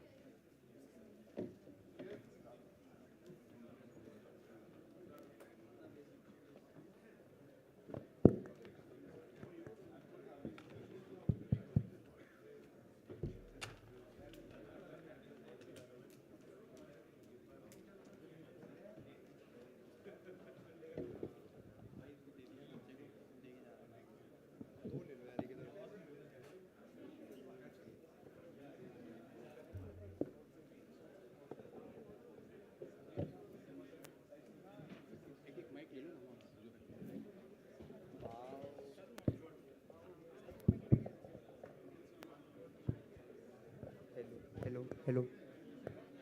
Hari.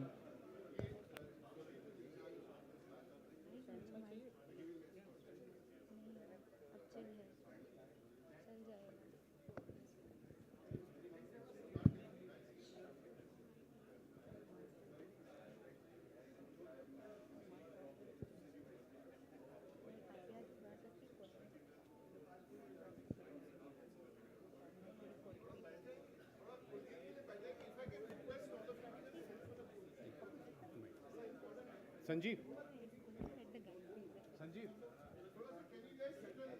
I would request everyone to please be seated.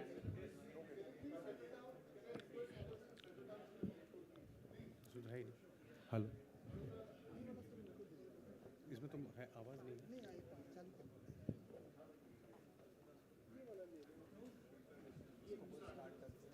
And once again, I would like to repeat that please do not clap after the Kulgeet is over.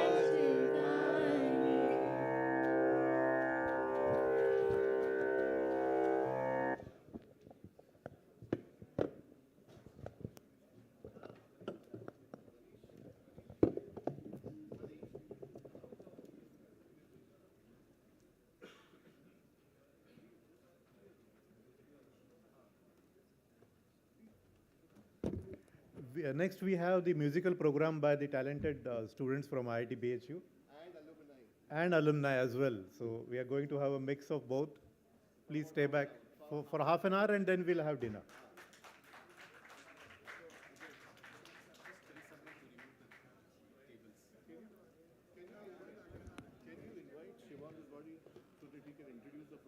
Who? Shiva Gulbani. May I invite Shiva Gulbani to introduce the program? Shiva, are you there somewhere? Shiva? Yeah, I'm clean kar deta hu. Yeah.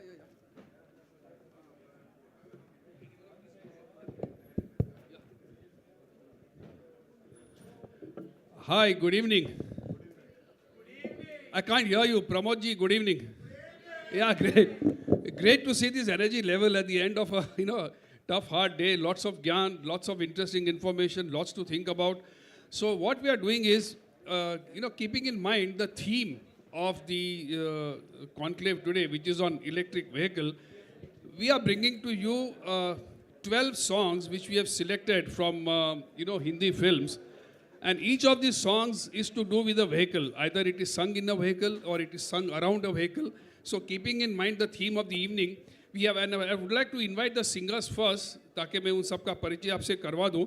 Sanjay Singh. These are our singers today. Sanjay Singh, 1986, Metallurgical. Anil Tiwari.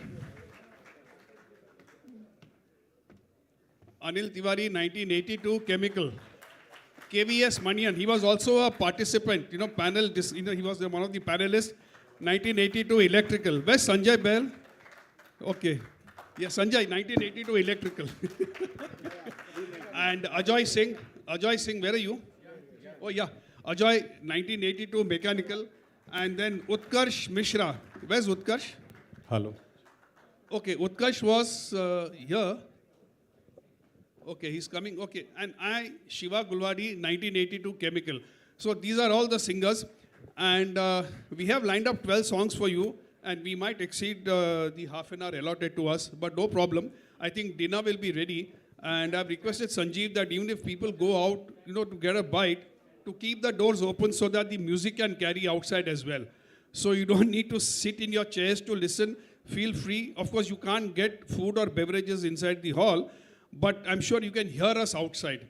So if you feel hungry, please feel free to get up and go and get a bite. Utkarsh, are you here? Yeah, please come. Okay, Utkarsh is now in final year electrical. So, all the singers are, either BHU alumni, and Utkarsh is a final year student, integrated, engineering, electrical engineering.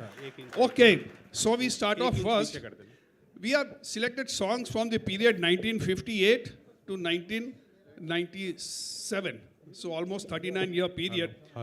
तो हम programme की शुरुआत करेंगे 1958 में एक picture आई थी और ये प्रोड्यूसर ने जो पिक्चर बनाई थी इसलिए बनाई कि उसको यकीन था कि ये फ्लॉप होगा और फ्लॉप होगा तो इनकम टैक्स कम देना पड़ेगा but this movie went on to become a super hit and the lead actor in this movie he was a very good singer also और and he was your prankster तो recording studio में बहुत बदमाशी चलती थी और recording delay हो जाता था एक दिन एस डी बर्मन को बहुत गुस्सा आया कि तुम इतनी बदमाशियाँ करते हो मैं आर्टिस्ट को पैसा दे रहा हूँ एस डी बर्मन बड़े कंजूस मिजाज के थे तो बोला किशोर आगे से तुम मेरे लिए नहीं गाओगे तो जब चलती का नाम गाड़ी पिक्चर बनी तो किशोर कुमार गए बर्मंदा के पास कि बर्मंदा ये पिक्चर बन रही है आपको तो बर्मंदा ने कहा मैंने तो कहा था किशोर तुम मेरे लिए नहीं गाओगे तो किशोर कुमार ने कहा साहब मैं आपके लिए कहाँ गा रहा हूँ आप मेरे लिए म्यूज़िक दे रहे हैं तो this is the song and starting with Ajay and Anil coming up with बाजू समझो इशारे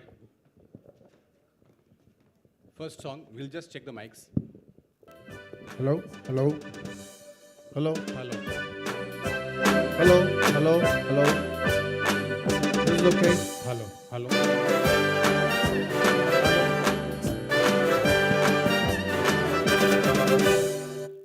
Hello.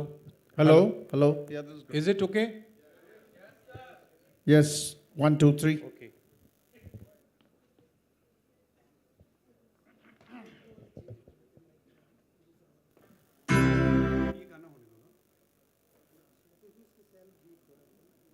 Ajay, just a minute, they want to change the mic.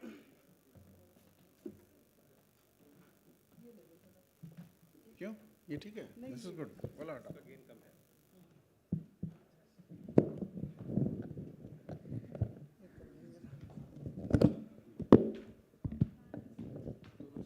दूसरा भी दे दो. ये ठीक है. हाँ. ये बढ़िया आ रहा है. इसको थोड़ा नीचे कर दो. हेलो. गेन नहीं है. हेलो. इसका वॉल्यूम बढ़ाइए, इस वाले का वॉल्यूम बढ़ाइए उधर से. Hello check. थोड़ा नीचे करो इसको. Hello hello hello hello.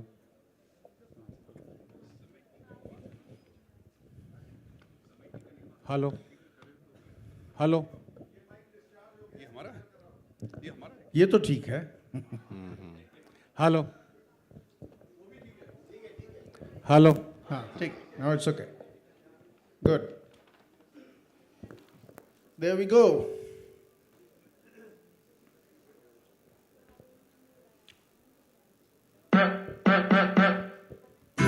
बाजू बाबू समझो इशारे और पुकारे. पम पम पम यहाँ चलती कोई गाड़ी कहते हैं प्यारे. पम पम पम बाबू समझो इशारे और पुकारे. पम पम पम यहाँ चलती को गाड़ी कहते हैं प्यारे. पम पम पम. आई रि पापा रि पापा पापा रि पापा रि पापा पापा रि पापा रि पापा पापा रि पापा रि पापा पापा. सौ बातों की एक बात यही है. क्या भला तो क्या बुरा कामयाबी में जिंदगी है. सौ बातों की एक बात यही है. क्या भला तो क्या बुरा कामयाबी में जिंदगी है. टूटी फूटी सही चल जाए ठीक है. सच्ची झूठी सही चल जाए ठीक है. टूटी फूटी सही चल जाए ठीक है. सच्ची झूठी सही चल जाए ठीक है. आई तिरछी चला चला के झूम आड़ी. तिरछी चला चला के झूम आड़ी. आड़ी चला के झूम. तिरछी चला चला के झूम. बाजू बाबू समझो इशारे हॉर्न पुकारे. पम पम पम यहाँ चलती को गाड़ी कहते हैं प्यारे. पम पम पम. डिरडिरडी डिरडिरडू डिरडिरडी डिरडिरडू डिरडिरडी डे डे.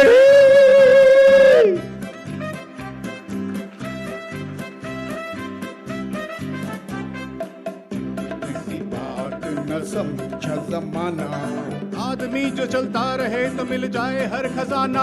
हाँ इतनी सी बात न समझा जमाना. आदमी जो चलता रहे तो मिल जाए खजाना. शोहरत है चीज क्या चलने का नाम है. इज्जत है चीज क्या चलने का नाम है. शोहरत है चीज क्या चलने का नाम है. इज्जत है चीज क्या चलने का नाम है. तिरछी चला चला के झूम आड़ी. तिरछी चला चला के झूम आड़ी. चला चला के झूम. तिरछी चला चला के झूम. बाजू बाबू समझो इशारे फौरन पुकारे. पम पम पम यहाँ चलती को गाड़ी कहते हैं प्यारे. पम पम पम.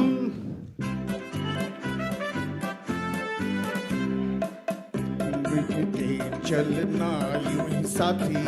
बंदी मुट्ठी लाख की और खुली तो प्यारे खाक की. मिल मिल के चलना यूं ही साथी. बंदी मुट्ठी लाख की और खुली तो प्यारे खाक की. मुश्किल जो आ पड़े ठोकर से टाल दे. पर्वत भी हो खड़े हिल मिल के टाल दे. मुश्किल जो आ पड़े ठोकर से टाल दे. पर्वत भी हो खड़े हिल मिल के टाल दे. जो समझ आए उसी की मची धूम, हाँ जो समझ आए उसी की मची धूम, जो समझा उसी की मची धूम, जो समझा उसी की मची धूम। बाजू बाबू समझो इशारे, फौरन पुकारे, पम पम पम यहाँ चलती को गाड़ी कहते हैं प्यारे, पम पम पम। Thank you.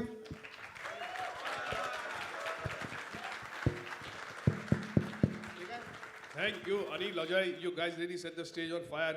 And being a hardcore Mumbaikar, what I really love about these old movies is you can see what a beautiful city Mumbai was. और अगर आपने ध्यान दिया होगा गाड़ी का नंबर था, किसने देखा गाड़ी का नंबर? किसी ने देखा? CPV 65, perfect.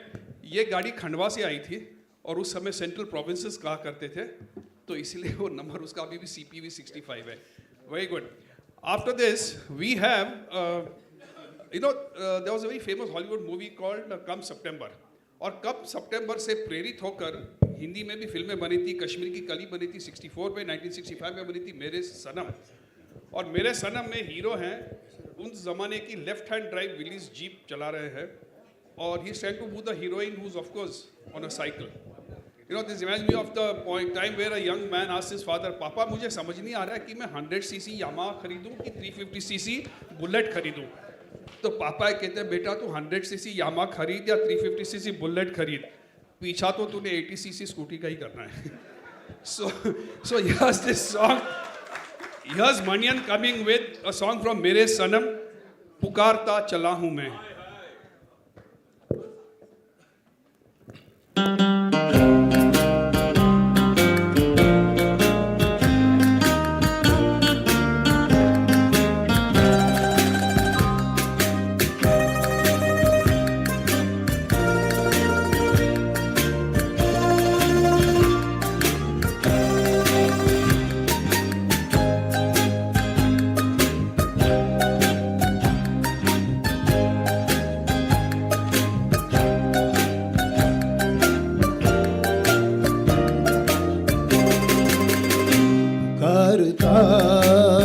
चला हूं मैं गली गली बाहर की, बस एक छाँव जुल्फ की, बस एक निगाह प्यार की, पुकारता चला हूं मैं गली गली बाहर की, बस एक छाँव जुल्फ की, बस एक निगाह प्यार की, पुकारता चला हूं मैं।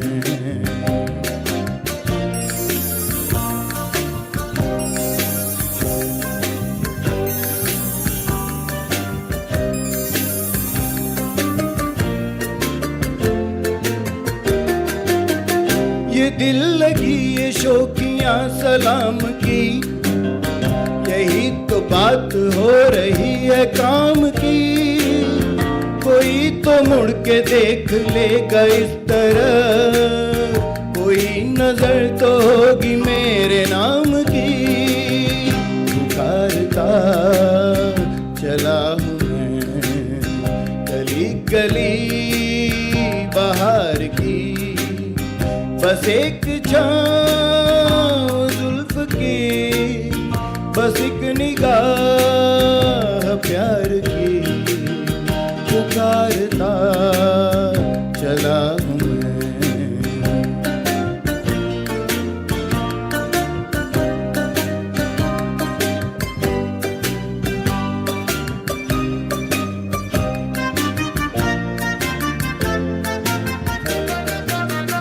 सुनी मेरी सदा तो किस यकीन से, घटा उतर के आ गई जमीन पे, रही यही लगन तो है दिले जवान, असर भी हो रहेगा एक हसीन पे, पुकारता चला हूं मैं गली गली बाहर की, बस एक छाँव जुल्फ की, बस एक निगाह प्यार की पुकारता चला हूँ मैं।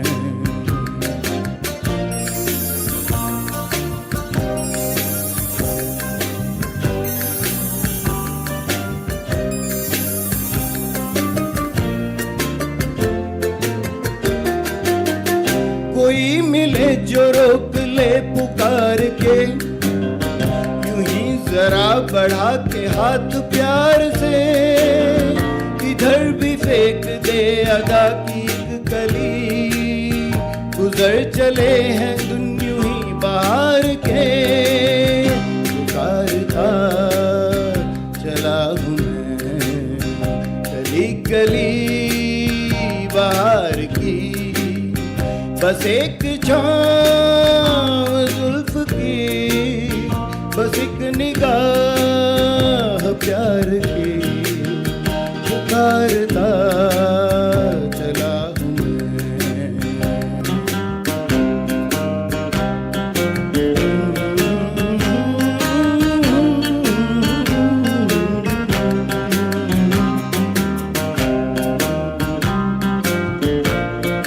Thank you.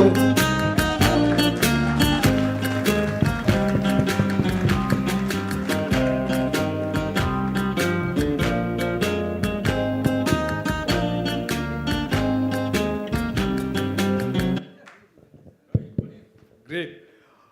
We now have the youngest singer in our group, who's a final year student, Utkarsh. And ladies and gentlemen, friends, get ready with your dancing shoes. He's coming up with a very zippy, racy number from the 1996 film or 97, from the film Pardes. And it's filmed on Shah Rukh Khan. And incidentally, Shah Rukh Khan was not there when this song was filmed. They used a body double, actually. And the song is Ye Dil Deewana Deewana Hai Ye Dil. Utkarsh, over to you.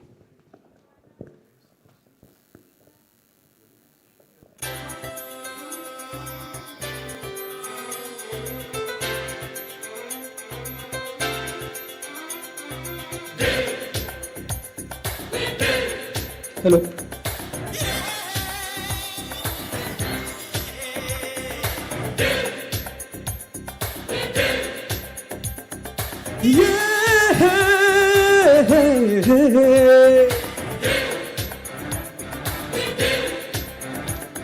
ये दिल दीवाना दीवाना है, ये दिल दीवाने ने मुझको भी कर डाला दीवाना। मैंने उसके शहर को छोड़ा, उसकी गली में दिल को तोड़ा, फिर भी सीने में धड़कता है ये दिल। मैंने दिल से उसे निकाला, जो ना करना था कर डाला, फिर भी याद उसी को करता है ये दिल। ये दिल दीवाना दीवाना है ये दिल।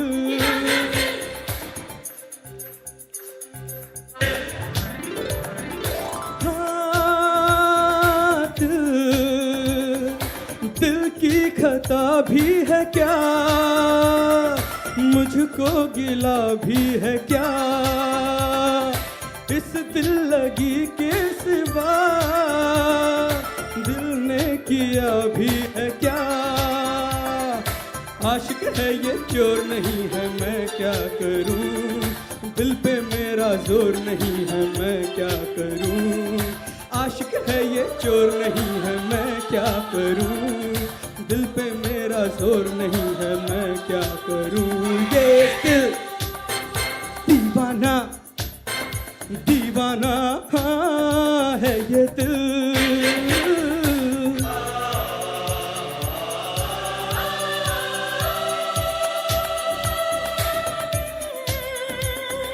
दिल कैसा बेपीर है, वो एक तस्वीर है।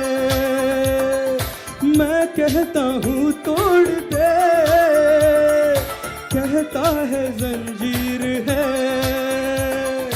कोई कच्ची डोर नहीं है, मैं क्या करूँ, तुझे मेरा जोर नहीं है, मैं क्या करूँ।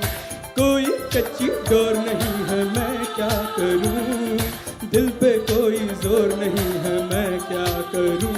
ये दिल दीवाना दीवाना है, ये दिल दीवाने ने मुझको भी कर डाला दीवाना। मैंने उसके शहर को छोड़ा, उसकी गली में दिल को तोड़ा, फिर भी सीने में धड़कता है ये दिल। मैंने दिल से उसे निकाला, जो ना करना था कर डाला, फिर भी याद उसी को करता है ये दिल। ये दिल दीवाना दीवाना है ये दिल। Thank you so much.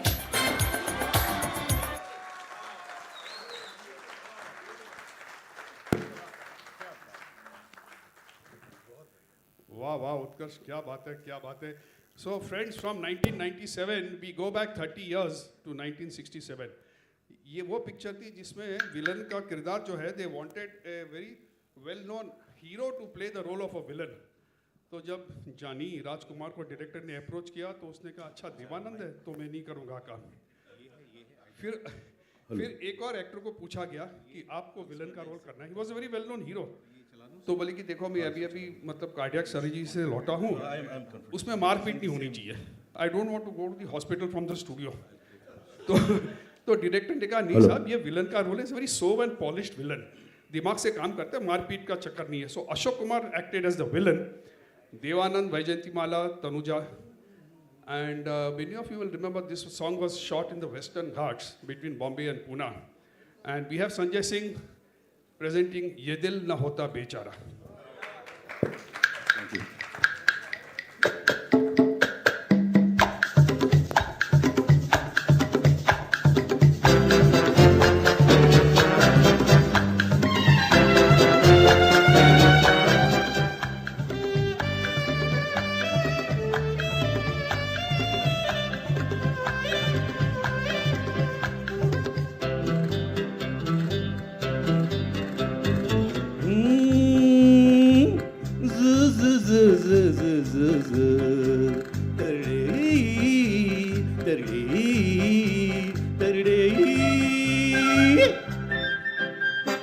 ये दिल न होता बेचारा, कदम न होते आवारा, जो खूबसूरत कोई अपना हम सफर होता. ये दिल न होता बेचारा, कदम न होते आवारा, जो खूबसूरत कोई अपना हम सफर होता.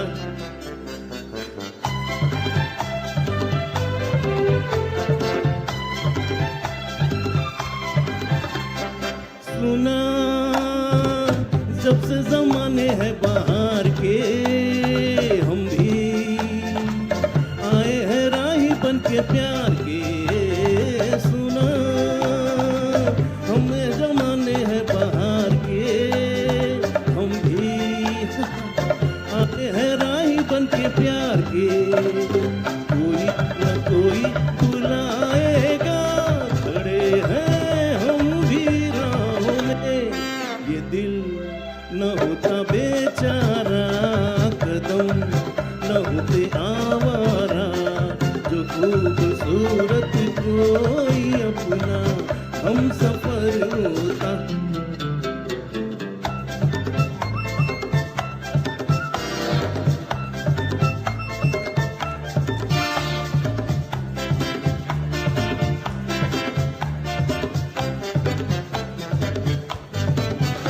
और माना उसको नहीं मैं पहचानता, बंदा उसका पता भी नहीं जानता. माना उसको नहीं मैं पहचानता, बंदा उसका पता भी नहीं जानता. मिलना लिखा है तो आएगा, खड़े हैं हम भी राहों में.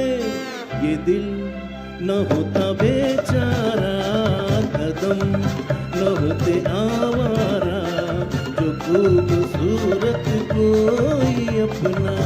हम सफर होता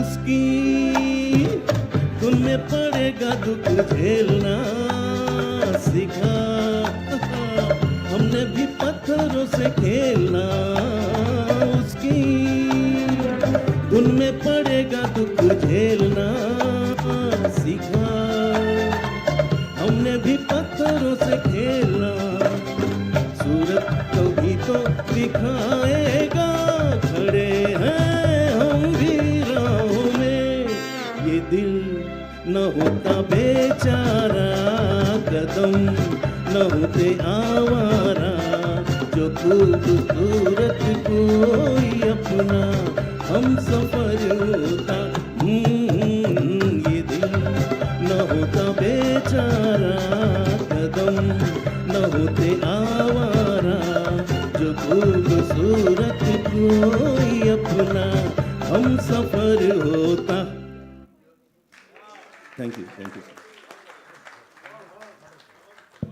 वाह वाह संजय, क्या बात है यार, मज़ा आ गया। मेरे फेवरेट एक्टर की याद दिला दी, देवानंद की।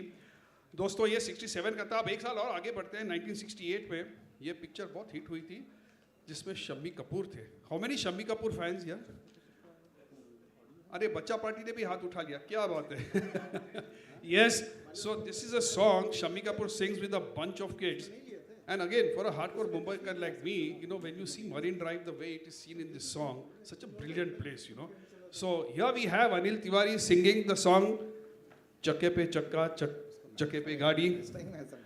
Chakke mein chakka, chakke pe gaadi.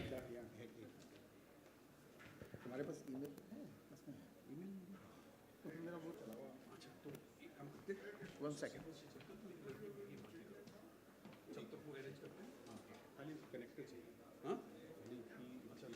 इसको बुला लेते हैं, कोई उसको पूछे बोल कि वो कश्मीर की कली का लगा है क्या। Okay, some technical challenge. हाँ, किसी और को कर लेते हैं। Some technical challenge. अभी वेयर आर यू? अभी Agrawal. Okay, listen, we now have the song from Kashmir Ki Kali. Okay, so get that video ready. We now have Manian coming with right. Again this is Shammi Kapoor गाड़ी में किसी न किसी से, कहीं न कहीं, कभी न कभी। एंड इसको सुनाने वाले हैं Manian. Incidentally this was Sharmila Tagore's first film. हाँ यार, वो शम्मी कपूर नहीं, ये शम्मी कपूर, दोनों में शम्मी कपूर है, डोंट वरी, वो भी आएगा। अभी इसको सुनिए। And this was incidentally Sharmila Tagore's first film. Are you ready? अच्छा, इसमें संगीत देने वाले थे शंकर जयकिशन, लेकिन शम्मी कपूर के बड़े फेवरेट थे वो। लेकिन जब शम्मी कपूर से कहा गया कि ओपी नैयर का संगीत सुनिए आप, और कुछ धुनें सुनाई ओपी नैयर ने, तो शम्मी कपूर बड़े इंप्रेस हुए, बोले कि ठीक है, इसी को लेंगे। And you all know the connection Shammi Kapoor, Mohammed Rafi साहब has sang the maximum number of songs for Shammi Kapoor. Any guesses whom has he sung the second maximum number of songs for? Rafi साहब has sung the maximum songs for Shammi Kapoor. Second maximum songs किसके लिए गाए हैं मोहम्मद रफ़ी साहब ने? Then he knows the answer. So those who know don't say. नहीं, Manian can't say. Incidentally, he has sung the second highest number of songs for Johnny Walker. Because the moment you ask this question, you are all thinking of a hero. कि कौन से hero के लिए गाया उन्होंने? Actually, the second maximum number of songs he sang was for Johnny Walker. So Manian, are we ready to go? Yeah. And are we set with Kashmir Ki Kali? Great. Kashmir Ki कली।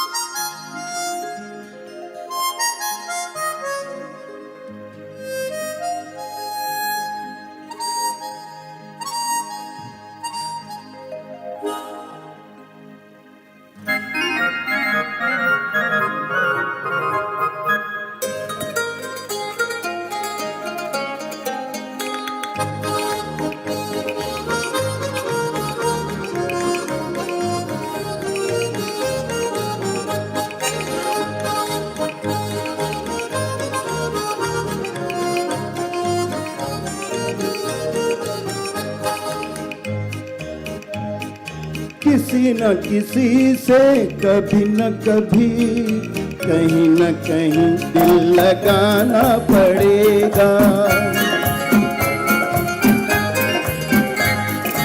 किसी न किसी से कभी न कभी कहीं न कहीं दिल लगाना पड़ेगा।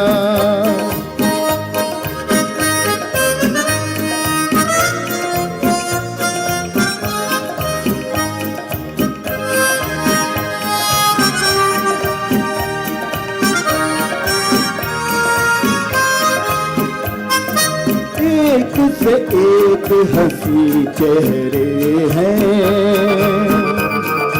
किस किस को मैं देखूं, किसको इनमें अपना समझूं, संग मैं अपने ले लूं। कोई रंगीली छैल छबीली, कोई रंगीली रसीली छैल छबीली आज मेरे जिंदगी में आके रहेगी। किसी न किसी से कभी न कभी कहीं न कहीं दिल लगाना पड़ेगा। किसी न किसी से कभी न कभी कहीं न कहीं दिल लगाना पड़ेगा।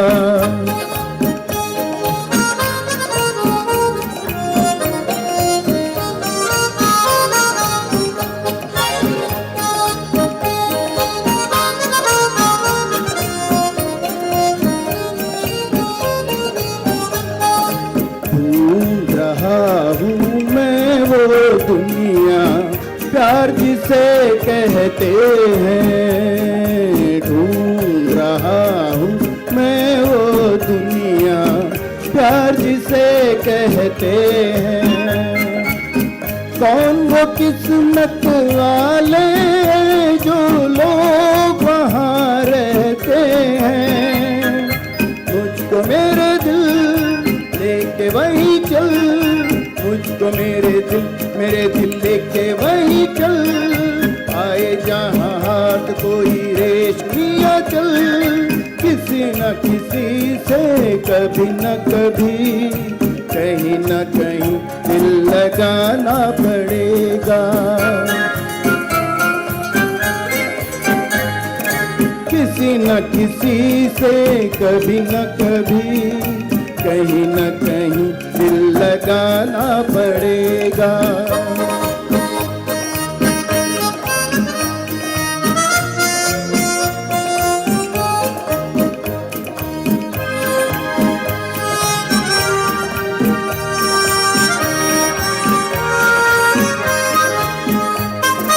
ऐसी नाजुक वो हो जिसका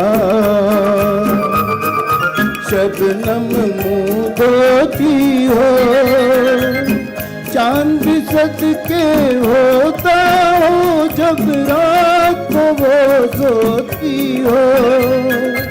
आँख शराबी गाल गुलाबी, आँख शराबी शराबी गाल गुलाबी, प्यार से संवार दे जो जिंदगी मेरी। किसी न किसी से कभी न कभी कहीं न कहीं दिल लगाना पड़ेगा। किसी न किसी से कभी न कभी कहीं न कहीं दिल लगाना पड़ेगा। Thank you.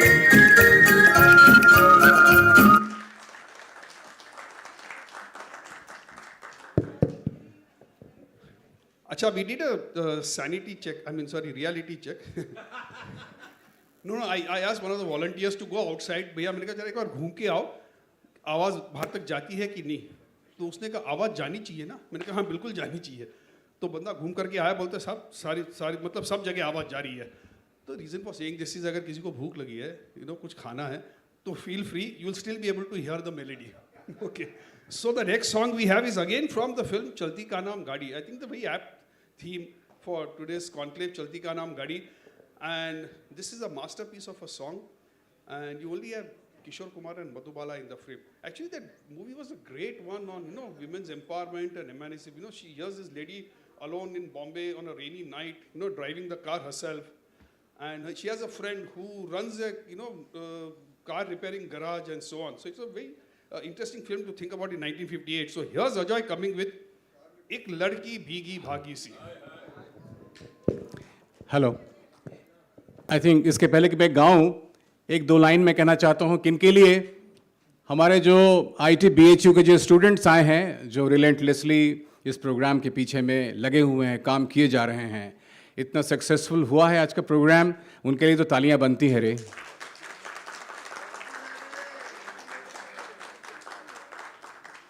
और इजाज़त हो तो ये दो लाइन में कहना चाहता हूं इन स्टूडेंट्स के लिए कि वाकिफ कहाँ ज़माना हमारी उड़ान से। वाह वाह बोलेंगे तो तभी शेर आगे बढ़ता है। वाकिफ कहाँ ज़माना हमारी उड़ान से, वो और थे जो हार गए आसमान से।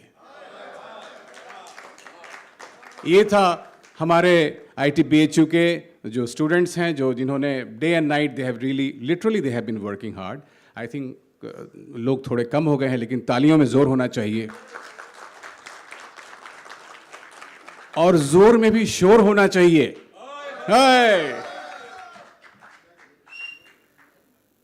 Hello,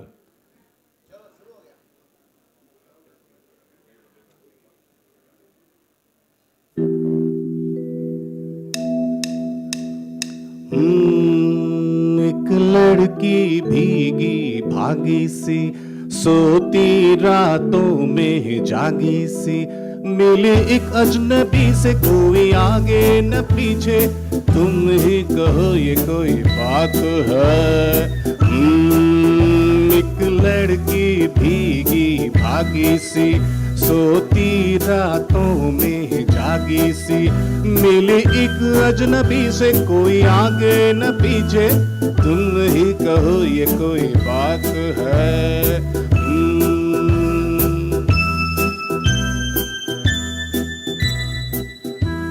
You can clap. दिल ही दिल में चली जाती है, बिगड़ी बिगड़ी चली आती है। दिल ही दिल में चली जाती है, बिगड़ी बिगड़ी चली आती है। झुंझलाती हुई बल खाती हुई, सावन की सुनी रात में, मिली एक अजनबी से, कोई आगे न पीछे, तुम ही कहो ये कोई बात है। एक लड़की भीगी भागी सी, सोती रातों में जागी सी, मिली एक अजनबी से, कोई आगे न पीछे, तुम ही कहो ये कोई बात है।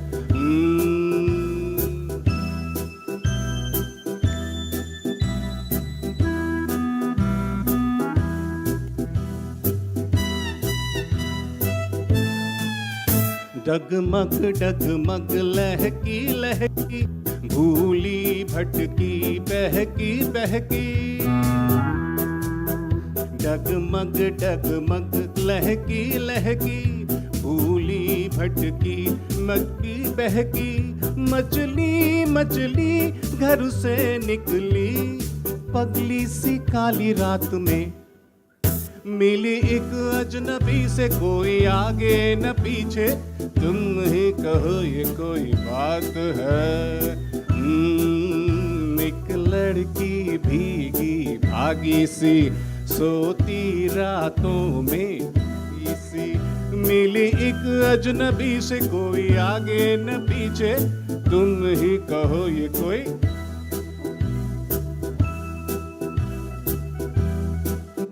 We are short closing for the next song.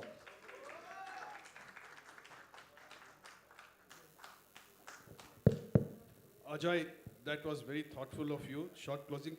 देखिए ऐसा है कि समय की गरिमा है और गाने भी बहुत हैं, गाने वाले भी बहुत हैं, तो हमने सोचा कि गाना ना काट करके गाने का एक आध स्टैंजा काट देते हैं, सभी को मौका मिलेगा। अब वो गाना जो हम पहले पेश करने वाले थे वो अब पेश होगा। ब्रह्मचारी का चक्के पे चक्का, चक्के पे गाड़ी, गाड़ी पे निकली अपनी सवारी। और गाना तो सुनिएगा ही ज़रूर, मगर स्क्रीन पर भी देखिएगा कि मरीन ड्राइव एक ज़माने में कितना खूबसूरत था।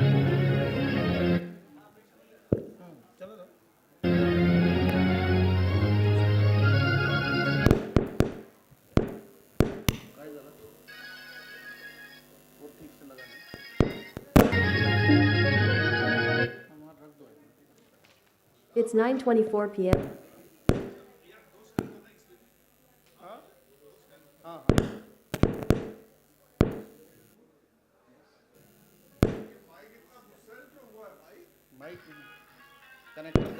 कनेक्टर का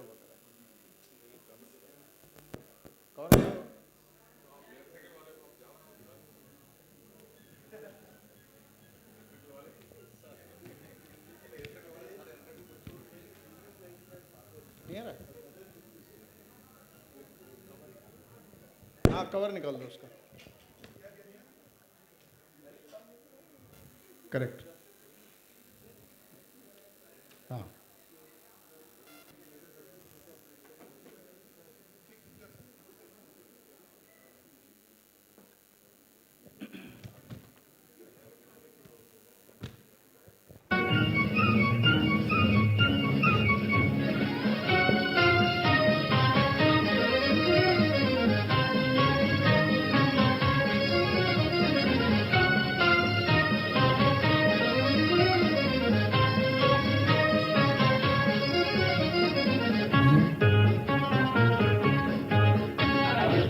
चक्के में चक्का, चक्के पे गाड़ी, गाड़ी में निकली अपनी सवारी, थोड़े अगाड़ी थोड़े पिछाड़ी, थोड़े अगाड़ी थोड़े पिछाड़ी।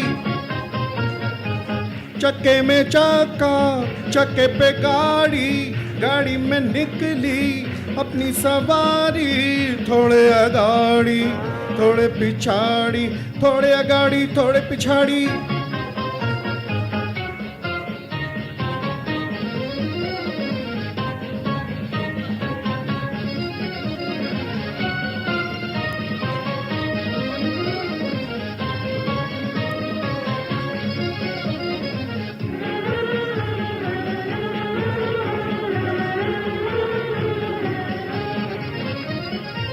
चुन्नू छपीले, उन्नू हठीले, मखमल की टोपी, छोटू रंगीले। चुन्नू छबीले, मुन्नू हठीले, मखमल की टोपी, छोटू रंगीले। लल्लू बटाटा, लल्ली टमाटर, गम बनेंगे गट्ठू गठीले, पेट में इनके लंबी सी दाढ़ी।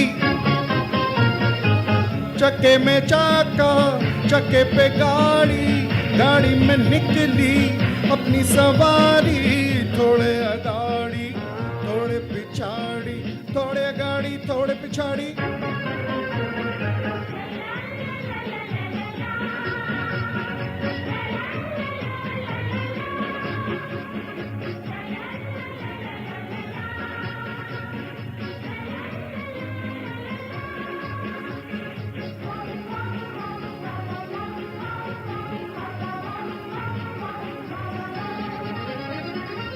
लंबा सफर है, टेढ़ी डगर है, मंजिल है मुश्किल, गिरने का डर है।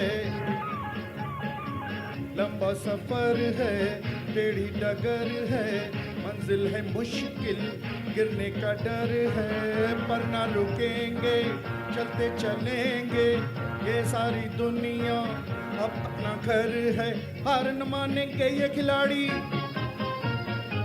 चक्के में चक्का, चक्के पे गाड़ी, गाड़ी में निकली अपनी सवारी, थोड़े अगाड़ी थोड़े पिछाड़ी, थोड़े अगाड़ी थोड़े पिछाड़ी।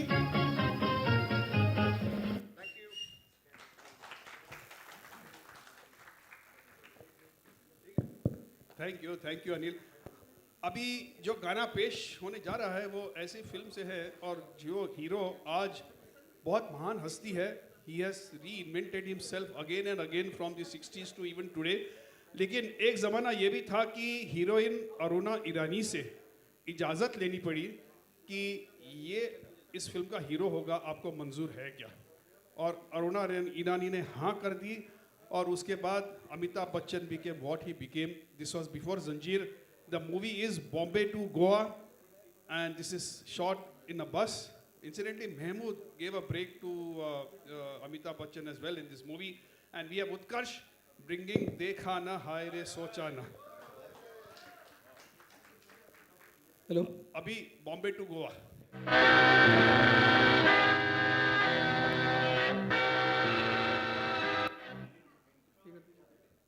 Okay, so I hope everyone outside, everyone inside enjoys this one. And I would like everyone to sing along if possible, if you know the lyrics.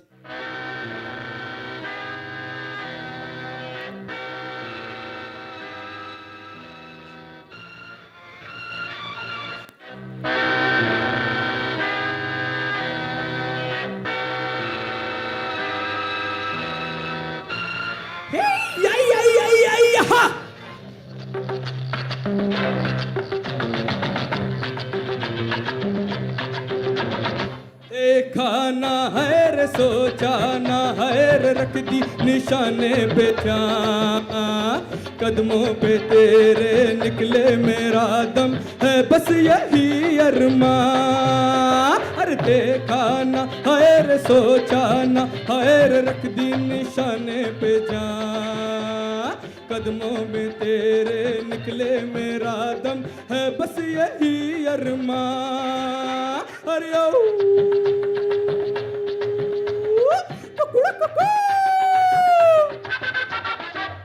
डोले डोले डोले ए डोले डोले डोले ए डोले डोले डोले ए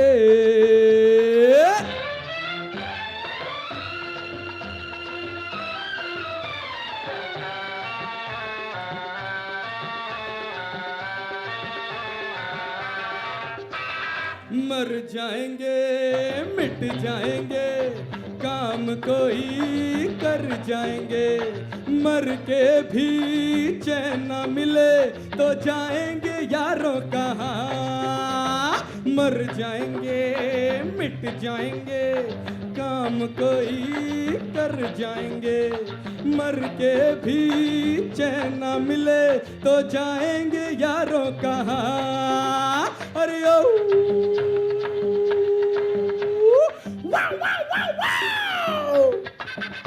अरे देखा ना है रे सोचा ना है रे रख दी निशाने पे जा कदमों में तेरे निकले मेरा दम है बस यही अरमा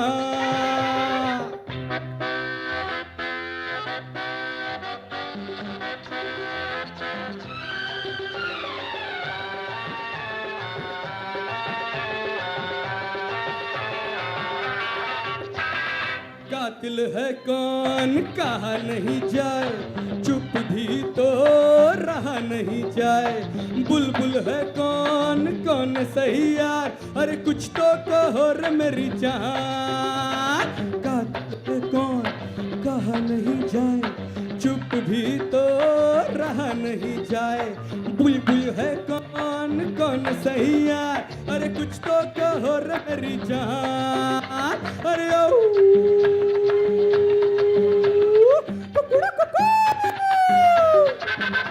अरे देखा ना है रे सोचा ना है रख दी निशाने पे जा कदमों में तेरे निकले मेरा दम है बस यही अरमा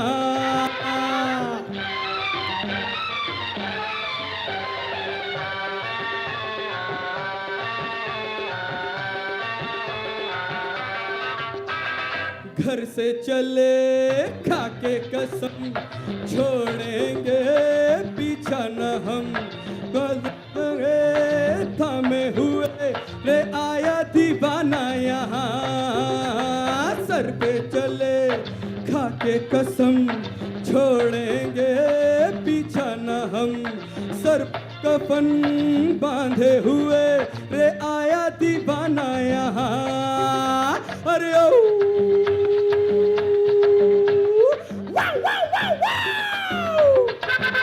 अरे देखा ना है रे सोचा ना है रे रख दी निशाने पे जा कदमों में तेरे निकले मेरा दम है बस यही अरमान। धन्यवाद।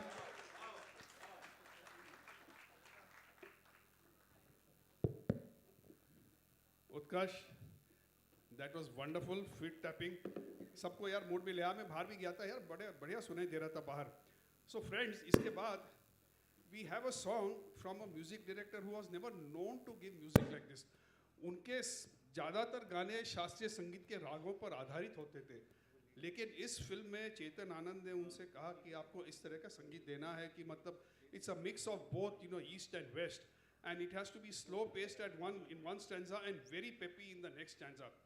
So that was Madan Mohan, who was a sheer genius, and the film is Hanste Zakham.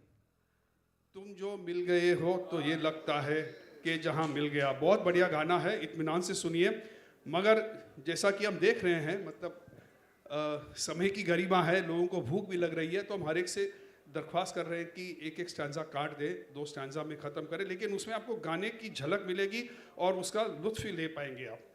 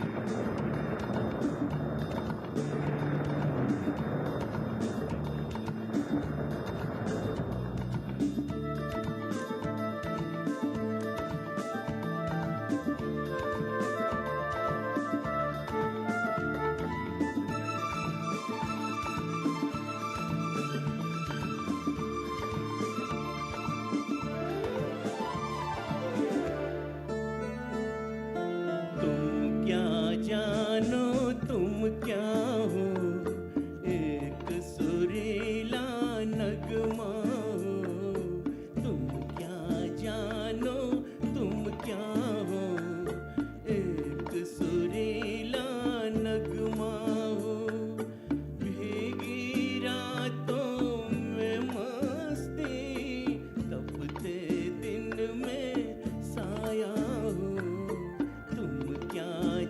जानो तुम क्या हो, अब जो आ गए हो जाने न दूंगा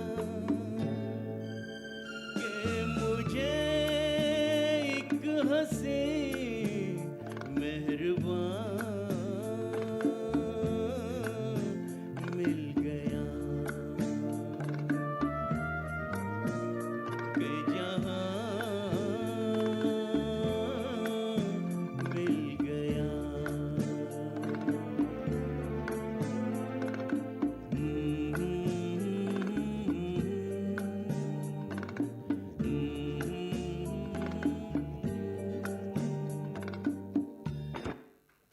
Thank you so much.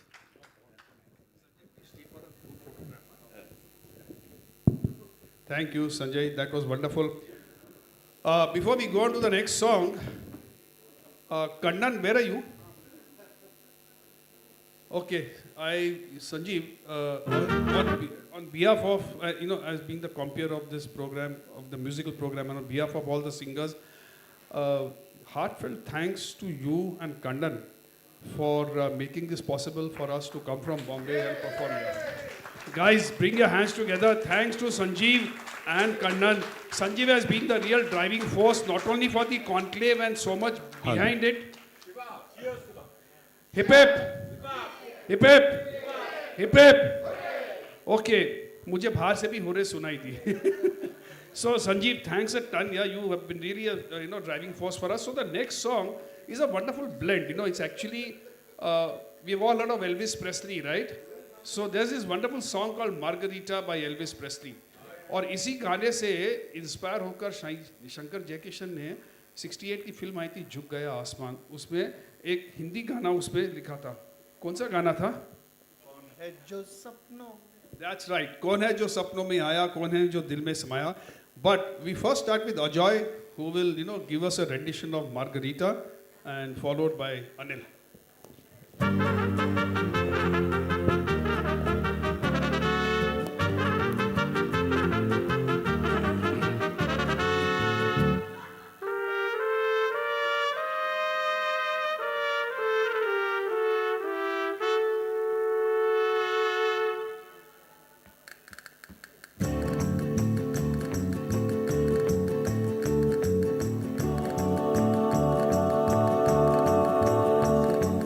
Who makes my heart beat like thunder? Who makes my temperature rise? Who makes me tremble with wonderful rapture, with one burning glance from her eyes?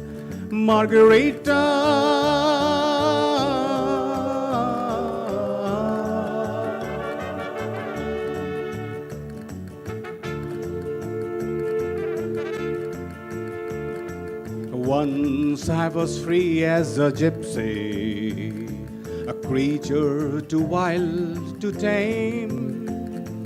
Then suddenly I saw Margarita, and I was caught like a moth in the flame. Margarita is her name. Margarita,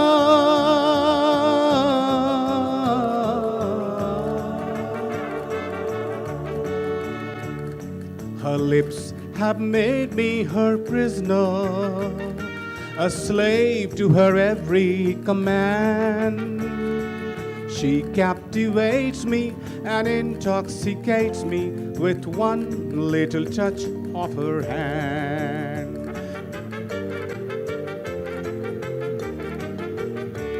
Margarita,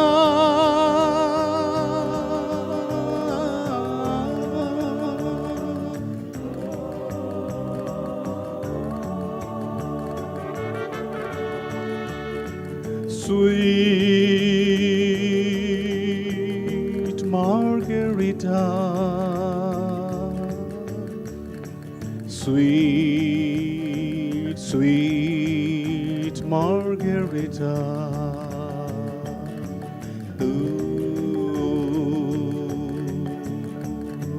Ooh,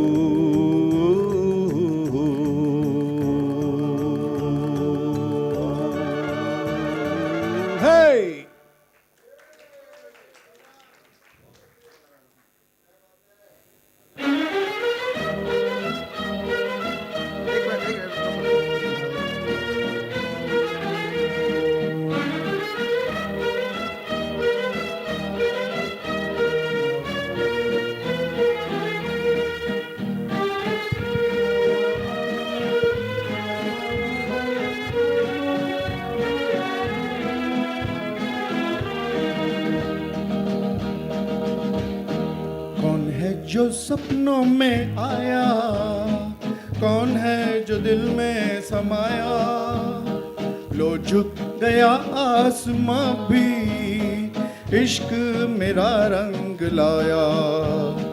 कौन है जो सपनों में आया, कौन है जो दिल में समाया, लो झुक गया आसमां भी, इश्क मेरा रंग लाया। ओ प्रिया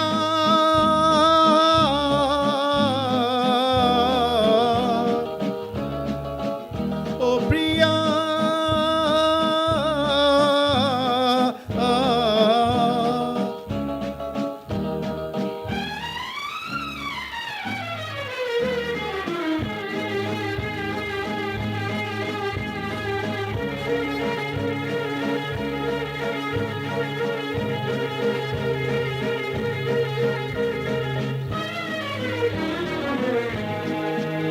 जिंदगी के हर एक मोड़ पे मैं गीत गाता चला जा रहा हूँ।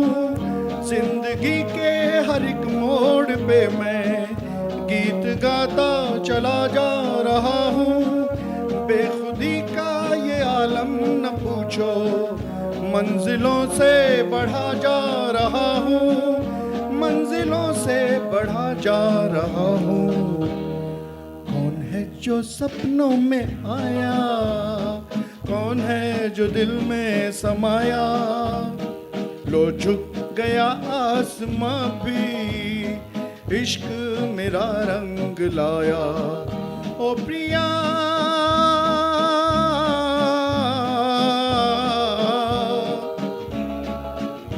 ओ प्रिया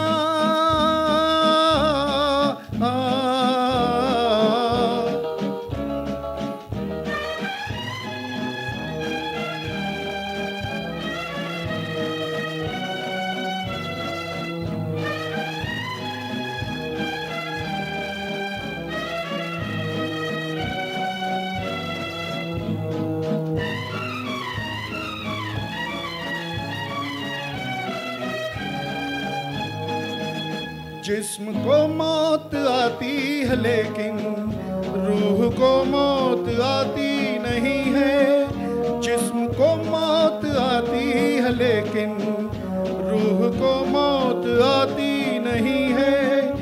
इश्क रोशन है रोशन रहेगा, रोशनी इसकी जाती नहीं है, रोशनी इसकी जाती नहीं है।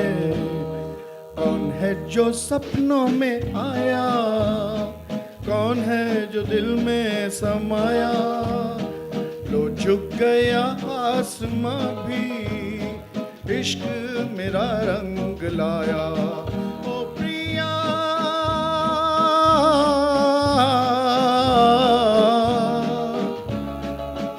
ओ प्रिया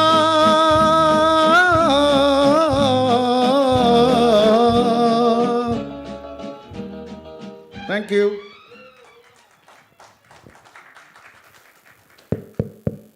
you. Thank you, Anil. May I now request Abhi Agarwal to please come on stage. Abhi, please come. Friends, Abhi is the guy who's downloaded all the videos for us. And we went to him with last minute changes for practically every other song. And yet he did it with so much calm and composure. Abhi, thank you very much. Please, one round of applause for Abhi. Thank you. Abhi, thank you so much. It was my pleasure. यार काम दिया था तू यार मजा भी लेने लगा है यार बॉस को कभी मत बताना जब नौकरी शुरू करेगा इट्स माय प्लेजर ओके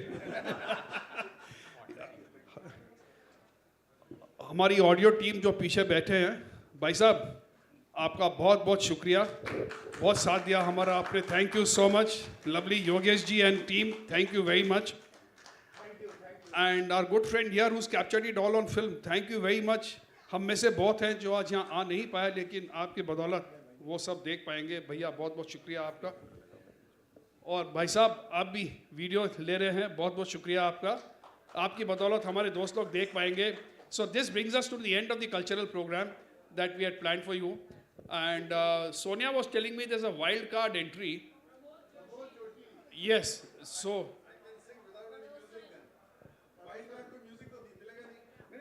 मिल जाएगा भाई साहब. अरे प्रमोद जी आप आदेश कीजिए. Your wish is our command. So Pramod was telling me that he has something to say before he starts speaking.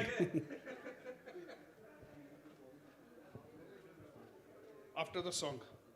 Okay, all the singers, please come into the auditorium. We'll need you to come on stage for a group photograph. वो तो hall भर जाएगा ना?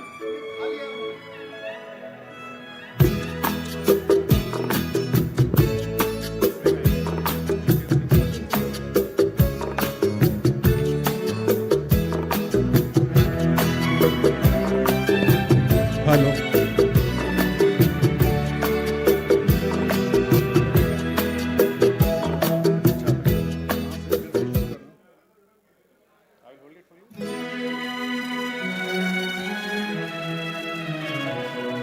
कहना है, कहना है, कहना है, कहना है, आज तुमसे ये पहली बार हो. तुम ही तो लाई हो जीवन में मेरे प्यार प्यार प्यार. कहना है, कहना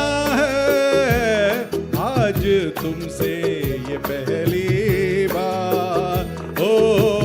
तुम ही तो लाई हो जीवन में मेरे प्यार प्यार प्यार.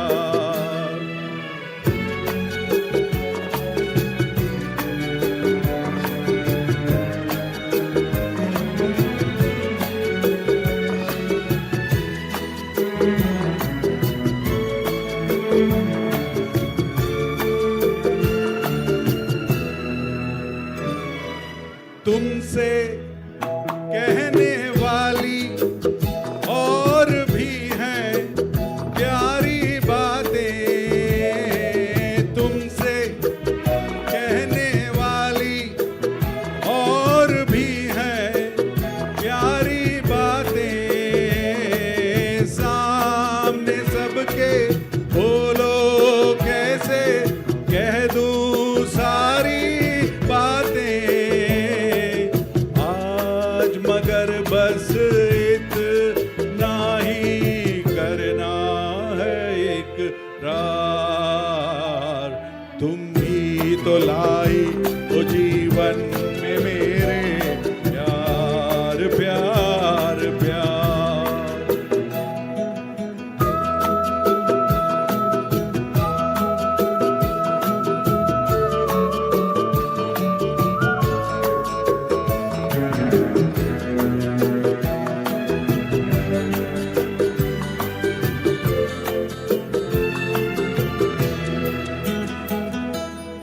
कब से दिल ने मेरे मान लिया है तुमको अपना.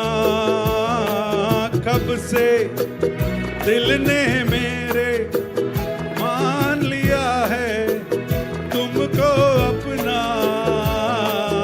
आंखें मेरी देख रही हैं जागते सोते ये सपना.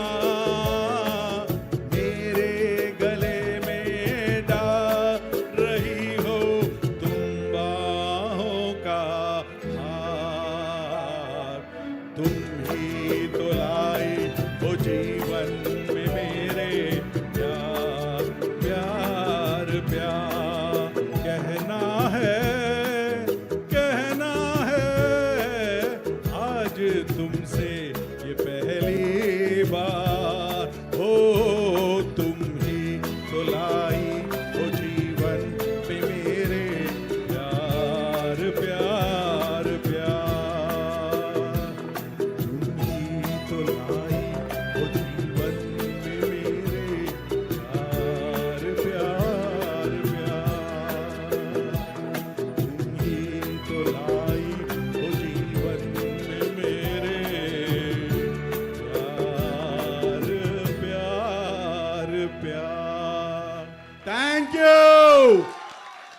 you for being such a patient audience.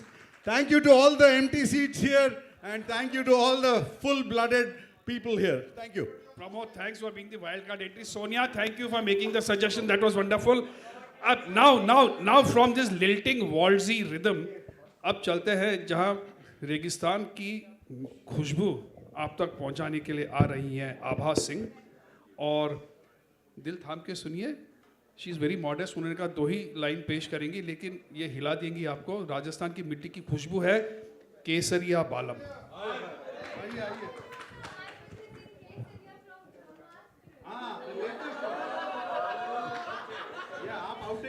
समय की गरिमा तो थी, अब उम्र का तकाजा भी हो गया.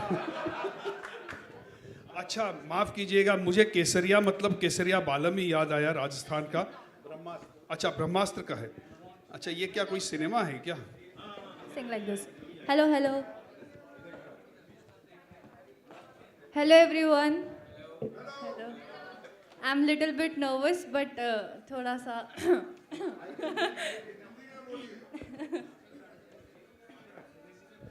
एक बार ताली बजाइए तब तो सारा नर्वसनेस. Feeling better? मुझको इतना बताए कोई, कैसे तुझे से दिल ना लगाए कोई.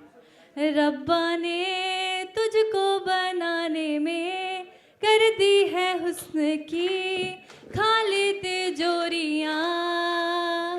काजल की सियाही से लिखी है तूने जाने कितनों की लव स्टोरियाँ. केसरिया तेरा इश्क है पिया, रंग जाऊं जो मैं हाथ लगाऊं. दिन बीते सारा तेरी फिक्र में, रहने सारी तेरी खैर मनाऊं. केसरिया तेरा. Thank you. अरे तालियां इतनी जोर से बजे कि उसमें कुछ शोर होना चाहिए. अच्छा, अभी अभी हमें केजीबी के सूत्रों से पता चला है कि हमारे बीच एक मिसेस निकोर हैं, वो भी बहुत अच्छा गाती हैं. मगर मेरा चश्मा थोड़ा पुराना है, मैं देख नहीं पा रहा हूँ किधर बैठी हैं वो. हाँ हाँ बताइए. निहाल. अरे ये तो निहाल है. अरे 2 लाइन हो जाए. ए पुष्पा, आई हेट टीयर्स वे. ए प्लीज कम.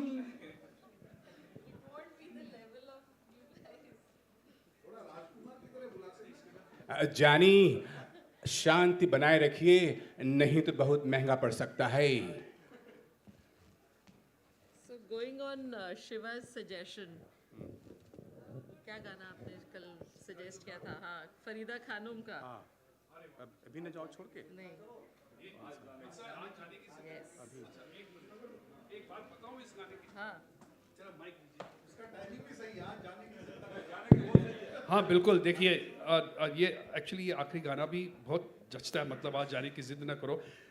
कहना ये चाहता हूँ कि इस गाने को पहले मोहम्मद वली खान साहब ने गाया था, लेकिन ये वर्जन फरीदा खानम का सबसे ज़्यादा पॉपुलर हुआ.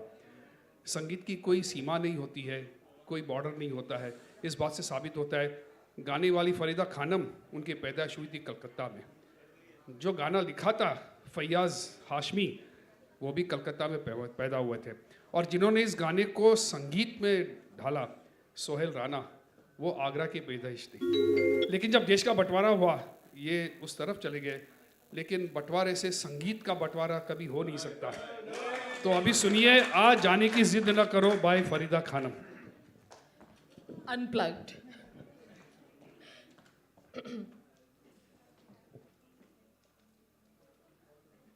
आज जाने की जिद ना करो, आज जाने की जिद ना करो. यूं ही पहलू में बैठे रहो, यूं ही बैठे रहो, आज जाने की जिद ना करो, हाय मर जाएंगे हम तो लुट जाएंगे, ऐसी बातें किया ना करो, आज जाने की जिद ना करो।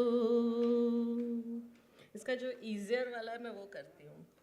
वक्त की कैद में जिंदगी है मगर, चंद घड़ियाँ यही है जो आज़ाद है, इनको खो कर मेरी जाने जा, उम्र भर ना तरसते रहो, आज जाने की जिद ना करो।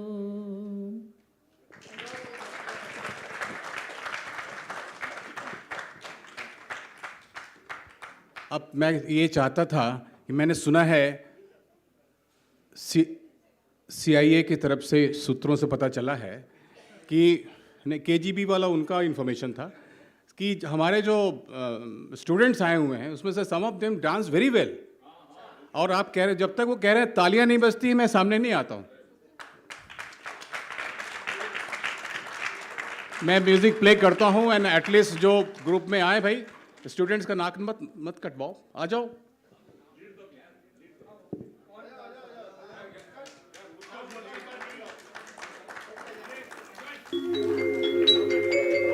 बच्चा party please come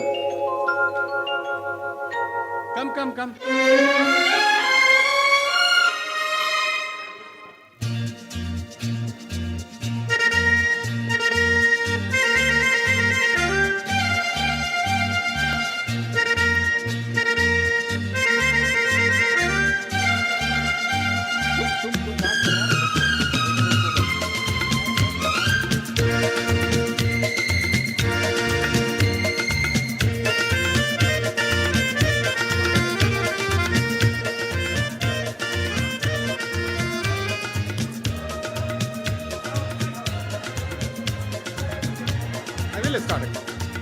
We will start it again, but please come.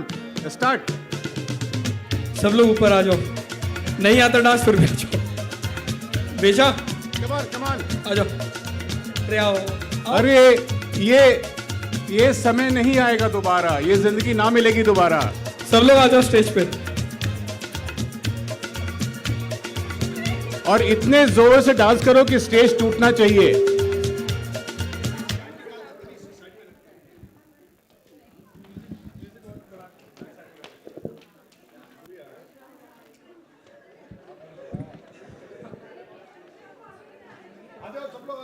One, two, three.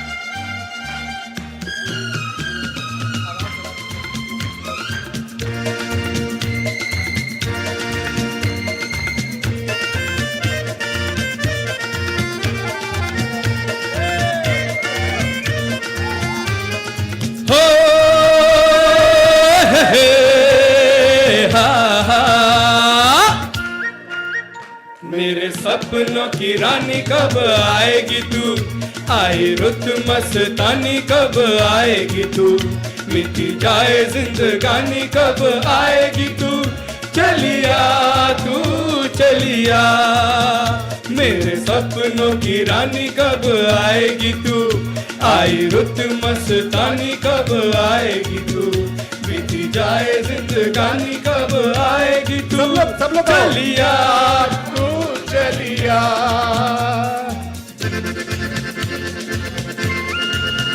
Sir आप भी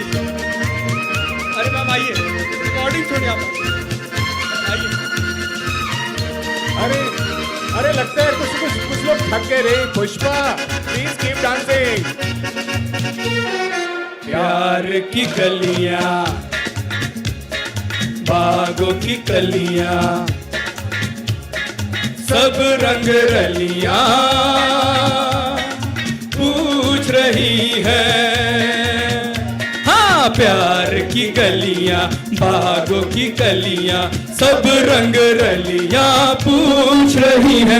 गीत पनघट पे किस दिन गाएगी तू, मेरे सपनों की रानी कब आएगी तू।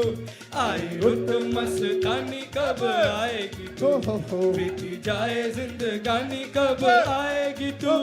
चलिया तू चलिया।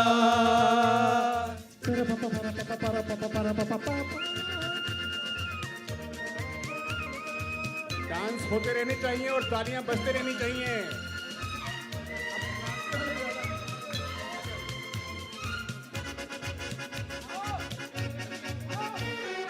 फूल सी खिल के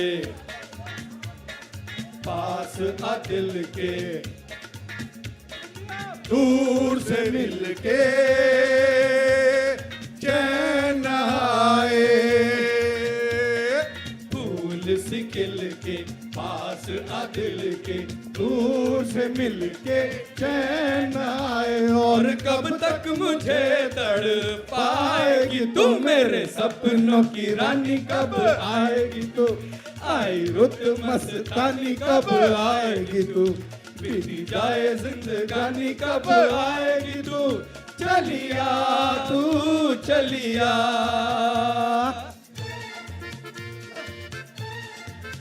जोर से। अरे बनारसी बाबू।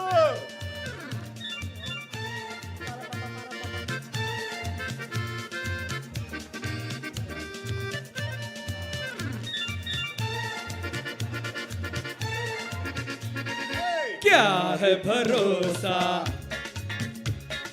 आशिक दिल का, और किसी पे ये आ जाए।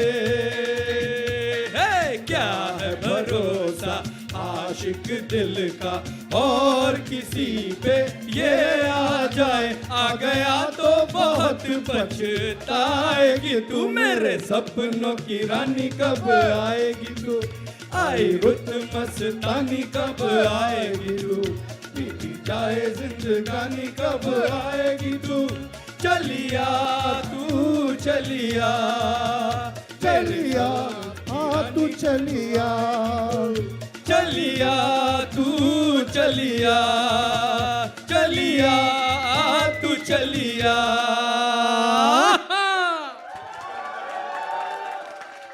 लोबे आ गई। लोबे आ गई।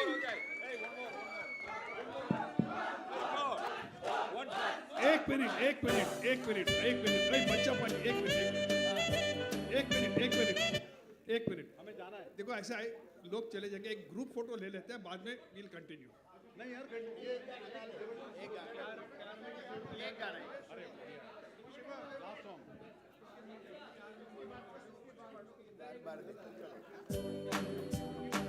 Hey guys, one stanza and finish.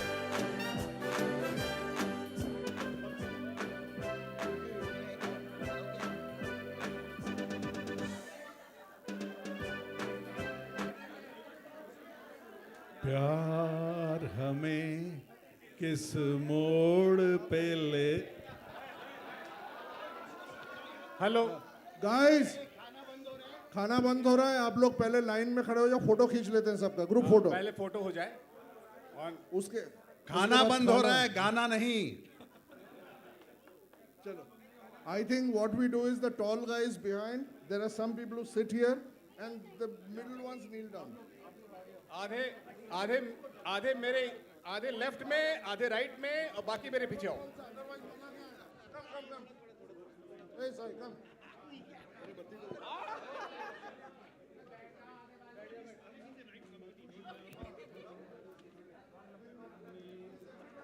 आजू भाई अरे भैया ऊपर आओ, ऊपर आओ, उला आओ।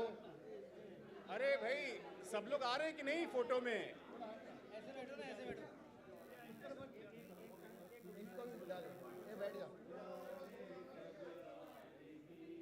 क्या बात, क्या बात। भाभी जाग जाएगी। अरे सुनो, फोटोग्राफ के लिए थोड़ा सा, अरे बहनों और भाइयों, थोड़ा सा ब्रेक ले लो और देखो अभी only 5 seconds for the final photograph. IT BHU का टेम्पो, IT BHU का टेम्पो, IT BHU का टेम्पो। हर हर महादेव। क्या बात है। नमः पार्वती पते हर हर Mahadev.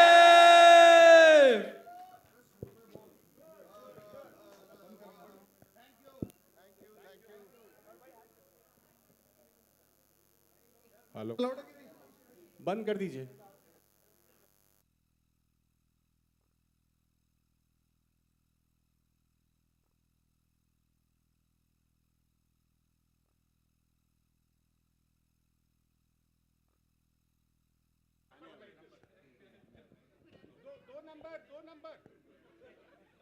Hello. I just wanted to thank everybody. We started this project 4 months back, and endless planning, daily calls. I envy the guys who did the calls with me every day for 1 hour. A lot of students also joined the call in the beginning. They dropped in between, then they came back because of the exams. But there were more than 100 people who were behind this program. I can't thank each one of you, but I just want to say it was a hugely collaborative effort. In the end, we had collaboration from Pan IIT, IIT Delhi Alumni Association, IIT Kanpur Alumni Association, and IIT Kharagpur Alumni Association. So we reached out to so many IITs. They all came with us. I wanted to thank also Professor Panigrahi. When we were in a big problem, our keynote speaker dropped for some reasons. Panigrahi, at very short notice, agreed to be the keynote speaker. IIT Delhi really stepped up. The director of IIT Delhi, I must thank him. I want to thank all speakers who came, really made the show fabulous. I want to thank all sponsors. I want to thank Sai and his team. They did a fantastic job. They were just fantastic. 3 cheers to Sai and his team. Hooray, hip hip, hooray, hip hip, hip hip. अच्छा ये आप लोग जरा शांत रहेंगे तो मैं last जो सेंटेंस है आज की शाम का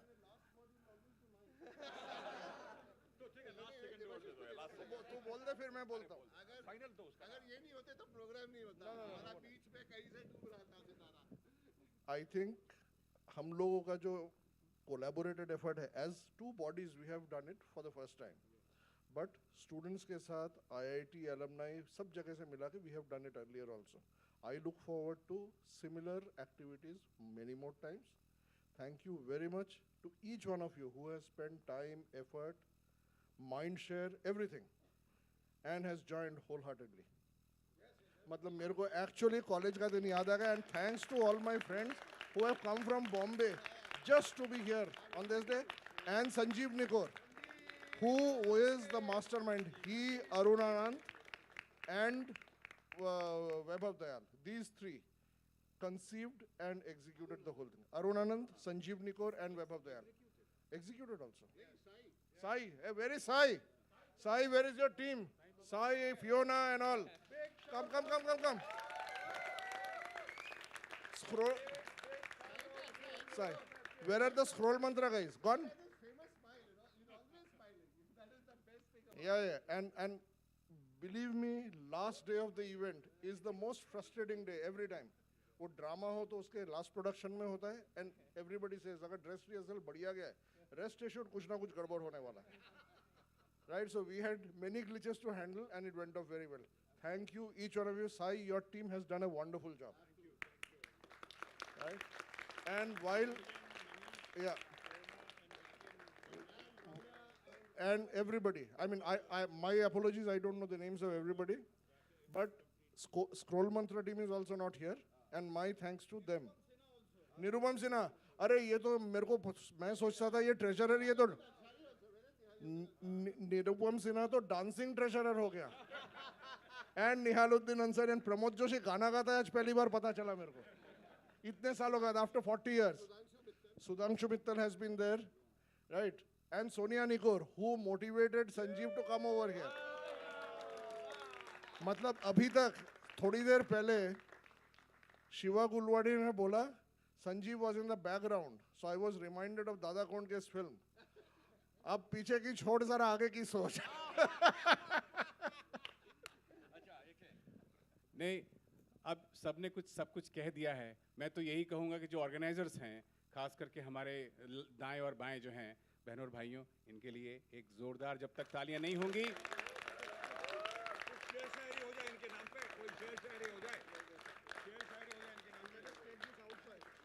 thank you very much.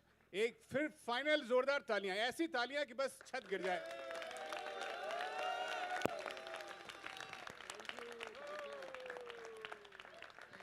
Thank you. बंद कर दीजिए.